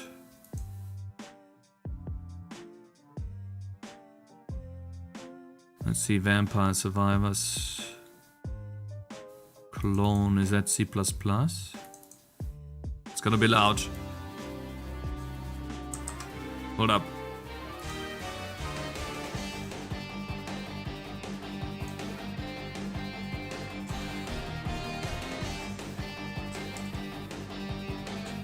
That's what I have in Vampire Survivors.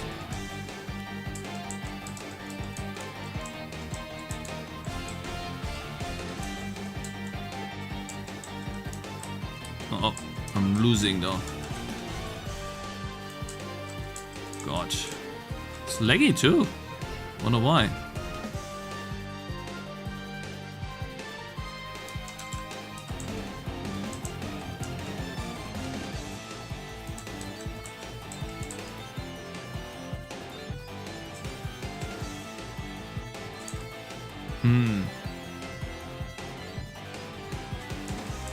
I really need some way to heal here, but I'm not gonna make this game.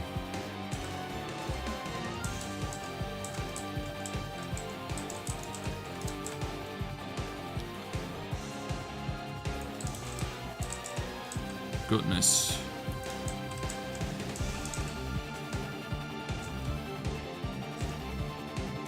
Yeah. That looks a little better.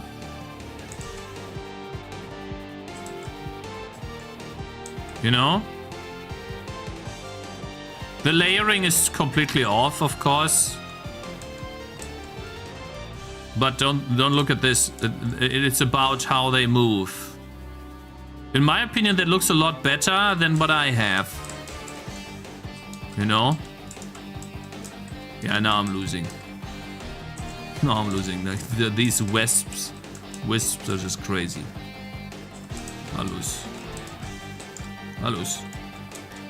I lose. Yeah.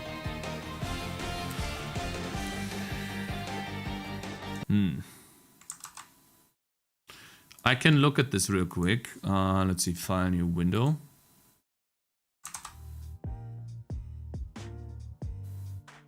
Open folder. Vampire Survivors clone. Select folder.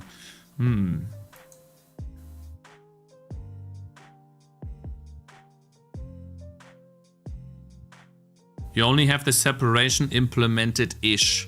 Yeah, well, implemented-ish, what does that mean, right?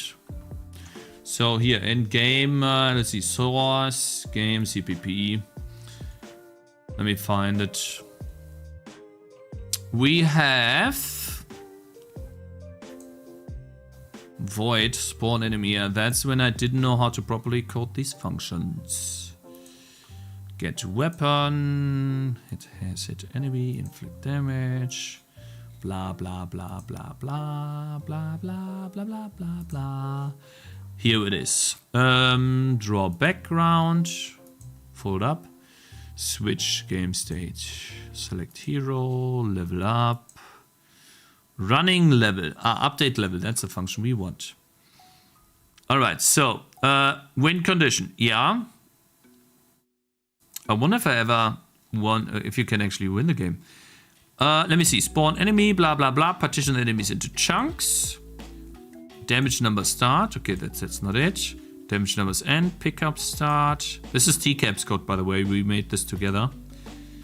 Update enemies. So this is what I wrote. Enemies are colliding with other enemies. No, not with the player, sorry. They are here. Separation force is what I call this. I set this to 0. And then for each enemy in the chunk, I add the strength and direction to each enemy. And I don't do it on the neighbor, it looks like. And then we have a push direction, which can basically be something the player pushed me away. That is separate than the desired direction that I want to move in, which is towards the player, if I remember correctly. Yes, that is the player direction. The separation force is multiplied in by 1,000 though. So I make push stronger using a force in a direction. So I just scale that vector by some force. And then the separation force is something that I multiply by 1,000. Like, I just came up with these numbers by playing around. And so essentially what we have here is we don't have a normalization though. We don't normalize. I just add more separation each time. And the separation direction is exactly what we already do. Neighbor direction is enemy position minus neighbor position. So, for each chunk in enemies, let's just make it a bit bigger. So we have like the same. For each chunk in, for each neighbor in the enemy, for each neighbor in a chunk, I push myself using enemy position minus neighbor position. And why the hell is a vector 2, bro? Just this. So we do this. That's the push direction. But it's not even normalized. Oh, it's normalized here. And so I think that is the issue.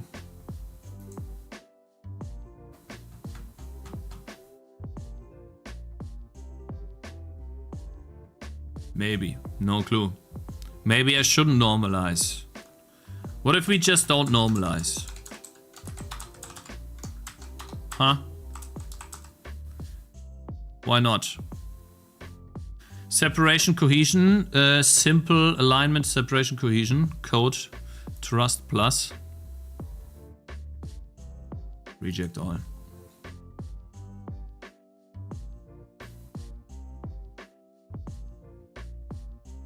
Why is there so much? Hold up. Why is there so many ads in between this?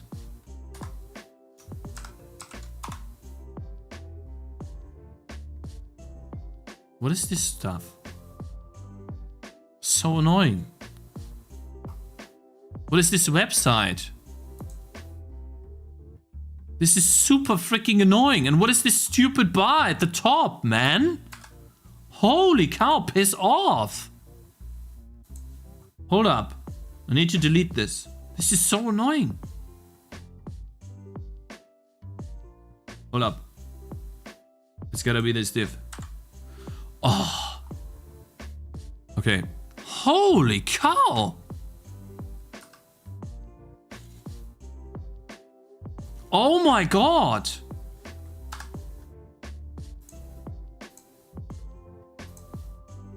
So the diff here? You can't read anything with this shit in there. Sorry. Language. Okay, so it's a bit better now. What a way to make people hate your website, bro. Holy cow.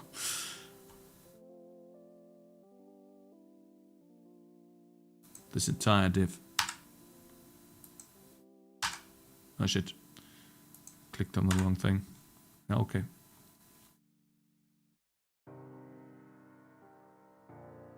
Alright, almost done, guys. Almost done. Alright, now we can read. No, I can't. Now I can read.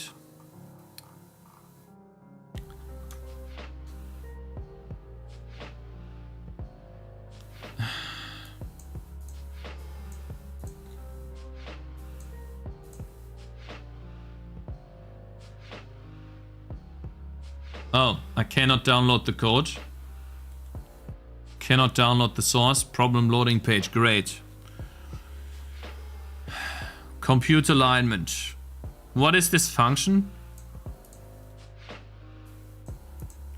We need two variables. One storing the vector will compute, another one keeping track of the number of neighbors.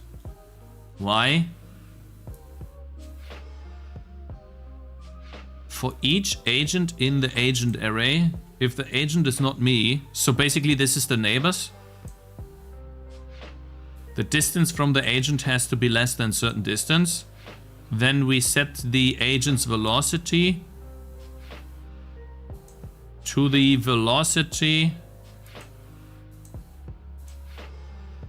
Oh, we add to my velocity. We basically make myself I walk the same, I get the same velocity as the others in my area.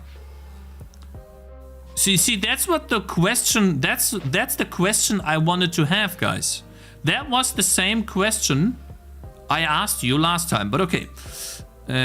Yeah, okay, so basically it just adds velocity by using neighbors. Okay, fine. If no neighbors were found, we simply return 0.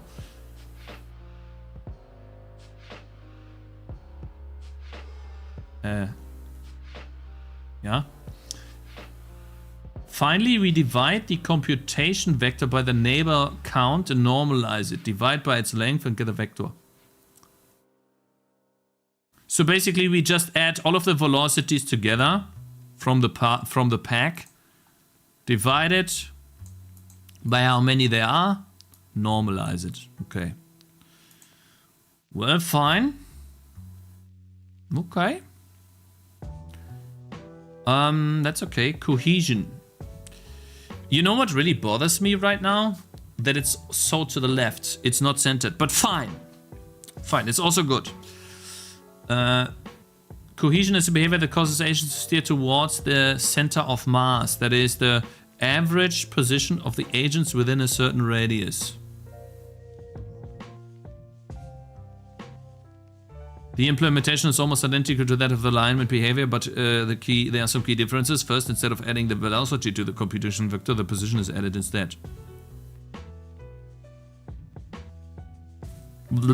What?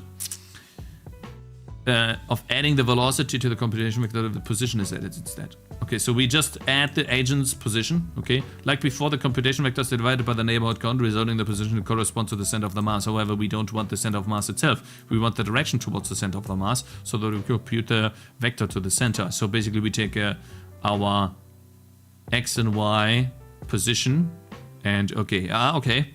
Separation. Yeah, separation is the behavior that causes an agent to steer away from all its neighbors. Yeah, the implementation of the separation is very similar to that of the alignment, so I'll point out what the difference is. When the neighboring agent is found, the distance from the agent and the neighbor is added to the computation vector.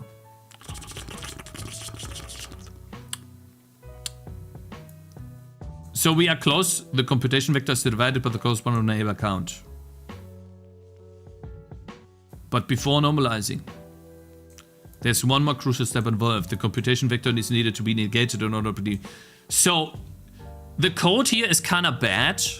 Not because it's not clear what happens, but because the variable names are terrible. Because it makes it seem like this vector v is the same vector at all times, but it's not. This one is v1. This one is v2. And this one is v3. Putting it all together. Alignment, cohesion, separation. Yeah, there we go. And then it does alignment, cohesion, separation, and it's normalizing it. Okay. Interesting. Shall we test this out, guys? Type 1 in chat if we should test it out today or tomorrow. Let me do a poll. I'll do a 2-minute poll and then go to P. One sec. Test now. Yes. No. Play. Gothic. I probably know what happens, but let's just start a poll. Yeah, you can do a YouTube live stream too. Poll to start a poll. Test now. Start poll. Be right back. Let me see. Vote.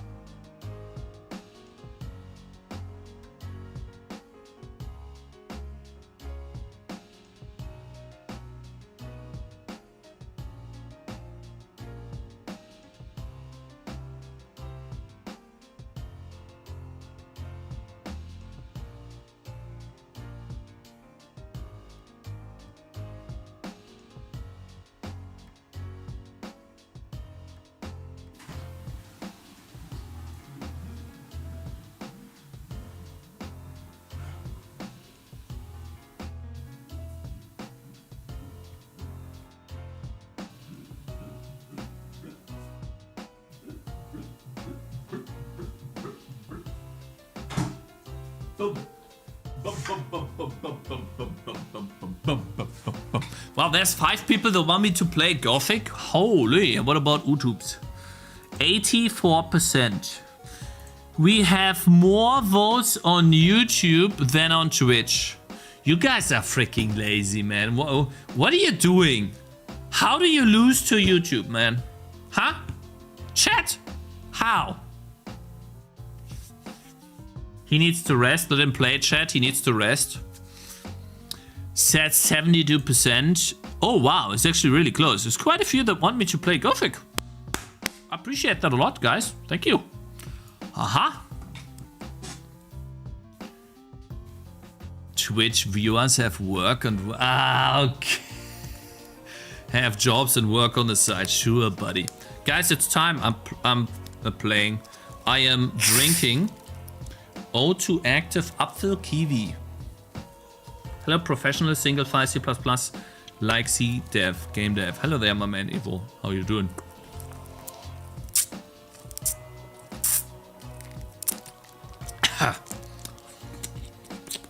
Okay, we are coding this now. I hope this doesn't slow down. I hope this doesn't slow down the thing. We are going to code Boyd's flocking. We're going to be doing flocking right now. Let's see. So basically, we need to get distance to enemies, certain distance to add. Okay, so I think that's very simple. All we need to do is store. Let me see. Enemy push is just set up. I think we can do everything using the chunks that we're already doing. So how about we do vector 2? What is the first one? So much easier when we just see this when it's all together. Alignment. Nothing. Then we have, I hate that. Alignment, cohesion, separation.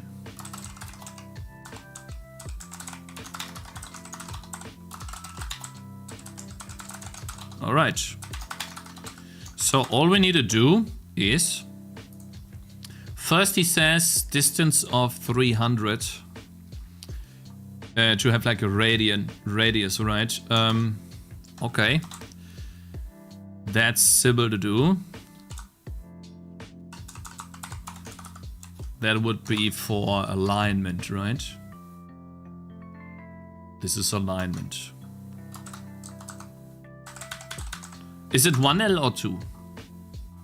Frick, it's 1.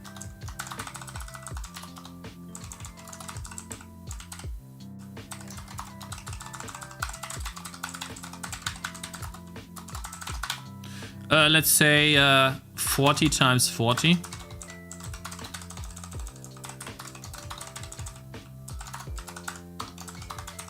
If that happens, what do? We just add their direction and increase the neighbor count. Okay. Why use const with names when you could have magic numbers? Oh, so you're making a joke right now and you are stopping me from making progress so you could crack a joke.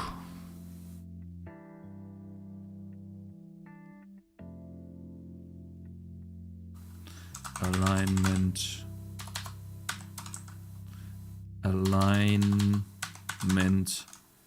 count plus.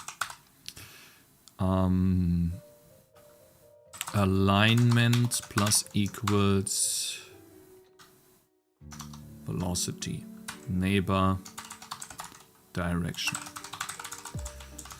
Alignment count.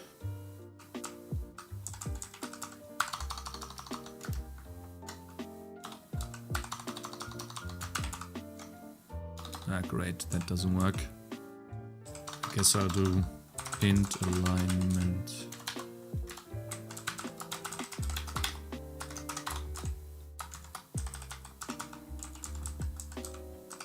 Cohesion count.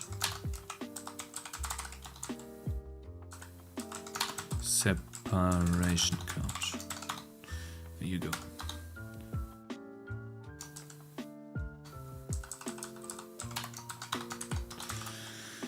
All right, so that is simple. Next, cohesion. Cohesion takes the agent's position. I guess we use the same distance here. I mean, it's literally the same radius. So I would assume it is meant to be the same radius.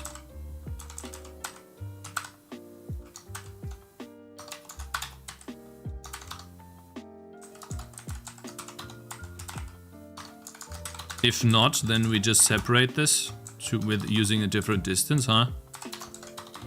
You could change all the numbers to get the effect you want. Well, right now we'll do it here.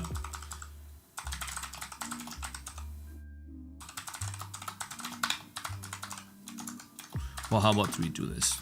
Right.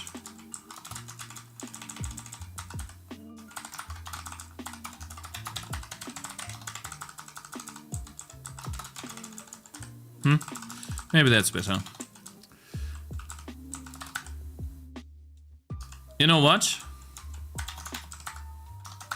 I'll do this.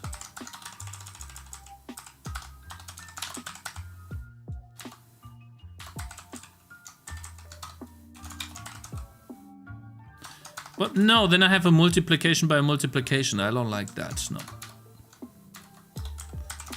I'm gonna, like, I can pre-compute this using the compiler. I think that might be a tiny fraction faster, but still faster. So we do it like this. It's more annoying, but okay. And then this is collision, right? And oh yeah, and then the very last, the point is the vector minus the position. Okay. That'll be at the end right here at the bottom. That's what we do.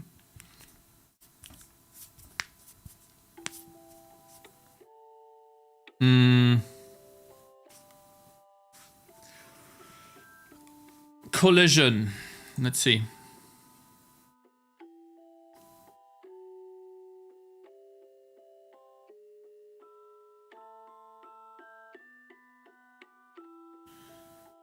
The computation vector is the implementation of separation is very similar to the alignment cohesion. They'll only put the differences when the neighboring agent is found. The distance from the neighboring agent to the computation vector. So it literally just adds it.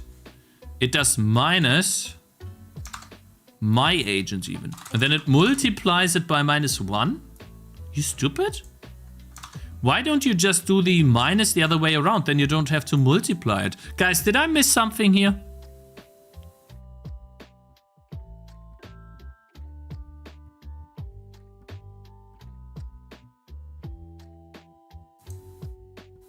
Did I miss something?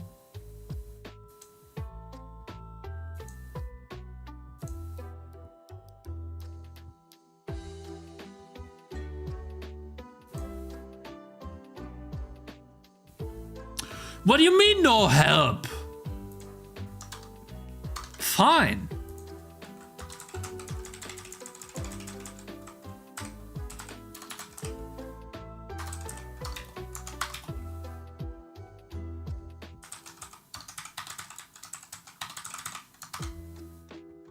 Separation, and then, oh yeah, we have...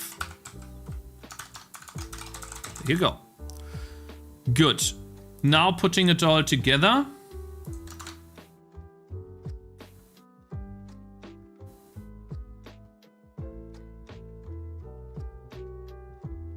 Yeah, but then how do I know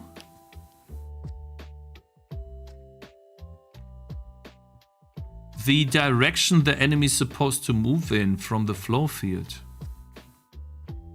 Like, I somehow have to get that correct, don't I? I need to know using the map where to go.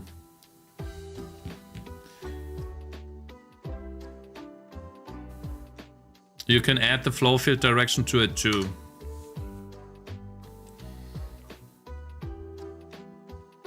Just adding it together, all of that together.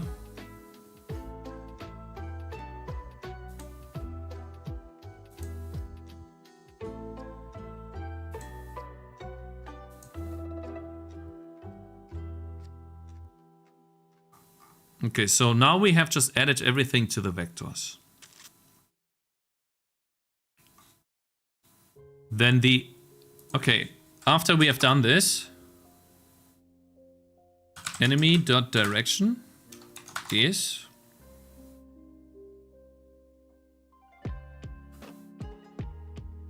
separation divided by separation count plus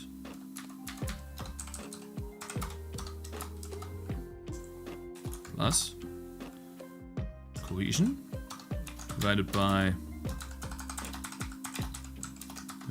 divided by cohesion count plus separate alignment was the first one plus cohesion plus separation plus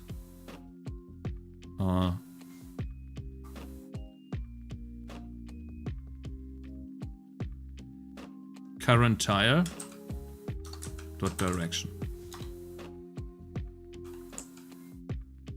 normalized.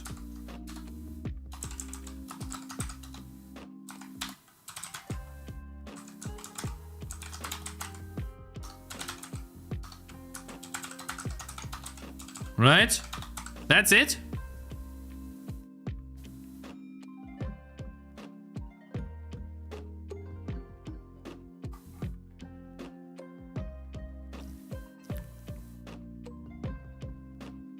So, and that's my direction.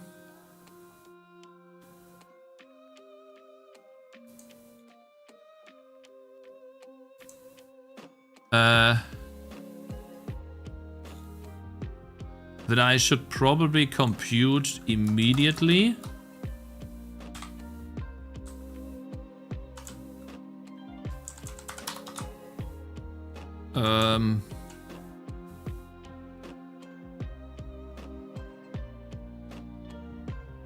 Before I move.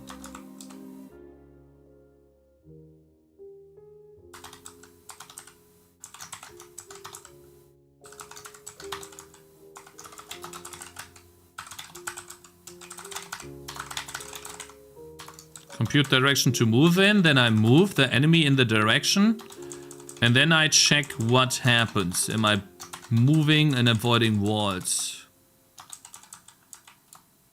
And the render option, it always depends on what the tile says moving in.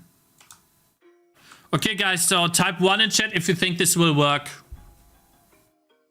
Who thinks this will work? Actually, I want to know. Let's do a poll.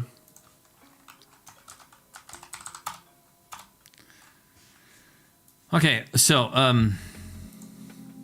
question.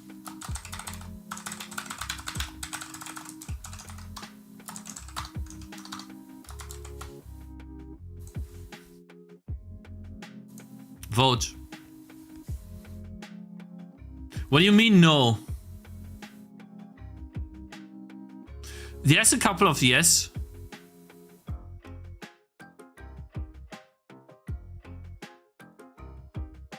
I believe. What do you mean 14 no's? There's no way. There's no... Guys, we literally copied the entire thing from the web page, okay? Did I miss something here? Let's see. Velocity plus. And then you can weight each of those. Here, I simply compute the 3 roots of a particular agent and then add them to the velocity. Then I normalize the velocity and multiply by some constant representation. The default speed of an agent is possible to enhance this further by adding weights to each rule behavior. Modifying these weights will change the way the agents flock. Be sure to experiment with these numbers.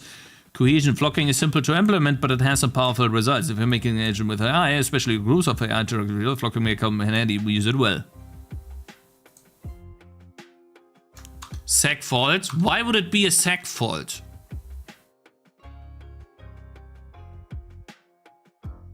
Probably copied it wrong. What do you mean copied it wrong? I doubt it. Okay. So I expect at least 16 people to apologize if it works the first time. So get ready to apologize, chat. Bro, use ChatGPT. Why don't you try asking Copilot? Give it a try. I want to see a reaction. No. Oh, so now it's 17 people that need to apologize if this works. Get ready, guys, because you're cooked. So that has absolutely nothing to do with the game. That has nothing to do with this. Why is this broken now? Huh? Hair grid position?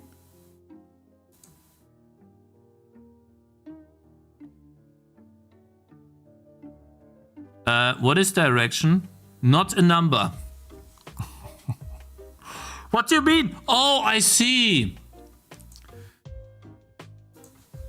It's gotta be 1, right? Minimum.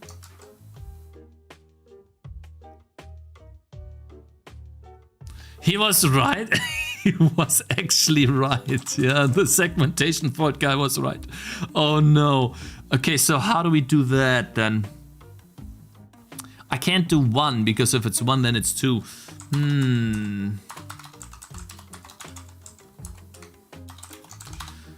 So I suppose what I don't want to do if checks.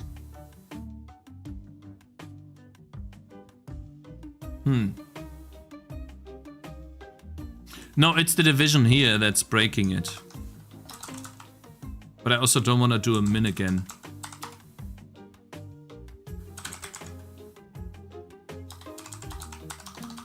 Do I really do if checks, man?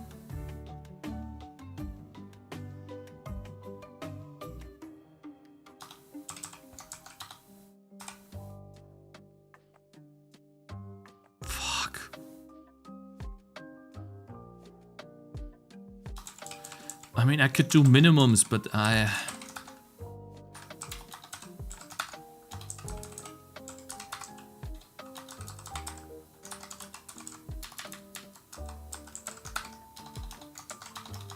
Okay, that will work. Apologize to us, sir. So, okay, fine. I apologize. I coded it badly because there was a 0 division. Now there's no more 0 division. Now it should work. And now you are ready to apologize because you think I can't code a simple direction calculation for an enemy, which is watch. Fuck! Why? How? Oh, I set minimum. Hold up. Okay, so now I apologize again because I'm stupid and I can't code. It's supposed to be maximum, okay? But now you're ready to apologize because now it'll actually work, okay?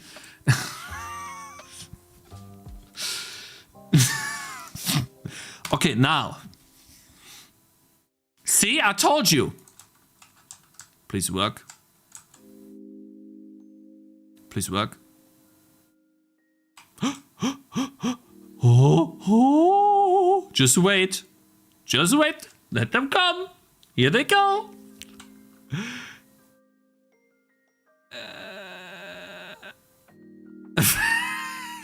What?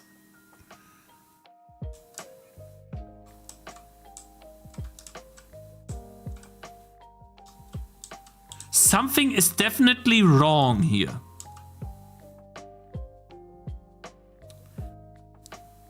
Something is pushing them away and into each other too. Yeah. Maybe this push thing here needs to be minus, huh? How about we test that? B star path. They should not collide with each other.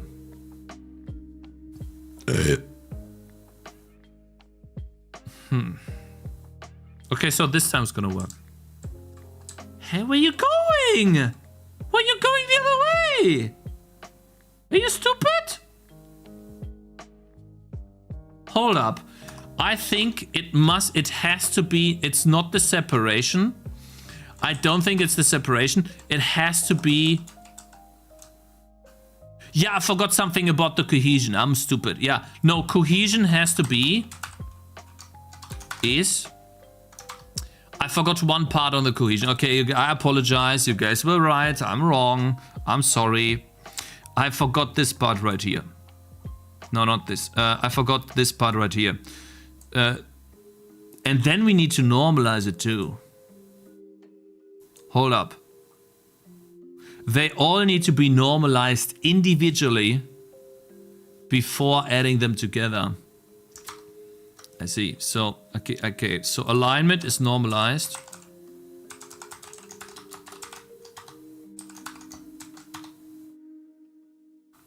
What if I try to normalize the 0 vector?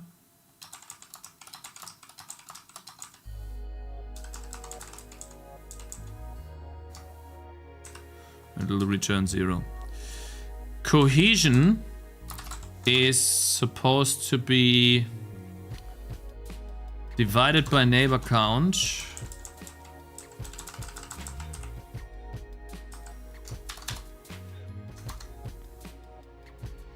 And then I take the cohesion vector and do minus enemy.position. And then I normalize it.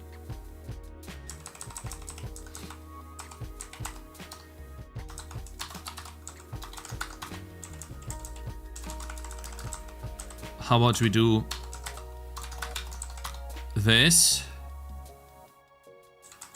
Cohesion, and then the last one, the separation.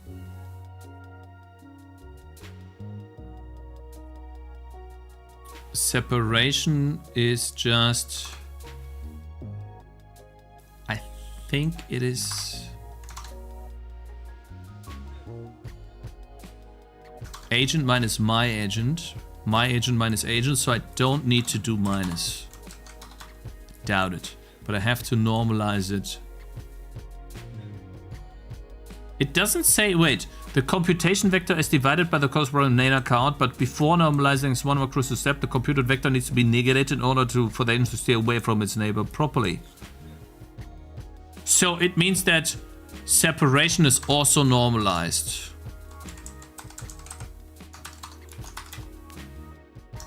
I see, so now I see. So basically it does...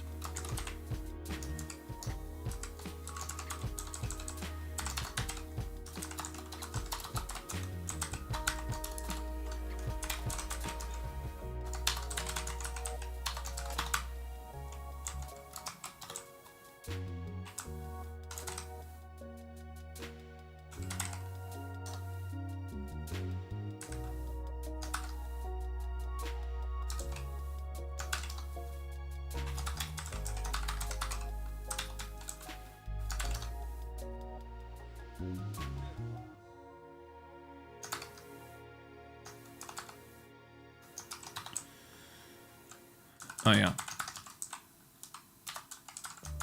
God, these things are just...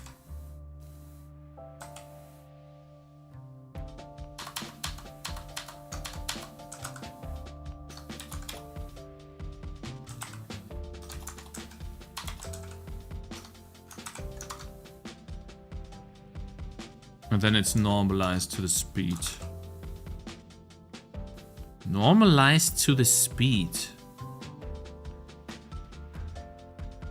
It's normalizing it and then multiplying it by the speed?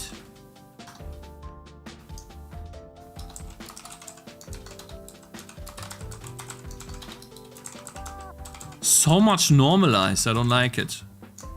But okay. Let's try this again. Let's see what happens. You still have the plus at the end of the line? Oh, how does that work? Why did that even compile? Great, now I get the stupid null point. I gotta fix this null pointer thing, it makes me mad. You still have a plus? Really? Even more pluses? You sure? Oh. Bruh. Thank you. Okay, so now we should be good. Man, that's crazy. All right. Let's see. I don't know what to do now. I don't know if it'll work. Enemies are approaching. Let's see.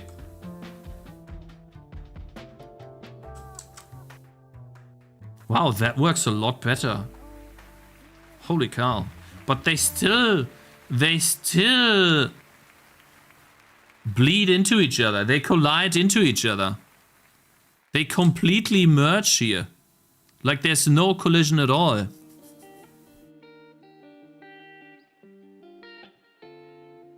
Separation stronger.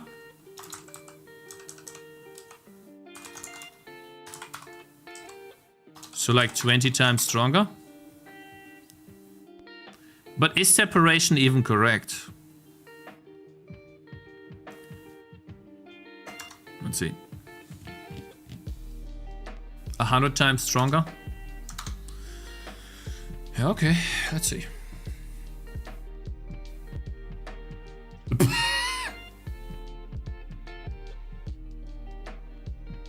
It looks odd now. Really looks odd. They can't move at all. But hey, cool. Let's make it just 5 times stronger. Damn, that's cool. I love this. This is really nice.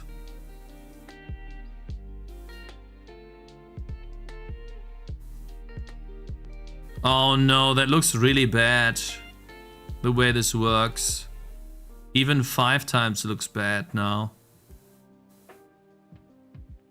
God, that's bad. Oof.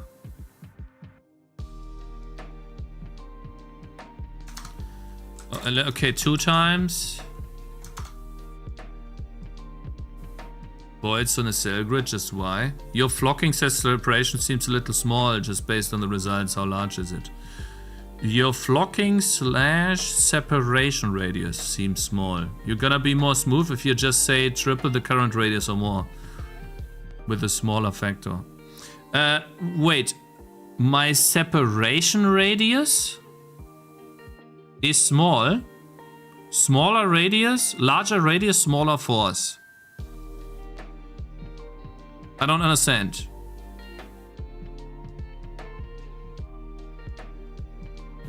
It's gonna be, wait, your flocking / separation radius is small. Okay, wait. I'm confused. These are my distance. Like, let's call it separation dist. And we first do alignment, cohesion. Yeah, we do alignment first, then cohesion, and then separation. So you are saying what is too small? You want the separation vector to be non-zero already when they are not colliding. So I want the separation distance to be bigger, like the same as these, and that'll result in better collision. Huh. Okay. And then you're saying, okay, thank you, man. Thank you, Mr. Super Cool. And then here I use a smaller, I guess, thing, right? Let's see. Are you sure?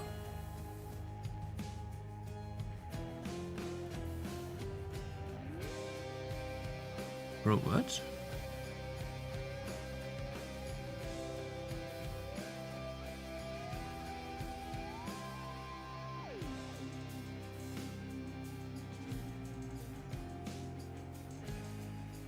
I don't understand. No, guys, I don't think it works correctly, because here they are completely bleeding into each other. It doesn't work correctly.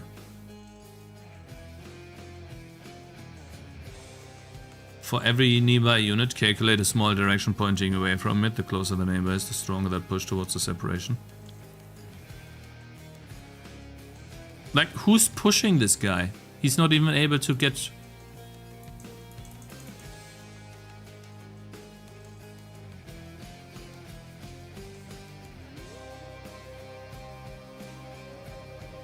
Can you show the separation vector code again? Yeah.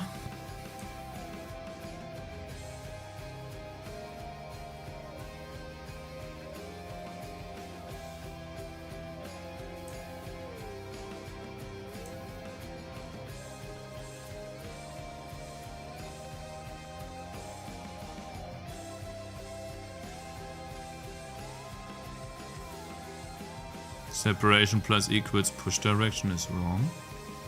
But that's what he's doing. Or am I wrong? Separation. See, that's why you show the entire code, not half of it, man. You need to normalize push direction and scale it by the inverse of the distance. So it's next to 0 when they're barely overlapping.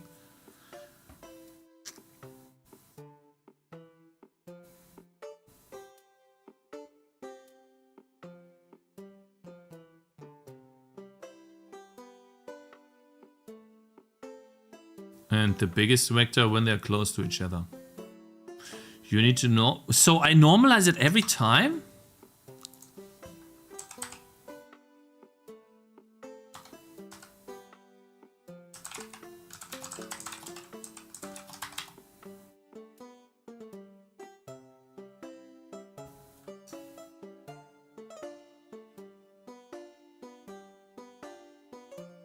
Separation distance. But it's 40. Isn't separation distance too large then? 40 pixels away from each other?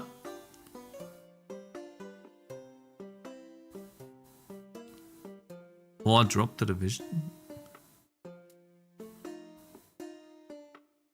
Isn't this just too large? But the body radius of a skeleton is separate from... Why? Because I'm trying to stay 40 pixels away from other skeletons. That's a bit much. Right? Isn't this saying stay away from other skeletons that are 40 pixels near you?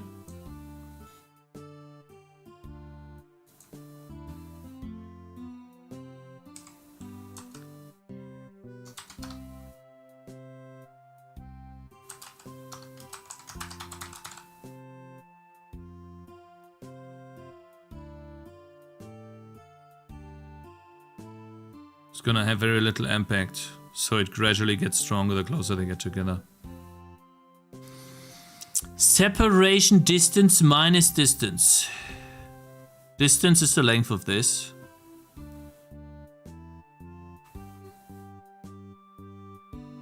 Divided by separation distance. So the push direction is multiplied by distance divided by separation distance. Let me just do some. So if the distance is 40 and I divide it by 40, it's 1. If the distance is 20 and I divide it by 40, it's 0.5. So I guess I need to do 1 minus, right?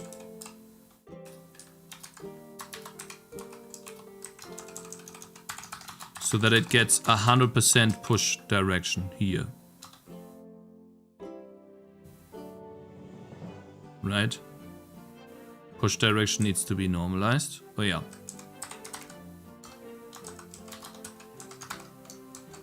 But then, hold up.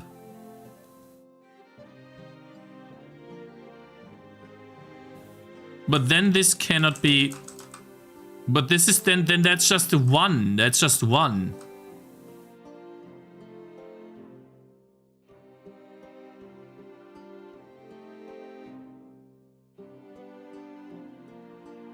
No, wait, I think that's wrong. Because the most I can, like...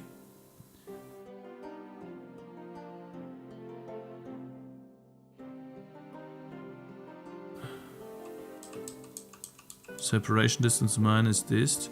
But then that's... Wait, hold up. I'm confused.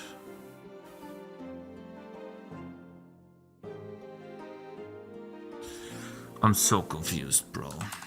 40.2f. Oh god.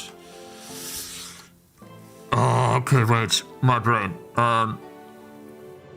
Separation distance of 40 pixels minus the distance. So 40 pixels minus the actual distance.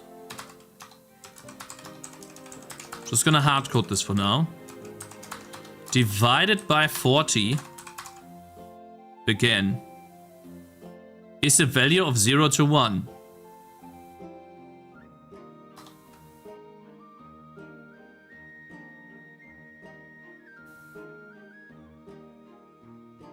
Remove the division. You sure? 40 minus the distance. Aha. Bot? I'm not a bot. What you talking about, buddy? What you talking about? I don't think this will help, but let's just see what happens. Let's see what happens.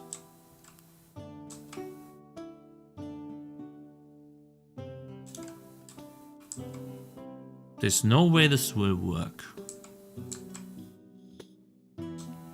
Enemies approaching? There they are.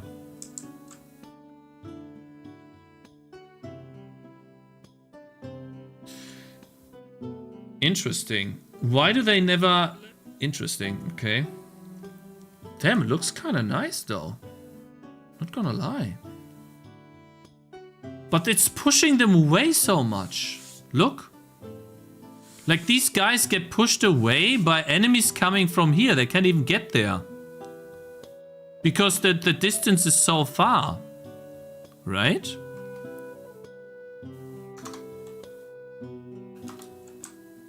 Is that it? So, maybe separation needs to be just 1 for now? So, depending on what distance I use...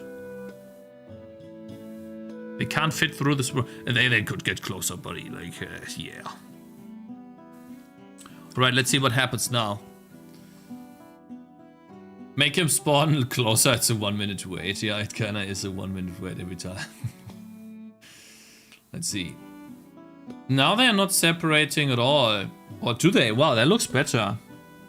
No, they're literally just overlapping here, man. Okay, so we do need to separate them. But the distance is too much. We need at minimum 2.0. Remove the normalization around the separation distance. This one.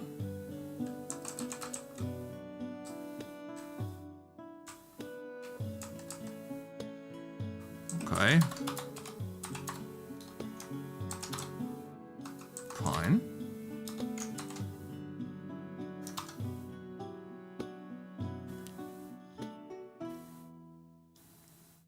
I'd suggest attaching a leader they follow. No, we can't do that. We can't do that. This is all going to be...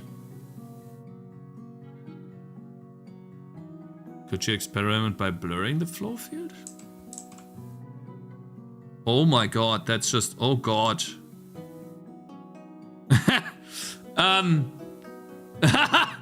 Like, that's kind of funny. I think the radius is too high.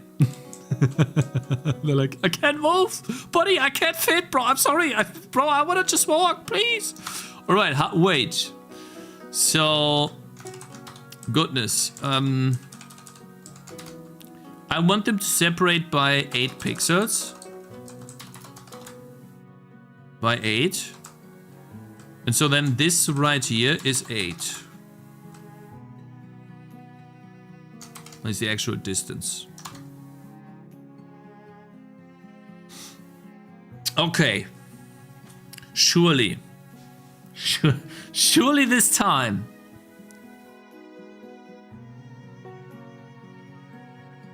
I think the problem that I have at the moment is that the enemies still stutter left and right a lot.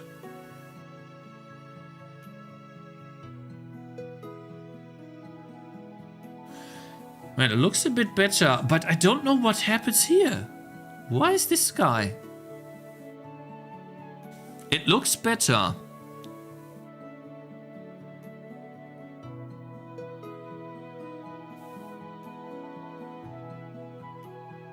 Why are they getting pushed? Enemy move direction is normalized move direction. I do that. Here.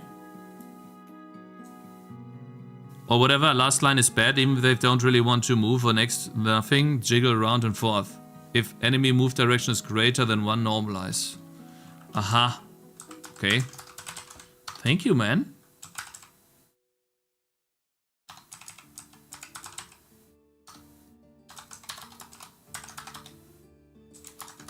Wait, const, float, move, dist.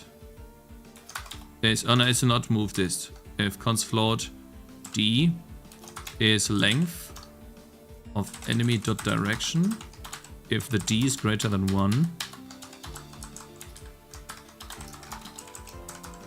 we do normalize enemy direction as enemy direction divided by d. That's normalizing a little bit more efficiently. Ha ha ha ha ha.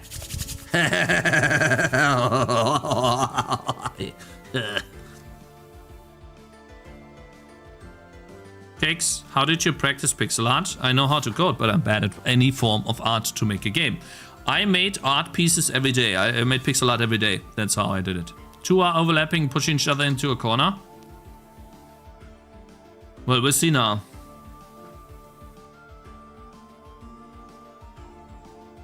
It is a bit better.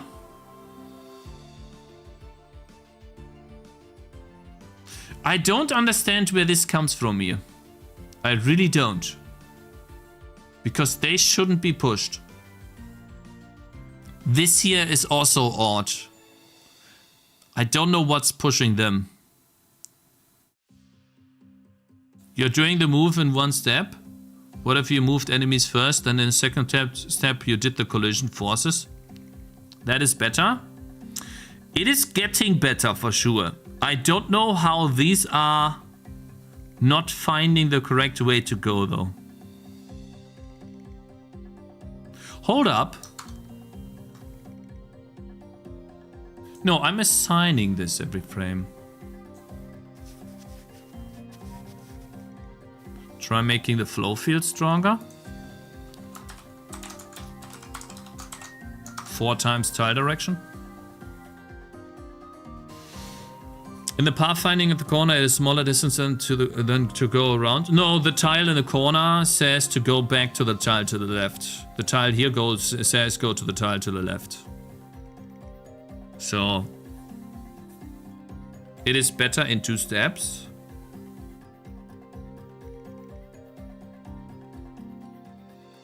They are jittering every frame. I don't like it. Why are they jittering so much?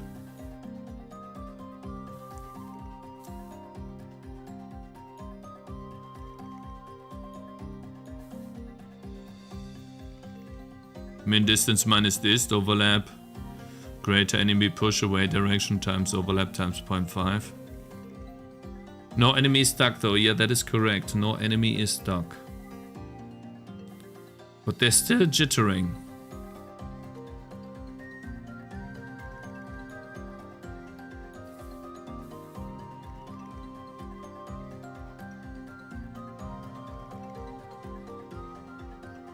You are doing the moving in one step. What if we only move the enemies first?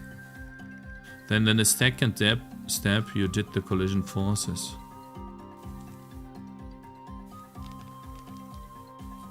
Floating point imprecisions. Plus. Greater than 0 checking. Increased to 0.1 or something. What? Floating point imprecision, what you guys talking about? Huh? How's it going with the sprite jitter? Yes. Normalizing vector 2, 0, vector 2 stays 0 with his implementation. Yeah, I know. Is that a problem?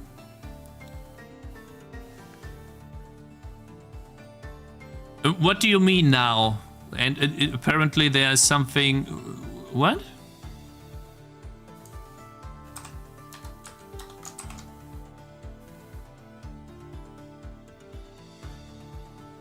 If the solid tiles would contribute high distance values into the flow field generation, you blurred the field, the enemies would avoid the solid tiles a bit further away. Add a dead zone so they stop jittering. I don't understand what that means. Add it, like, you need to tell me where in my code. Like, I don't understand what you mean by dead zone. I don't understand what you mean by 0.1. Where? What? What do you mean? 0.1 what?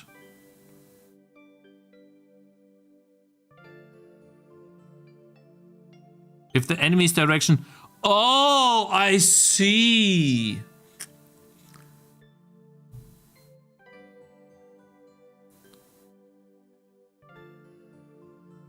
But the guys, I don't mean the jittering there. I mean that they are literally stuttering when moving. That's what I mean. I don't mean the sprite jittering left and forth. I mean the I'll show you. Watch. Fuck. So for some reason this broke now. Apparently sometimes this breaks.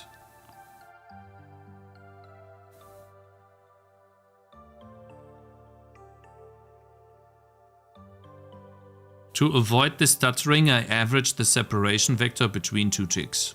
Aha. So you do both vectors together divided by 2 or something? Or do you normalize them?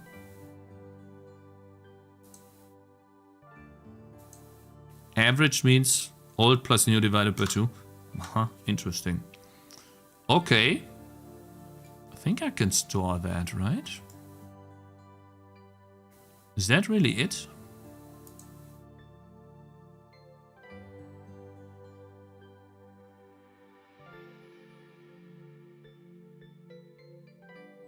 But man, it looks really good.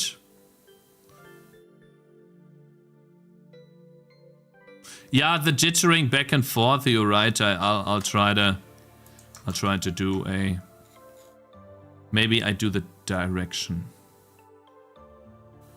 instead.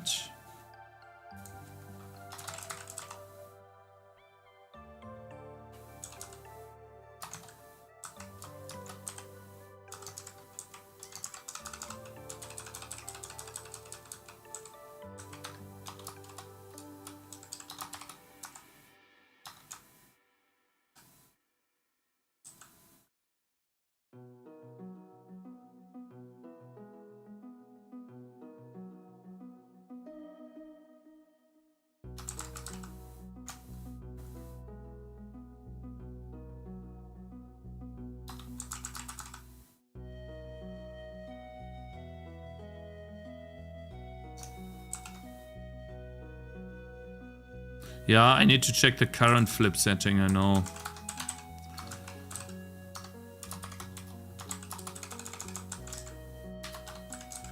Yeah, I thought so. God damn it.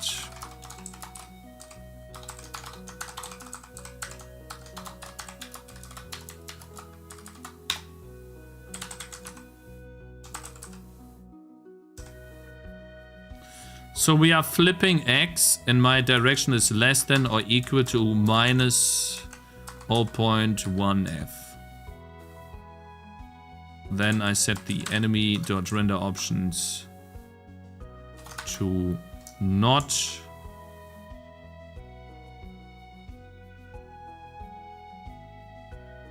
I toggle the bit off. So I set the render options, flip X. And I add that together. So I turn the bit off. If enemy, don't render options. And render option, flip X.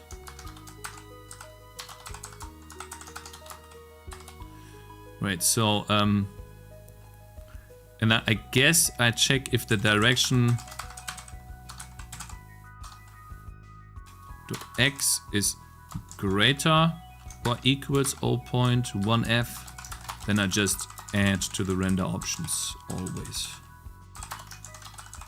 Even if it already is there. I think that's it. Okay, and then the enemy's previous direction is very simple.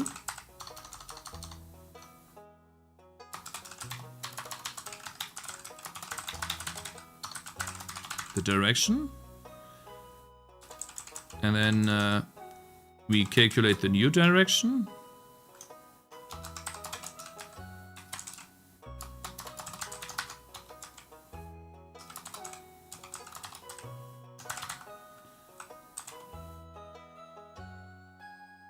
But wait, you normalize it, right? So first we need the new direction. And then we set enemy's direction to previous direction plus new direction divided by 2. And that'll get rid of the jittering, it seems.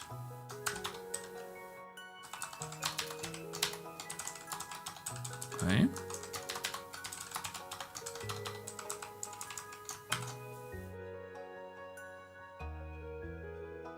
Let's see, guys. Let us see.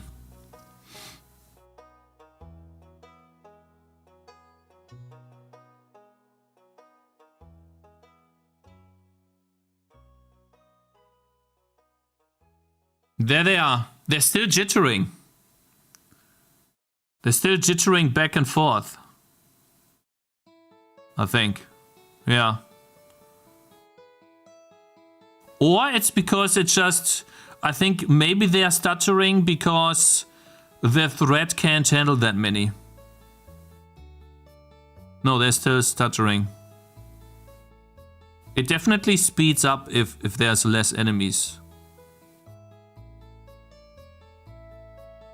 They're still flickering.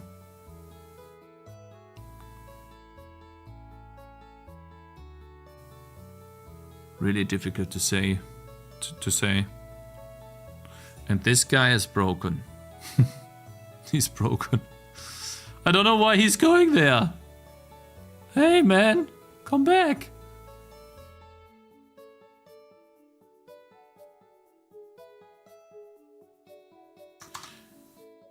You know what? I'm just gonna let this only spawn 1,000 enemies, and maybe that makes it a bit easier.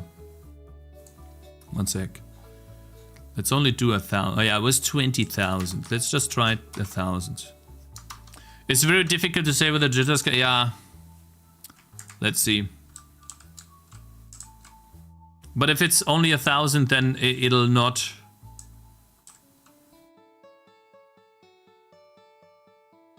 Difficult to say.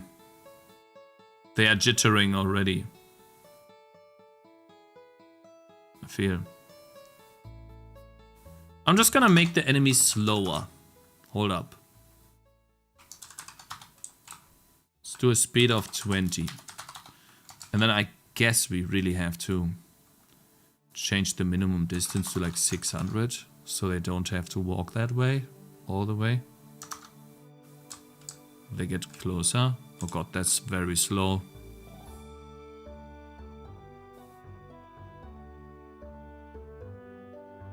There's less jitter when they're less. Yeah, it looks like. Let's see.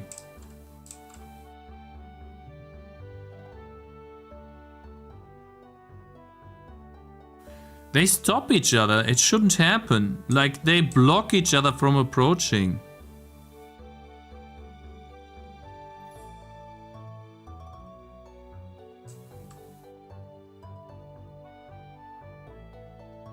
Like, why is this happening? They are sliding off here. Really bad.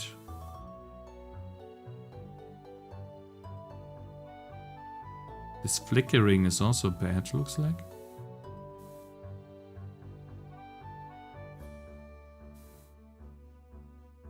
Increase 0.1 to 0.5.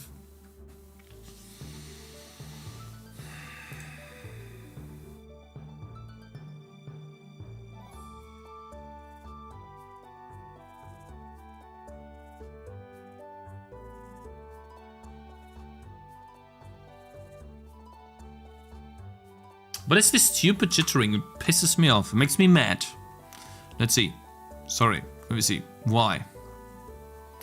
Update enemies.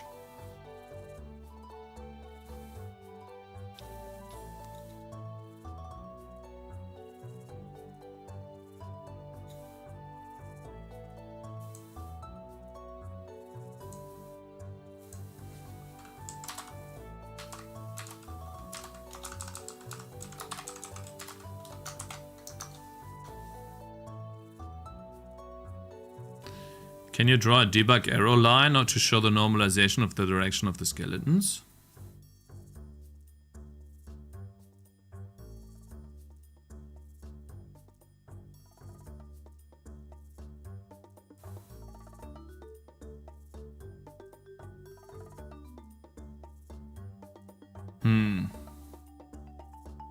That looks a little better. But it's still, this is a bit odd here, right? The way this guy goes. So I think what I need to do next... It looks like the flow field is not... Right now it looks like the flow field is not winning enough in order for them to move properly. So I'll probably have to add 3 times the flow field to it, but then...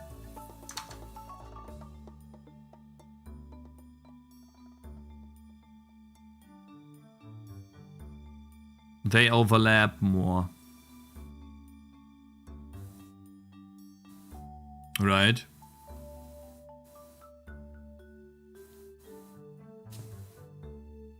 Let's see here. It is a bit better, but they still collide with this wall because the direction I'm doing is kind of bad. At least they don't have this jitter to them.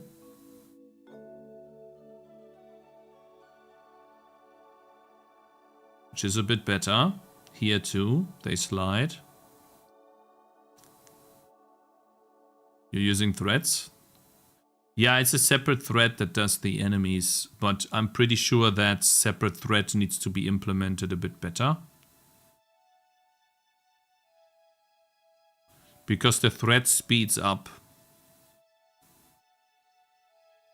Do you calculate all the directions for all enemies and then move the enemies based on that direction after? Yes.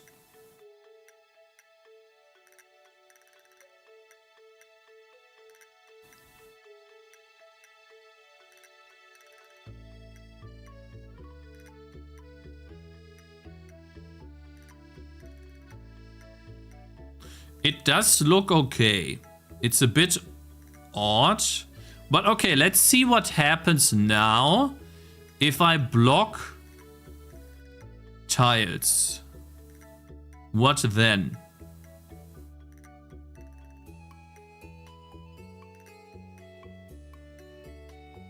Looks better than Gothic Remake. What if I block tiles now?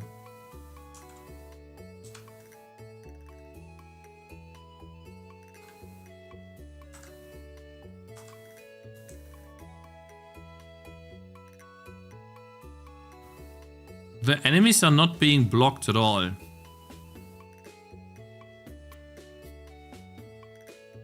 They completely ignore the collision with the guys that are attacking.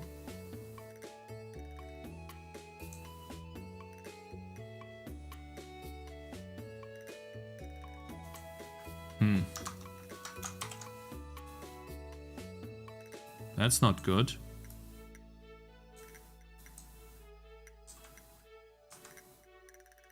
Let's see. Let's put a block here.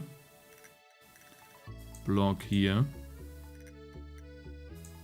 Block here.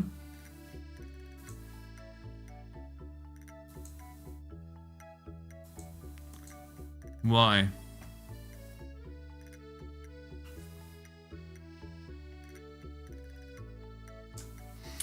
Why don't they push each other away? Because the guys that are attacking... Wait, but still, the guys that are attacking should push the enemies that are incoming away. Right?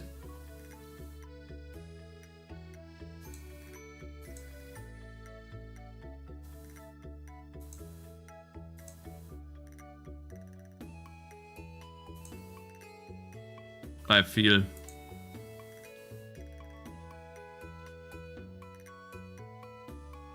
Maybe they push too slow and then all of them are attacking.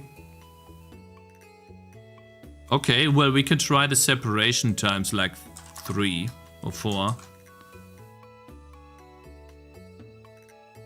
They will only push a bit. Your flow field strength is higher than the strength. Well, that's a bit bad. Okay. Let's try that again.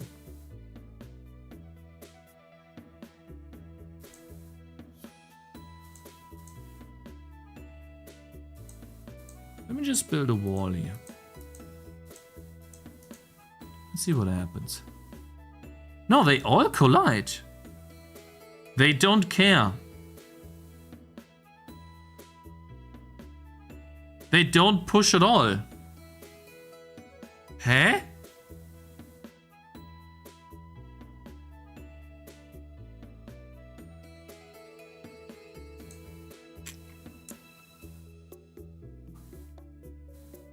Why? Okay, how about 40? And then also, I want to turn off this thing, which, yeah. I want to turn off this thing that makes the enemy spawn when I left click. Here, just false.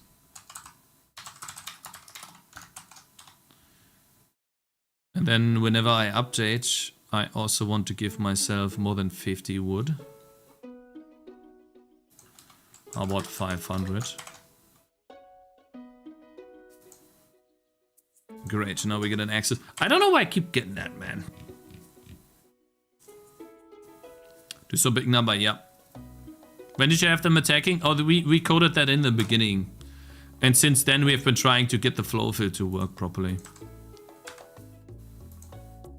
And the enemies piling up. Well, actually, I wanted that differently. Hold up. I want to build a wall like this. So that the enemies pile up.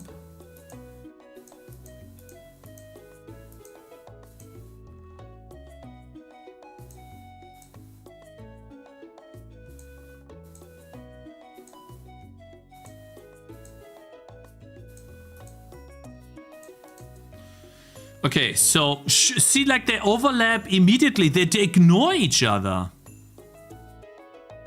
Hey, AK Elements, thank you very much for raiding, bro. Appreciate it. They ignore each other. They don't push at all. And this guy doesn't even get to the tile. They go to the left. Show the attack code. I like that. No, that's bad. That's really bad.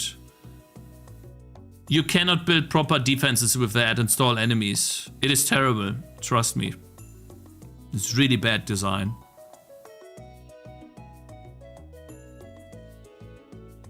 There will be AoE weapons, but you want to see the AoE weapon on all of the enemies properly. In order to do that, they can't overlap like this. Otherwise you have... Yeah, it's just bad.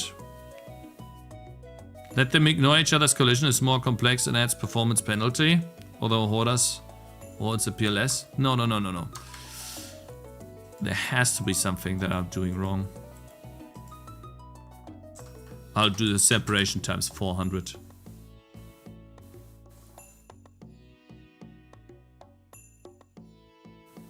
And I'll do one more thing. I won't clear the buildings each time, because I'm tired of doing that.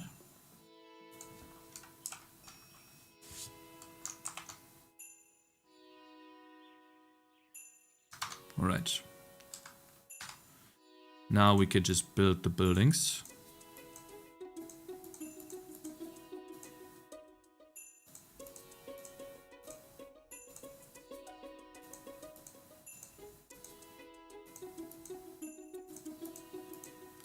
And not have to worry about building that every time.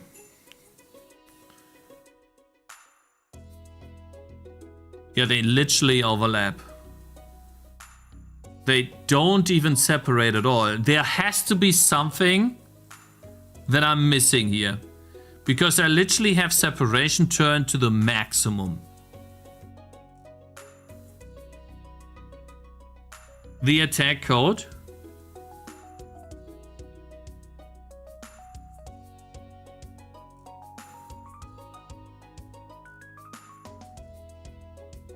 Are you multiplying after normalizing? Otherwise the distance will always be 1.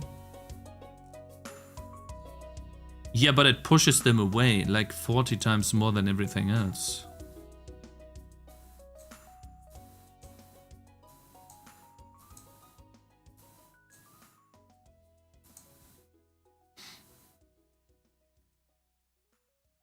They are overlapping less this time? No, they are just overlapping.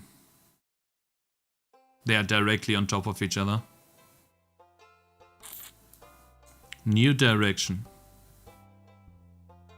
It's the length of the direction and divides it. But even then, this is the most thing. This is most of it. I don't understand. They are on top of each other. That makes no sense.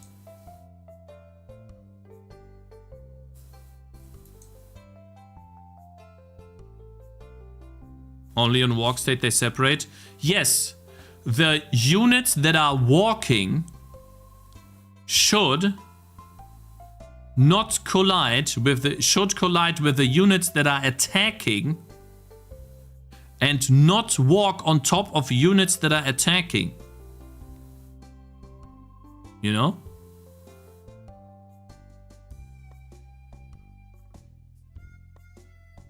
So I am walking right now, I get close to a unit that is attacking, I'm separating away from it. That's what should happen. Yeah, what do I debug here? You know? Where's the part? Well, the slide is here. What's your attack range versus separation range? Attack range is literally on the tile. I am on the tile, then I attack.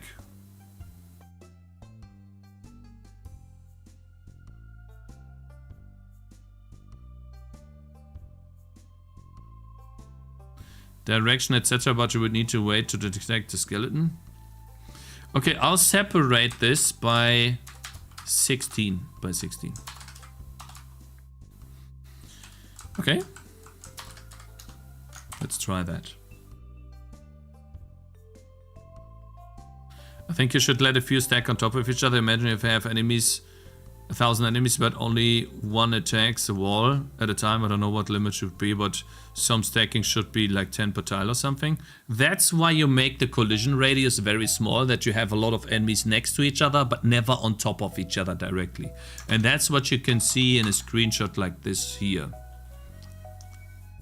You have a lot of enemies on top of each other or next to each other, but never directly on top of each other. That's what I want. But they are not on top of each other. Hey, they ignore me now. What?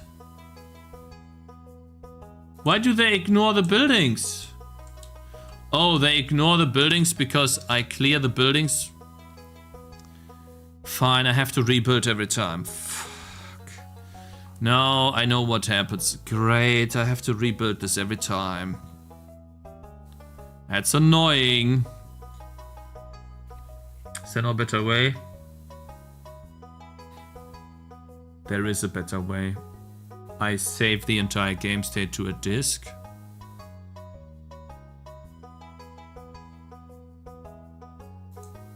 And then I load the entire game state from the disk.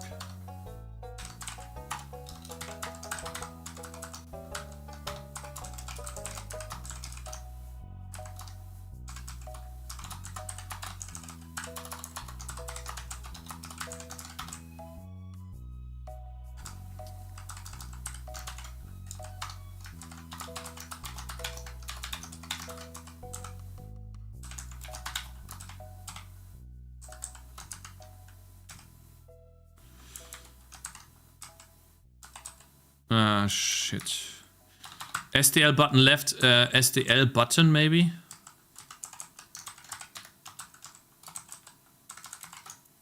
X1 and X2, there we go. And then in the game, in debug testing, hold up. Oh, this is just updating enemies, one sec.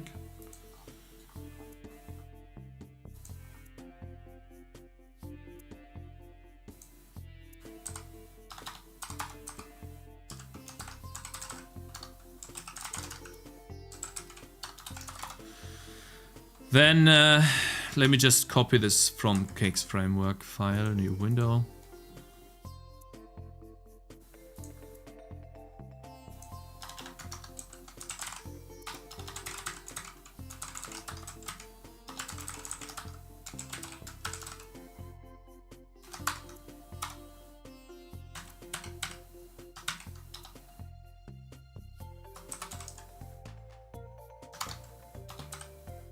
So,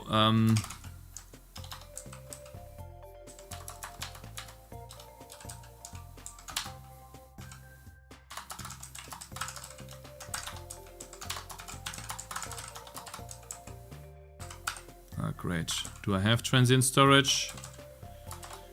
God damn it. Well, great. Do I not use the transient storage in the game? Or is it game state transient storage?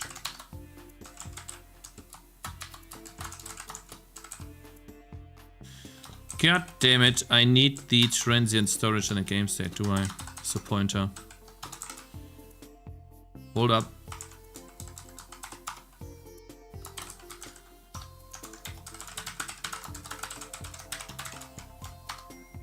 It's a bit of setup here. GL render, transient storage, there we go. Game state.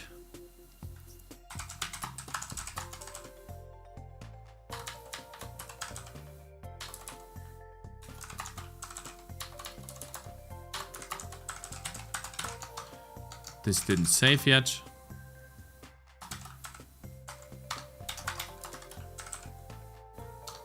Okay, so now we have the transient storage in the game state. Then we can use that. Oh, that's bad. We can't actually do that. Oh, that's so annoying. Oh, that does not work because it's a pointer. So we have to... Oh, God. Okay, one sec, guys. Game.h. Update game.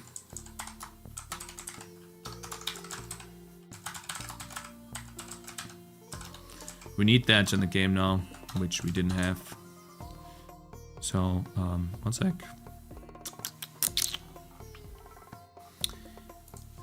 Let's just put it here at the top.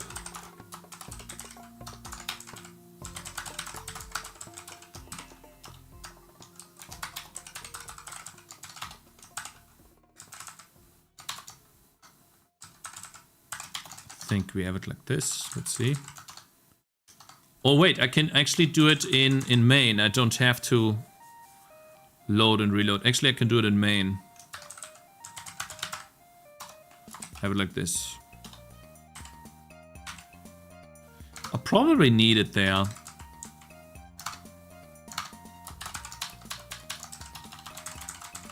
But I should do it in main. Hold up. Yeah, I need to do this this thing right now, the side quest. Because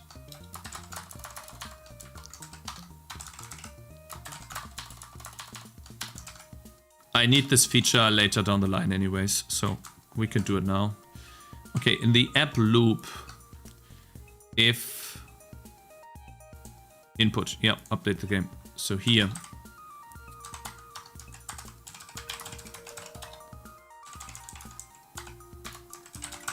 And if I think we are in debug mode. If we save it, then load it.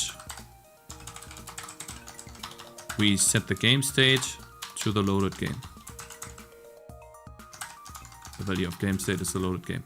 So that is actually load game state. Now we need to do save game state. That's also in main.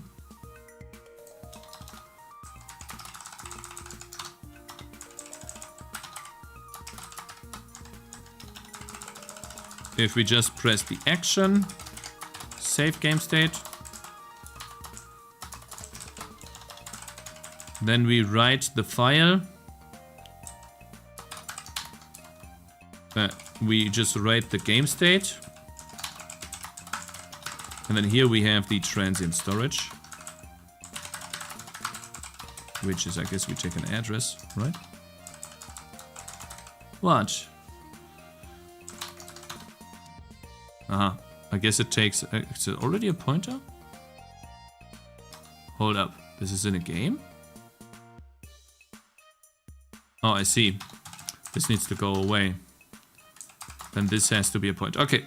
And then we write the file using the size of game state, but that's not why it's complaining. Write... Oh, I don't have write file? No. Oh, I don't have write file. Shit. What do I do? Damn it. Everything was fine until write file happened.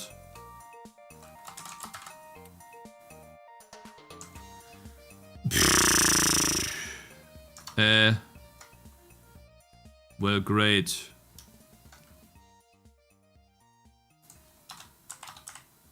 I'm never writing a file. Wait, I am writing a file. I'm literally... Write line.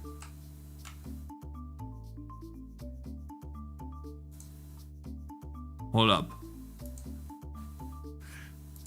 SDL write IO. IO from file. Assets.h. Write IO. Do I delete the file somewhere? If file exists, delete file. Oh god. Okay. I guess I'll do this then, huh?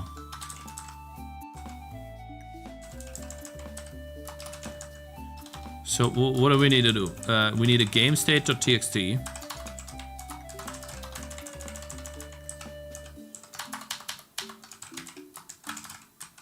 Guys, what is W again? Does it overwrite the file?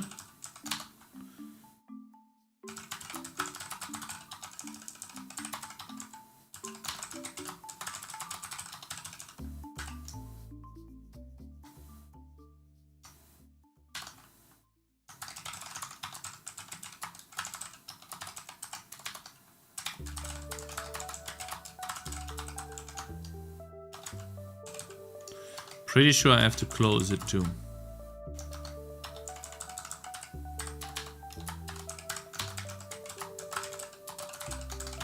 Okay, let's see if this works. Sorry about this.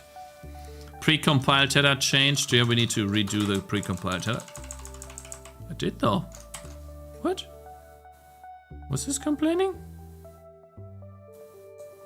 Ah, there's an error in precompiled header. Use of undeclared thing error. Oh, I see. I put the right file in here. Okay. Sorry.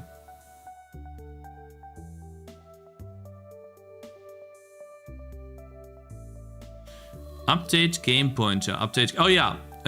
We are not supplying the proper... Yeah. Wait, hold. Game.h. This is wrong. Okay. So I don't know what writes the game stage now, but it should write me a game stage when I click a button. So if I do it wrong, if I click the wrong button, the game will crash, by the way. Let's see.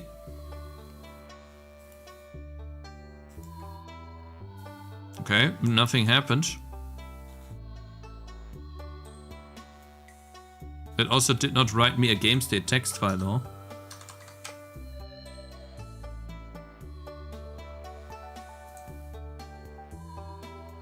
Wait, it didn't seem to...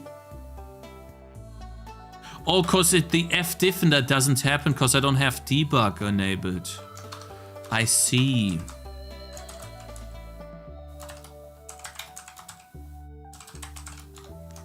Guess we have to add the debug here.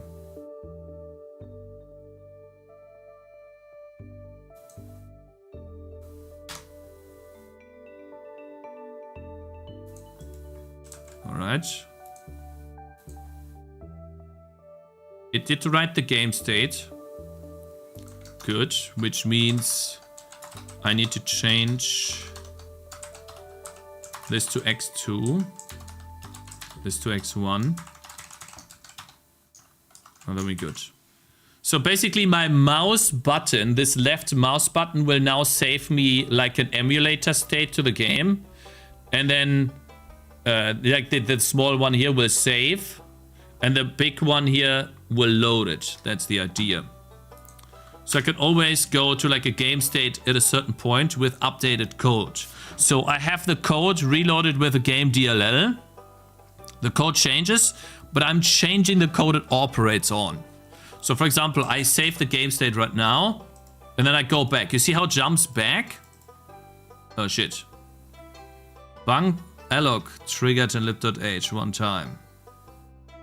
Assertion failed.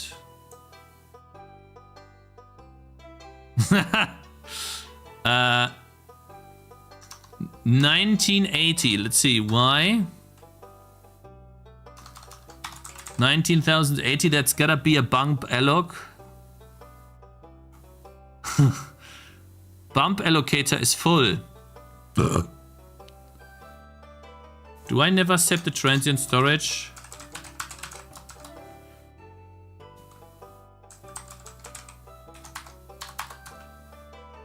I do, but only in the texture packer. Aha! I found a bug, guys. Only the texture packer sets it to 0. Because it's on a separate thread. Well, that is a bit annoying. Is it now? Now I'll point a new line. No.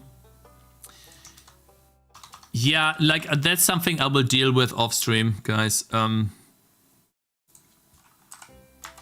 Basically, the transient storage .used needs to be set to 0. Reset. So I can load in more and more stuff, but the texture packer runs on a separate thread and is using this transient storage too. Which means if I set this to 0 while the texture packer is using it on a separate thread, then it'll break. It will break the code. So I'll have to deal with this off stream. But okay, at least it works now, which means I can build myself a cool base.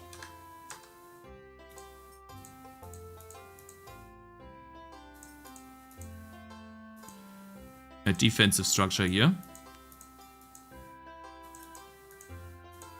Come on, enemies are coming. Save it, and then I can always go back. You see? I can always now go back to this, even if I update the code. So here you see the enemies prioritize separating over approaching, but they still don't separate with enemies that are attacking.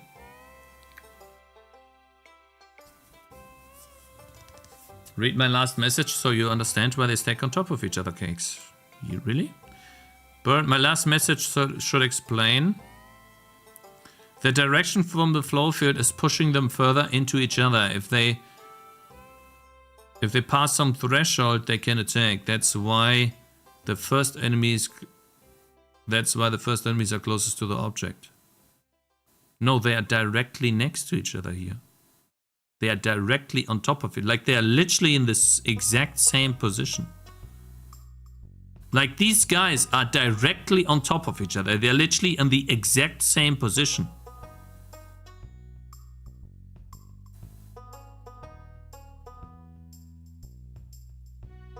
That's not it.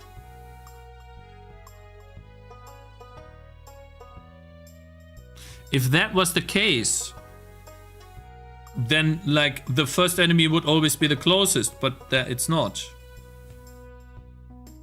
Right after right has it on the allocator? Yeah. It will be bad. So that's not it. Unfortunately, it's something else. I don't know why they don't spread. I would love to fix it, because then we are done.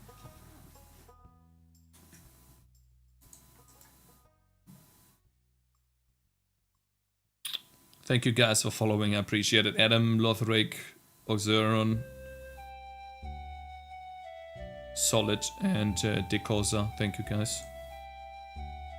Then we're done. Yeah, no. If the enemy starts piling up on the palisades, I am very close to be able to generate a screenshot, the first screenshot, that would be part of like a marketing, how do you say that? Marketing push whenever the game actually has a page. I will start to like do some screenshots to show the, like I want to prepare some marketing material, screenshots and videos and stuff like that, to when the page releases, that I push all of that to Reddit and X and stuff and show the game. But only then, not now. It makes no sense now. I don't have a page. That'd be lost traction. But we're not there yet. Because the enemies don't pile up! Fuck!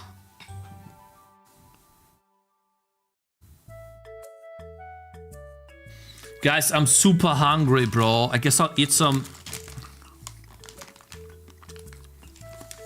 salami. My wife was so nice to bring me some food. But man, I wanna really solve this problem. I just wanna make a fucking good game with a good lighting system. I've been spending 5 years on making a lighting system and I never made a good one! Yes. That is true. This guy is correct. I didn't have a good lighting system until I copied the one from Stardew Valley.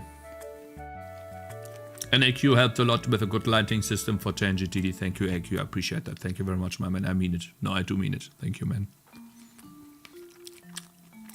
I'm eating a salami. Pfefferbeißer.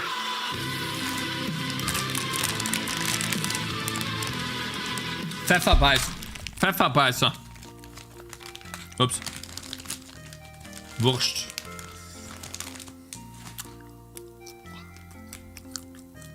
Why are they directly on top of each other, chat?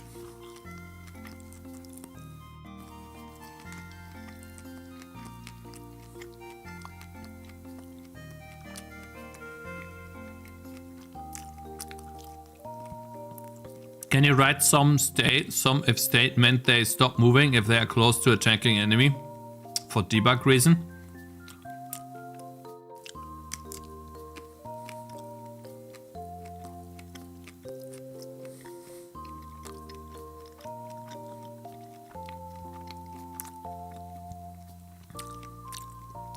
What you talking about? Old Cakez was not used to eating. Old Cakez was eating all the time, dummy. That's literally the emote you see in chat. That's literally the emote. That's my profile picture, man. That's me eating a salami. What you talking about?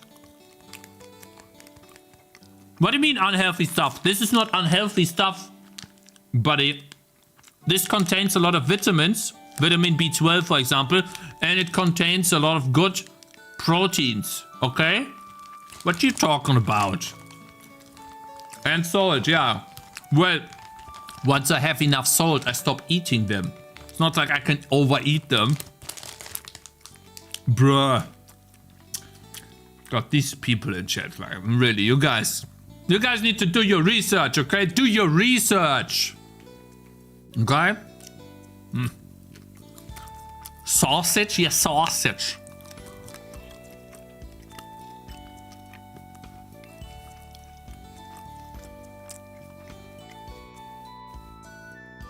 What does the Nutri-Score say on the Verpackung? I don't care what it says, man. I know what's in it.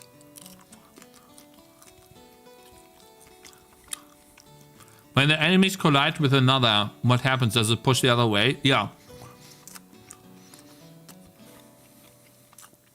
You know what, guys? I'll try something. One more try. One more test. One more test. Okay? Let's see. I just want to make sure.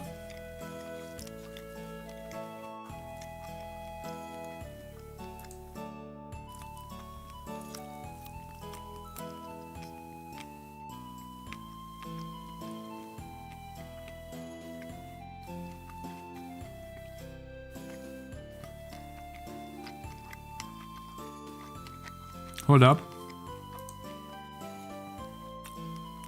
No, it just gets an enemy, gets the grid position and puts the enemy in the grid. In a chunk. That's it. Okay. No, that's not the issue.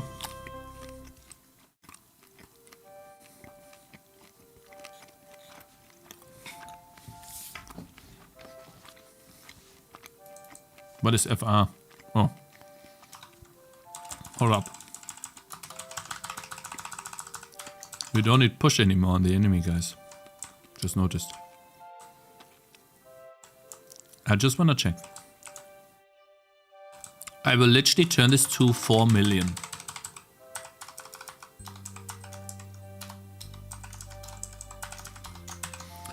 I'm separating the enemies 4 million times stronger than everything else. Are you guys ready? Let's see what happens. Nothing, they walk on top of each other. They literally walk on top of each other, so it's not this.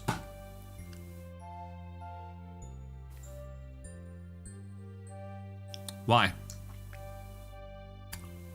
This code is not even running. I don't get it.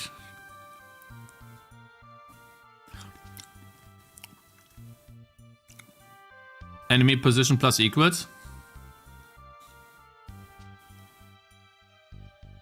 Well, the next position is position plus the direction.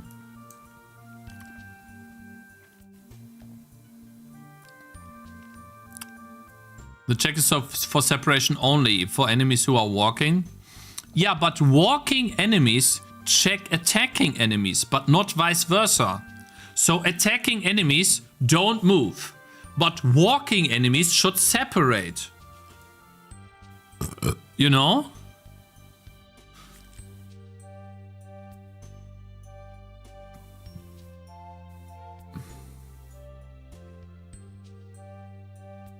Shouldn't the flow field update when the tile gets attacked? No, it shouldn't. Try a bigger separation distance. Bro, it's 4 million.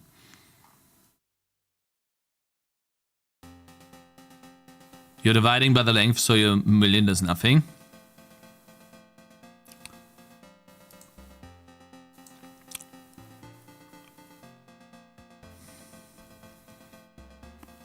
Man, it's gotta be something stupid, guys. I'm telling you. It has to be something stupid.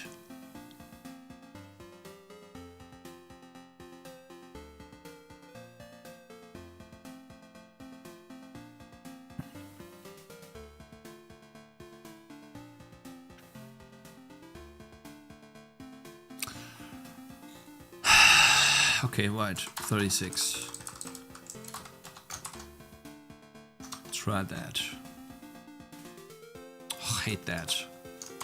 Stupid null pointer sometimes. Like, why would game state be null pointer? I'm literally waiting.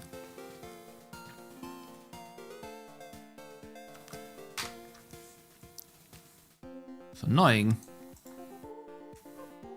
Great, now this is wrong. Access violation? Why? Why would this be the case now? Oh, because I'm storing pointers in there, I see. I can't do that. Fine. Go to sleep, dude? No. I'm fixing this. Okay, I fixed this so tomorrow I can relax. What you talking about, man? Go to sleep. What's this guy saying? Like, we go to sleep here, man.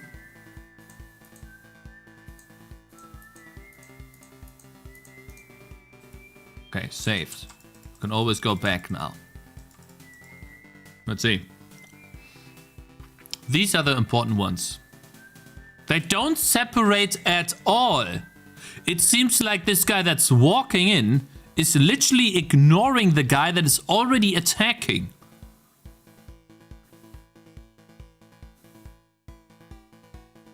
Here too, like they literally ignore each other. On the left it's working? No, it's not. That's only working because some dudes don't get there yet. That's something else.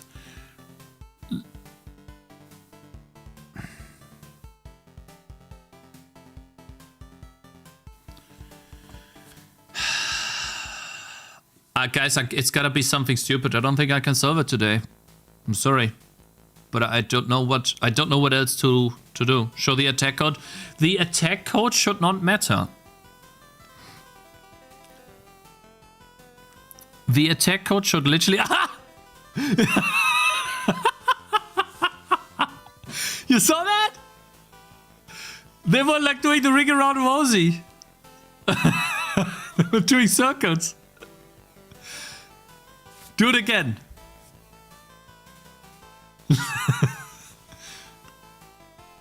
You're dividing by the length, so your 4 million does nothing. No, you don't understand. Listen. I'm adding the direction left, which is the size of 1. I'm adding the direction right, which is the size of 1. I'm adding 4 million to the top. Then I divide by the length.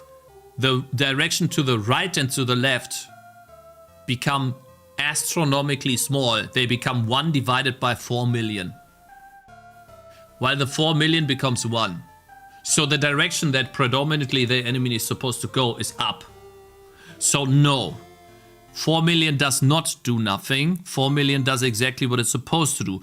But it looks like that there's some other code problem. There's a different problem. Have you tried just setting the enemy direction to the new direction instead? Well, let's try.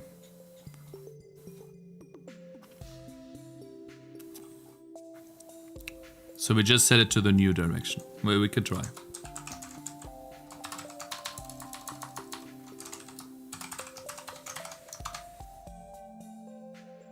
It does not override the direction later in code, no.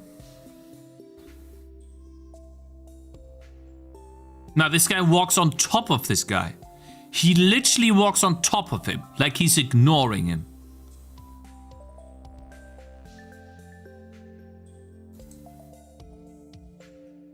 Why don't you draw text on top of each skeleton to say what they're asserting? Draw arrows. I don't have a way to draw arrows, unfortunately. Yeah. The walking enemy pushes the attacking enemy. No, a walking enemy looks at all other enemies and then walks in the same direction while at the same time pushing yourself away. And the pushing away from the enemy should happen to the attacking enemy. Just print the distance. No, I think I need to do the following, guys. I need to just look at 2 enemies and see what happens. So, all I need is 2 enemies and a block here.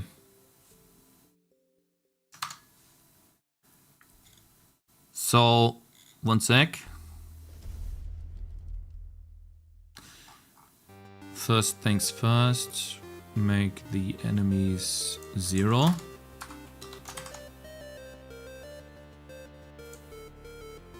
And of course we get a freaking game state.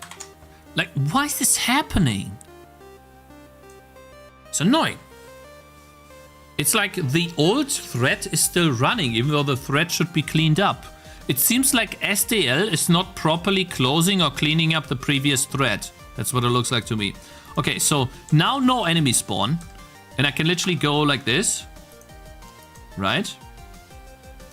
And then save the game so that I always can teleport back. And then we enable debug testing. Again. Spawning enemies with left click. And now we spawn 2 enemies here. See what happens. Please, guys. Okay.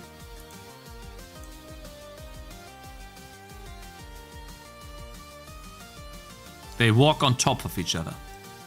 Okay. Now. Your welcome message is empty, Peepo sad. Okay, so that's fine. I need to... how about I just spawn 2 enemies here?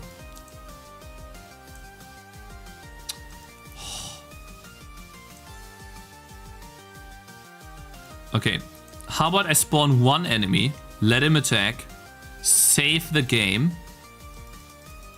and then I spawn another enemy and see what happens. Yes. He does ignore the guy, it looks like. So why is the other enemy that is walking ignoring the guy? That's what I want to understand now. And in order to figure this out, we can look what the enemy is doing by just slowing down delta time. Ah, but I need to slow down delta time here. Which... no, it has nothing to do with threats, bro. It has nothing to do with threats.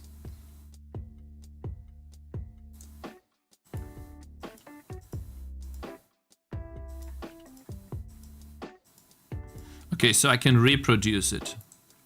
Good. So now we have this enemy. I can always go back to this code. And now we'll see what the running enemy does. And why the hell he is not colliding with the other enemy.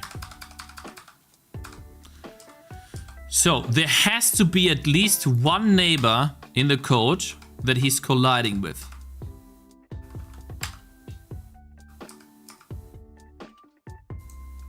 There has to be at least 1 neighbor. Or it does not. It never finds a neighbor. That's the issue.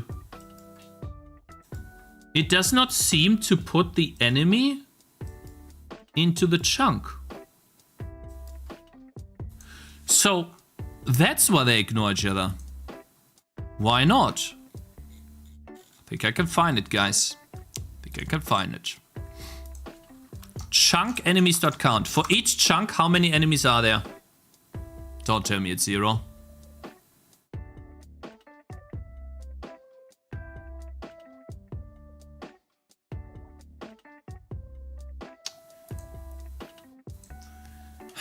fuck.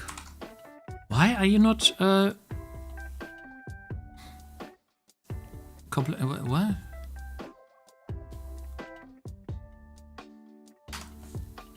Taking enemy in wrong chunk. Why is it not drawing me the numbers? Huh? What? Oh, I'm so dumb. I'm not drawing the text, of course. Sorry. Alright. Of course, then I get this. God damn it.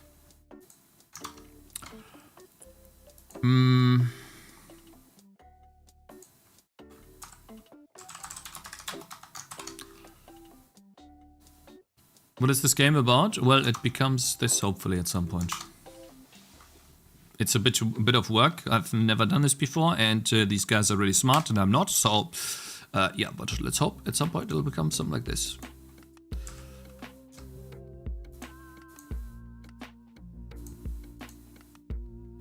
All right, save. Good. Now let's do the, or maybe we can just, is down shift.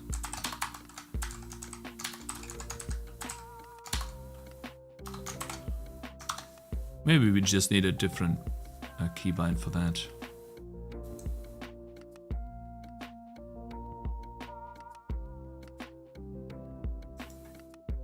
Are you kidding me?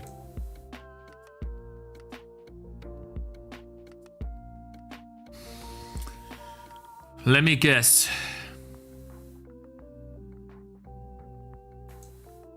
This enemy. Okay, that's bullshit. Sorry, but that's stupid. We have an enemy running. Now it's in this chunk.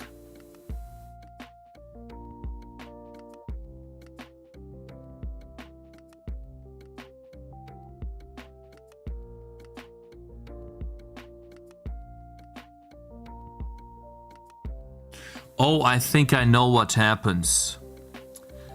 Since the enemy is in the chunk now, that is where the I get it now. The enemy is in this chunk right here. Therefore, it's no longer in this chunk. Therefore, it's not pushing away the other units. So, when an enemy goes to attack,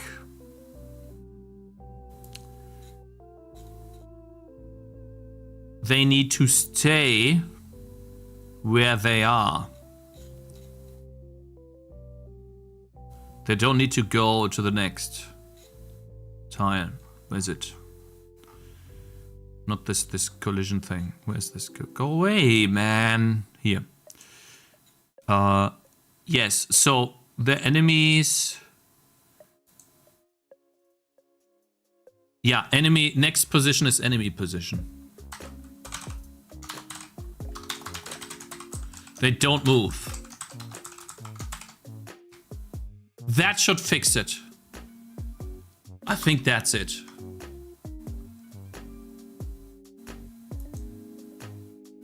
Do neighboring chunks instead? Great, so he's not even... Okay, can you please stop? Why are you not attacking now? Huh? You're changing to attack here.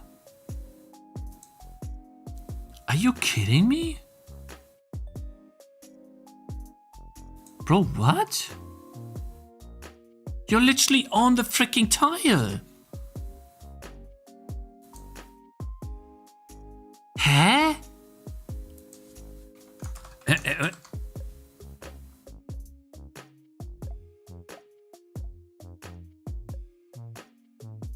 Oh, man.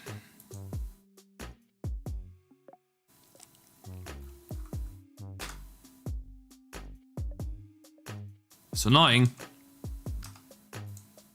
Oh, now you're attacking. Great. Okay. Now it's flipping back and forth.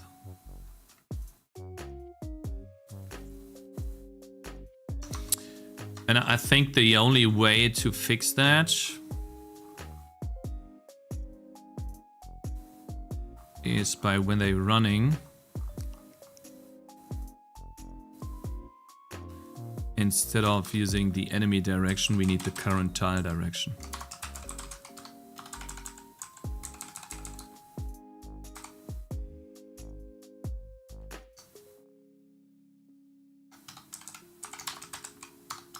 And then we do 0.2 or something. 0.1 is fine.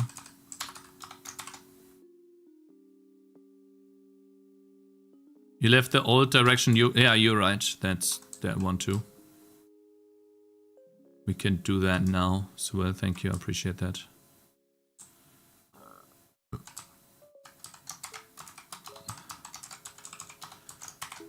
Okay, so now 4 million should actually do something. I hope. Let's see.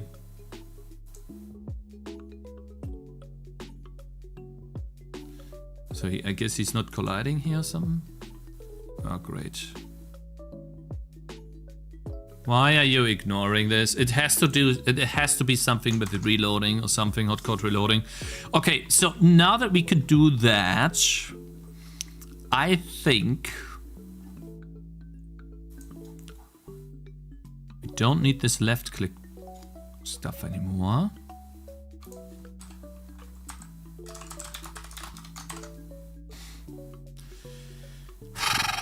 Goodness. Don't need this left click stuff anymore.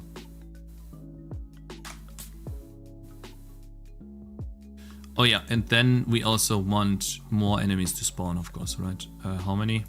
1,000, like we had before.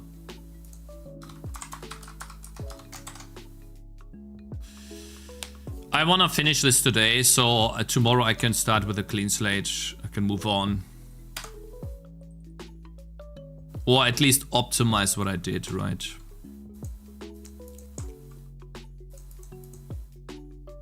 I want to be able to move on from this problem.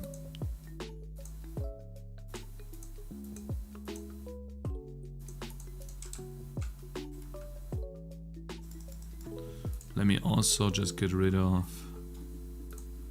Let's see how this looks. And obviously the enemy collision is now crazy, I guess.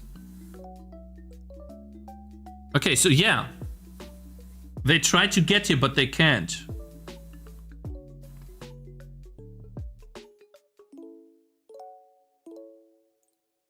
I feel like they should try to find different like ways to attack or something, because right now they can't even get to like the obstacles. But it's better, let's say that, which is nice. It is better, which means now we can go back to 8. Hold up. False? What is this? Oh, this is false. Yeah, yeah. Here.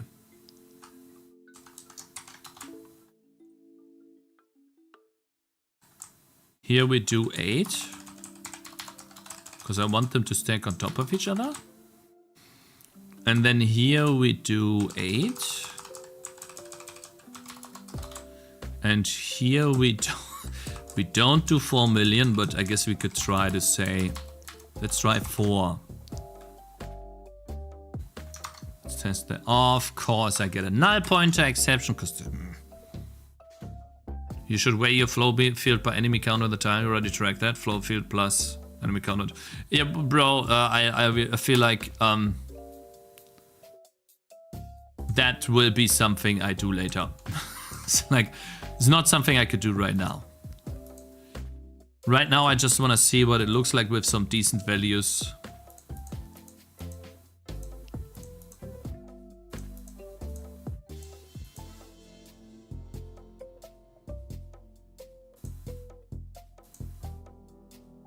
Let's see.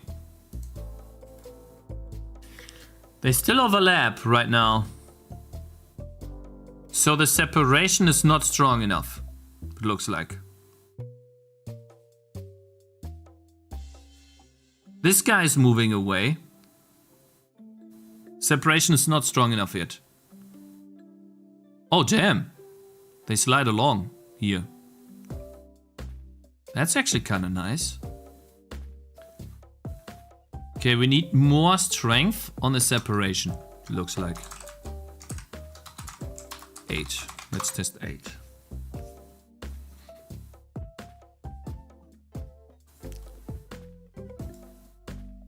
Test 8.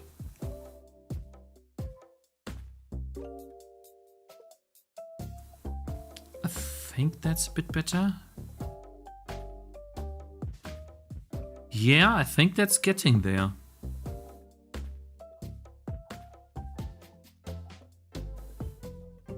We have like a front line of enemies attacking and the rest is just trying to pile up here. I like this a lot here. You see how it's piling up? And then they're sliding along. That's almost the same behavior that you get in their billions.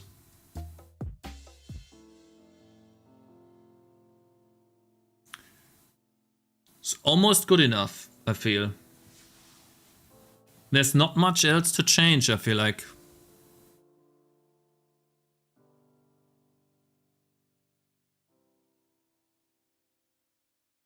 I like it a lot.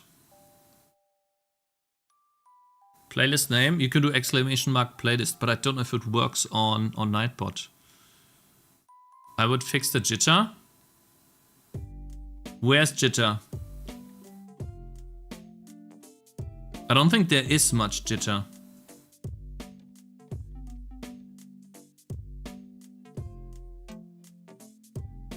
I thought 36 and 16 in formulas. That must be gone now. No, it's 8 by 8. That's fixed. The last enemy is always jitter or bugging? No. Where?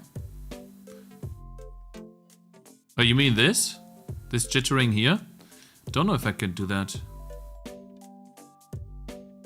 Could be draw order, but for the most part they don't really jitter that much. I can do some more strength on the separation. Let me try 16. Don't want to go too high though. Yes, I'm about to be done though. Let's see, so now we have a lot more separation.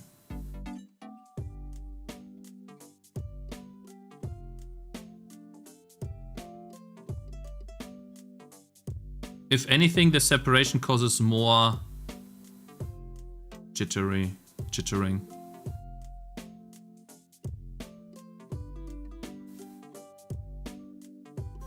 I think what's also a problem is that I'm drawing the debug symbols here.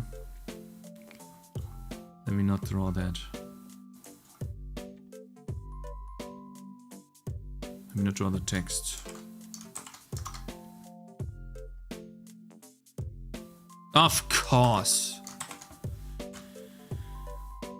So many enemies are getting pushed through the buttons between. Yeah. I'll have to fix these edge cases. Right. First, you get like the basic stuff to work, and then you fix the edge cases. But yeah, I can't do that for some reason. Hash table is not correct, so I'm using some hash tables somewhere. Apparently. Must be the render. Yeah, it's the render data hash table. Okay. Well, let's get some defense going here.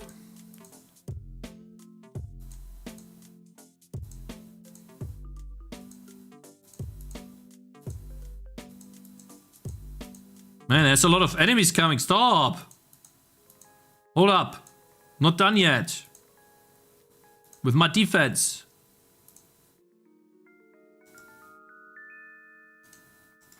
Alright, so there it is.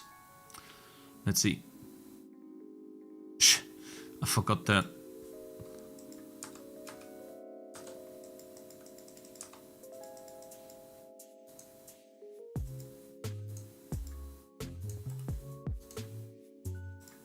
Okay, we're good. Let's see how that looks now.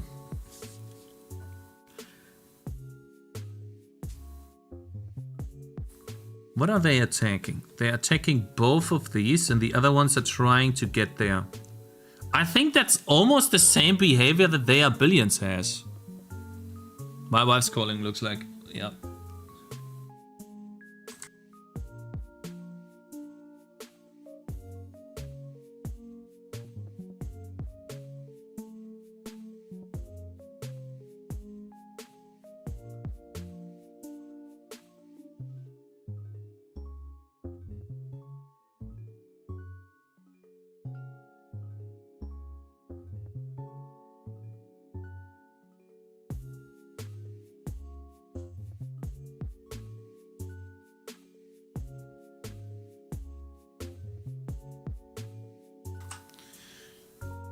You could try some other tricks involving gameplay info, like attack enemies contribute more separation or attack enemies don't count. I mean, that just looks good. I mean, I don't know what you want. I think this looks good. Guys, on a scale of 1 to 10, how good does this look? On a scale of 1 to 10. How much anxiety would you get when your defense is holding up by a threat like this? 6 to 7, 7, 8, 8. Okay. Solid 7. 7.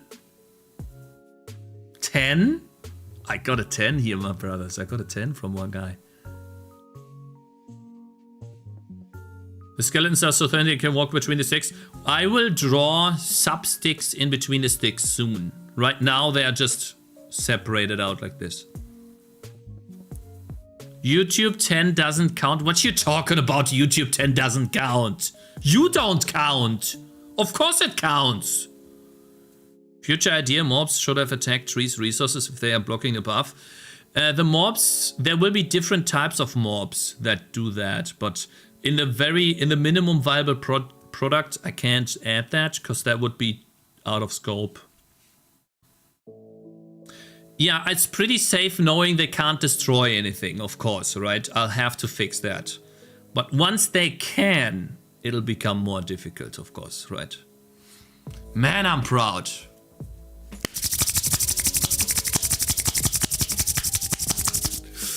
Damn.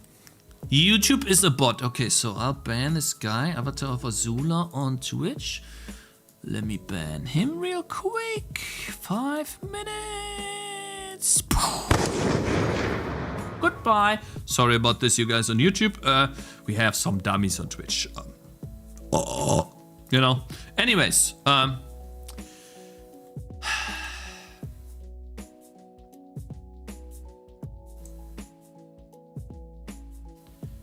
checky codes. Okay.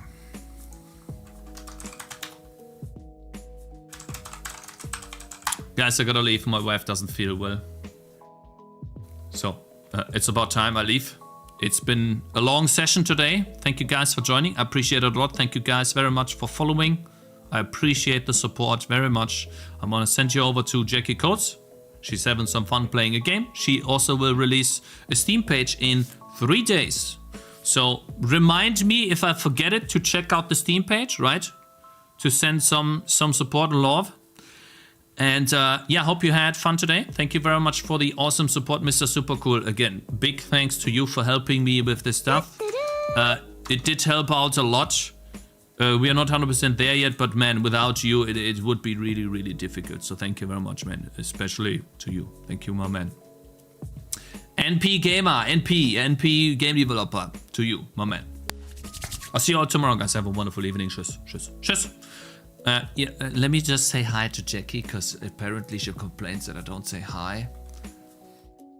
So, see ya. It's just for your character? The toxin from those nettles carried a rather unpleasant burning sensation. That's what she just said. Tschüss. What is the burning sensation?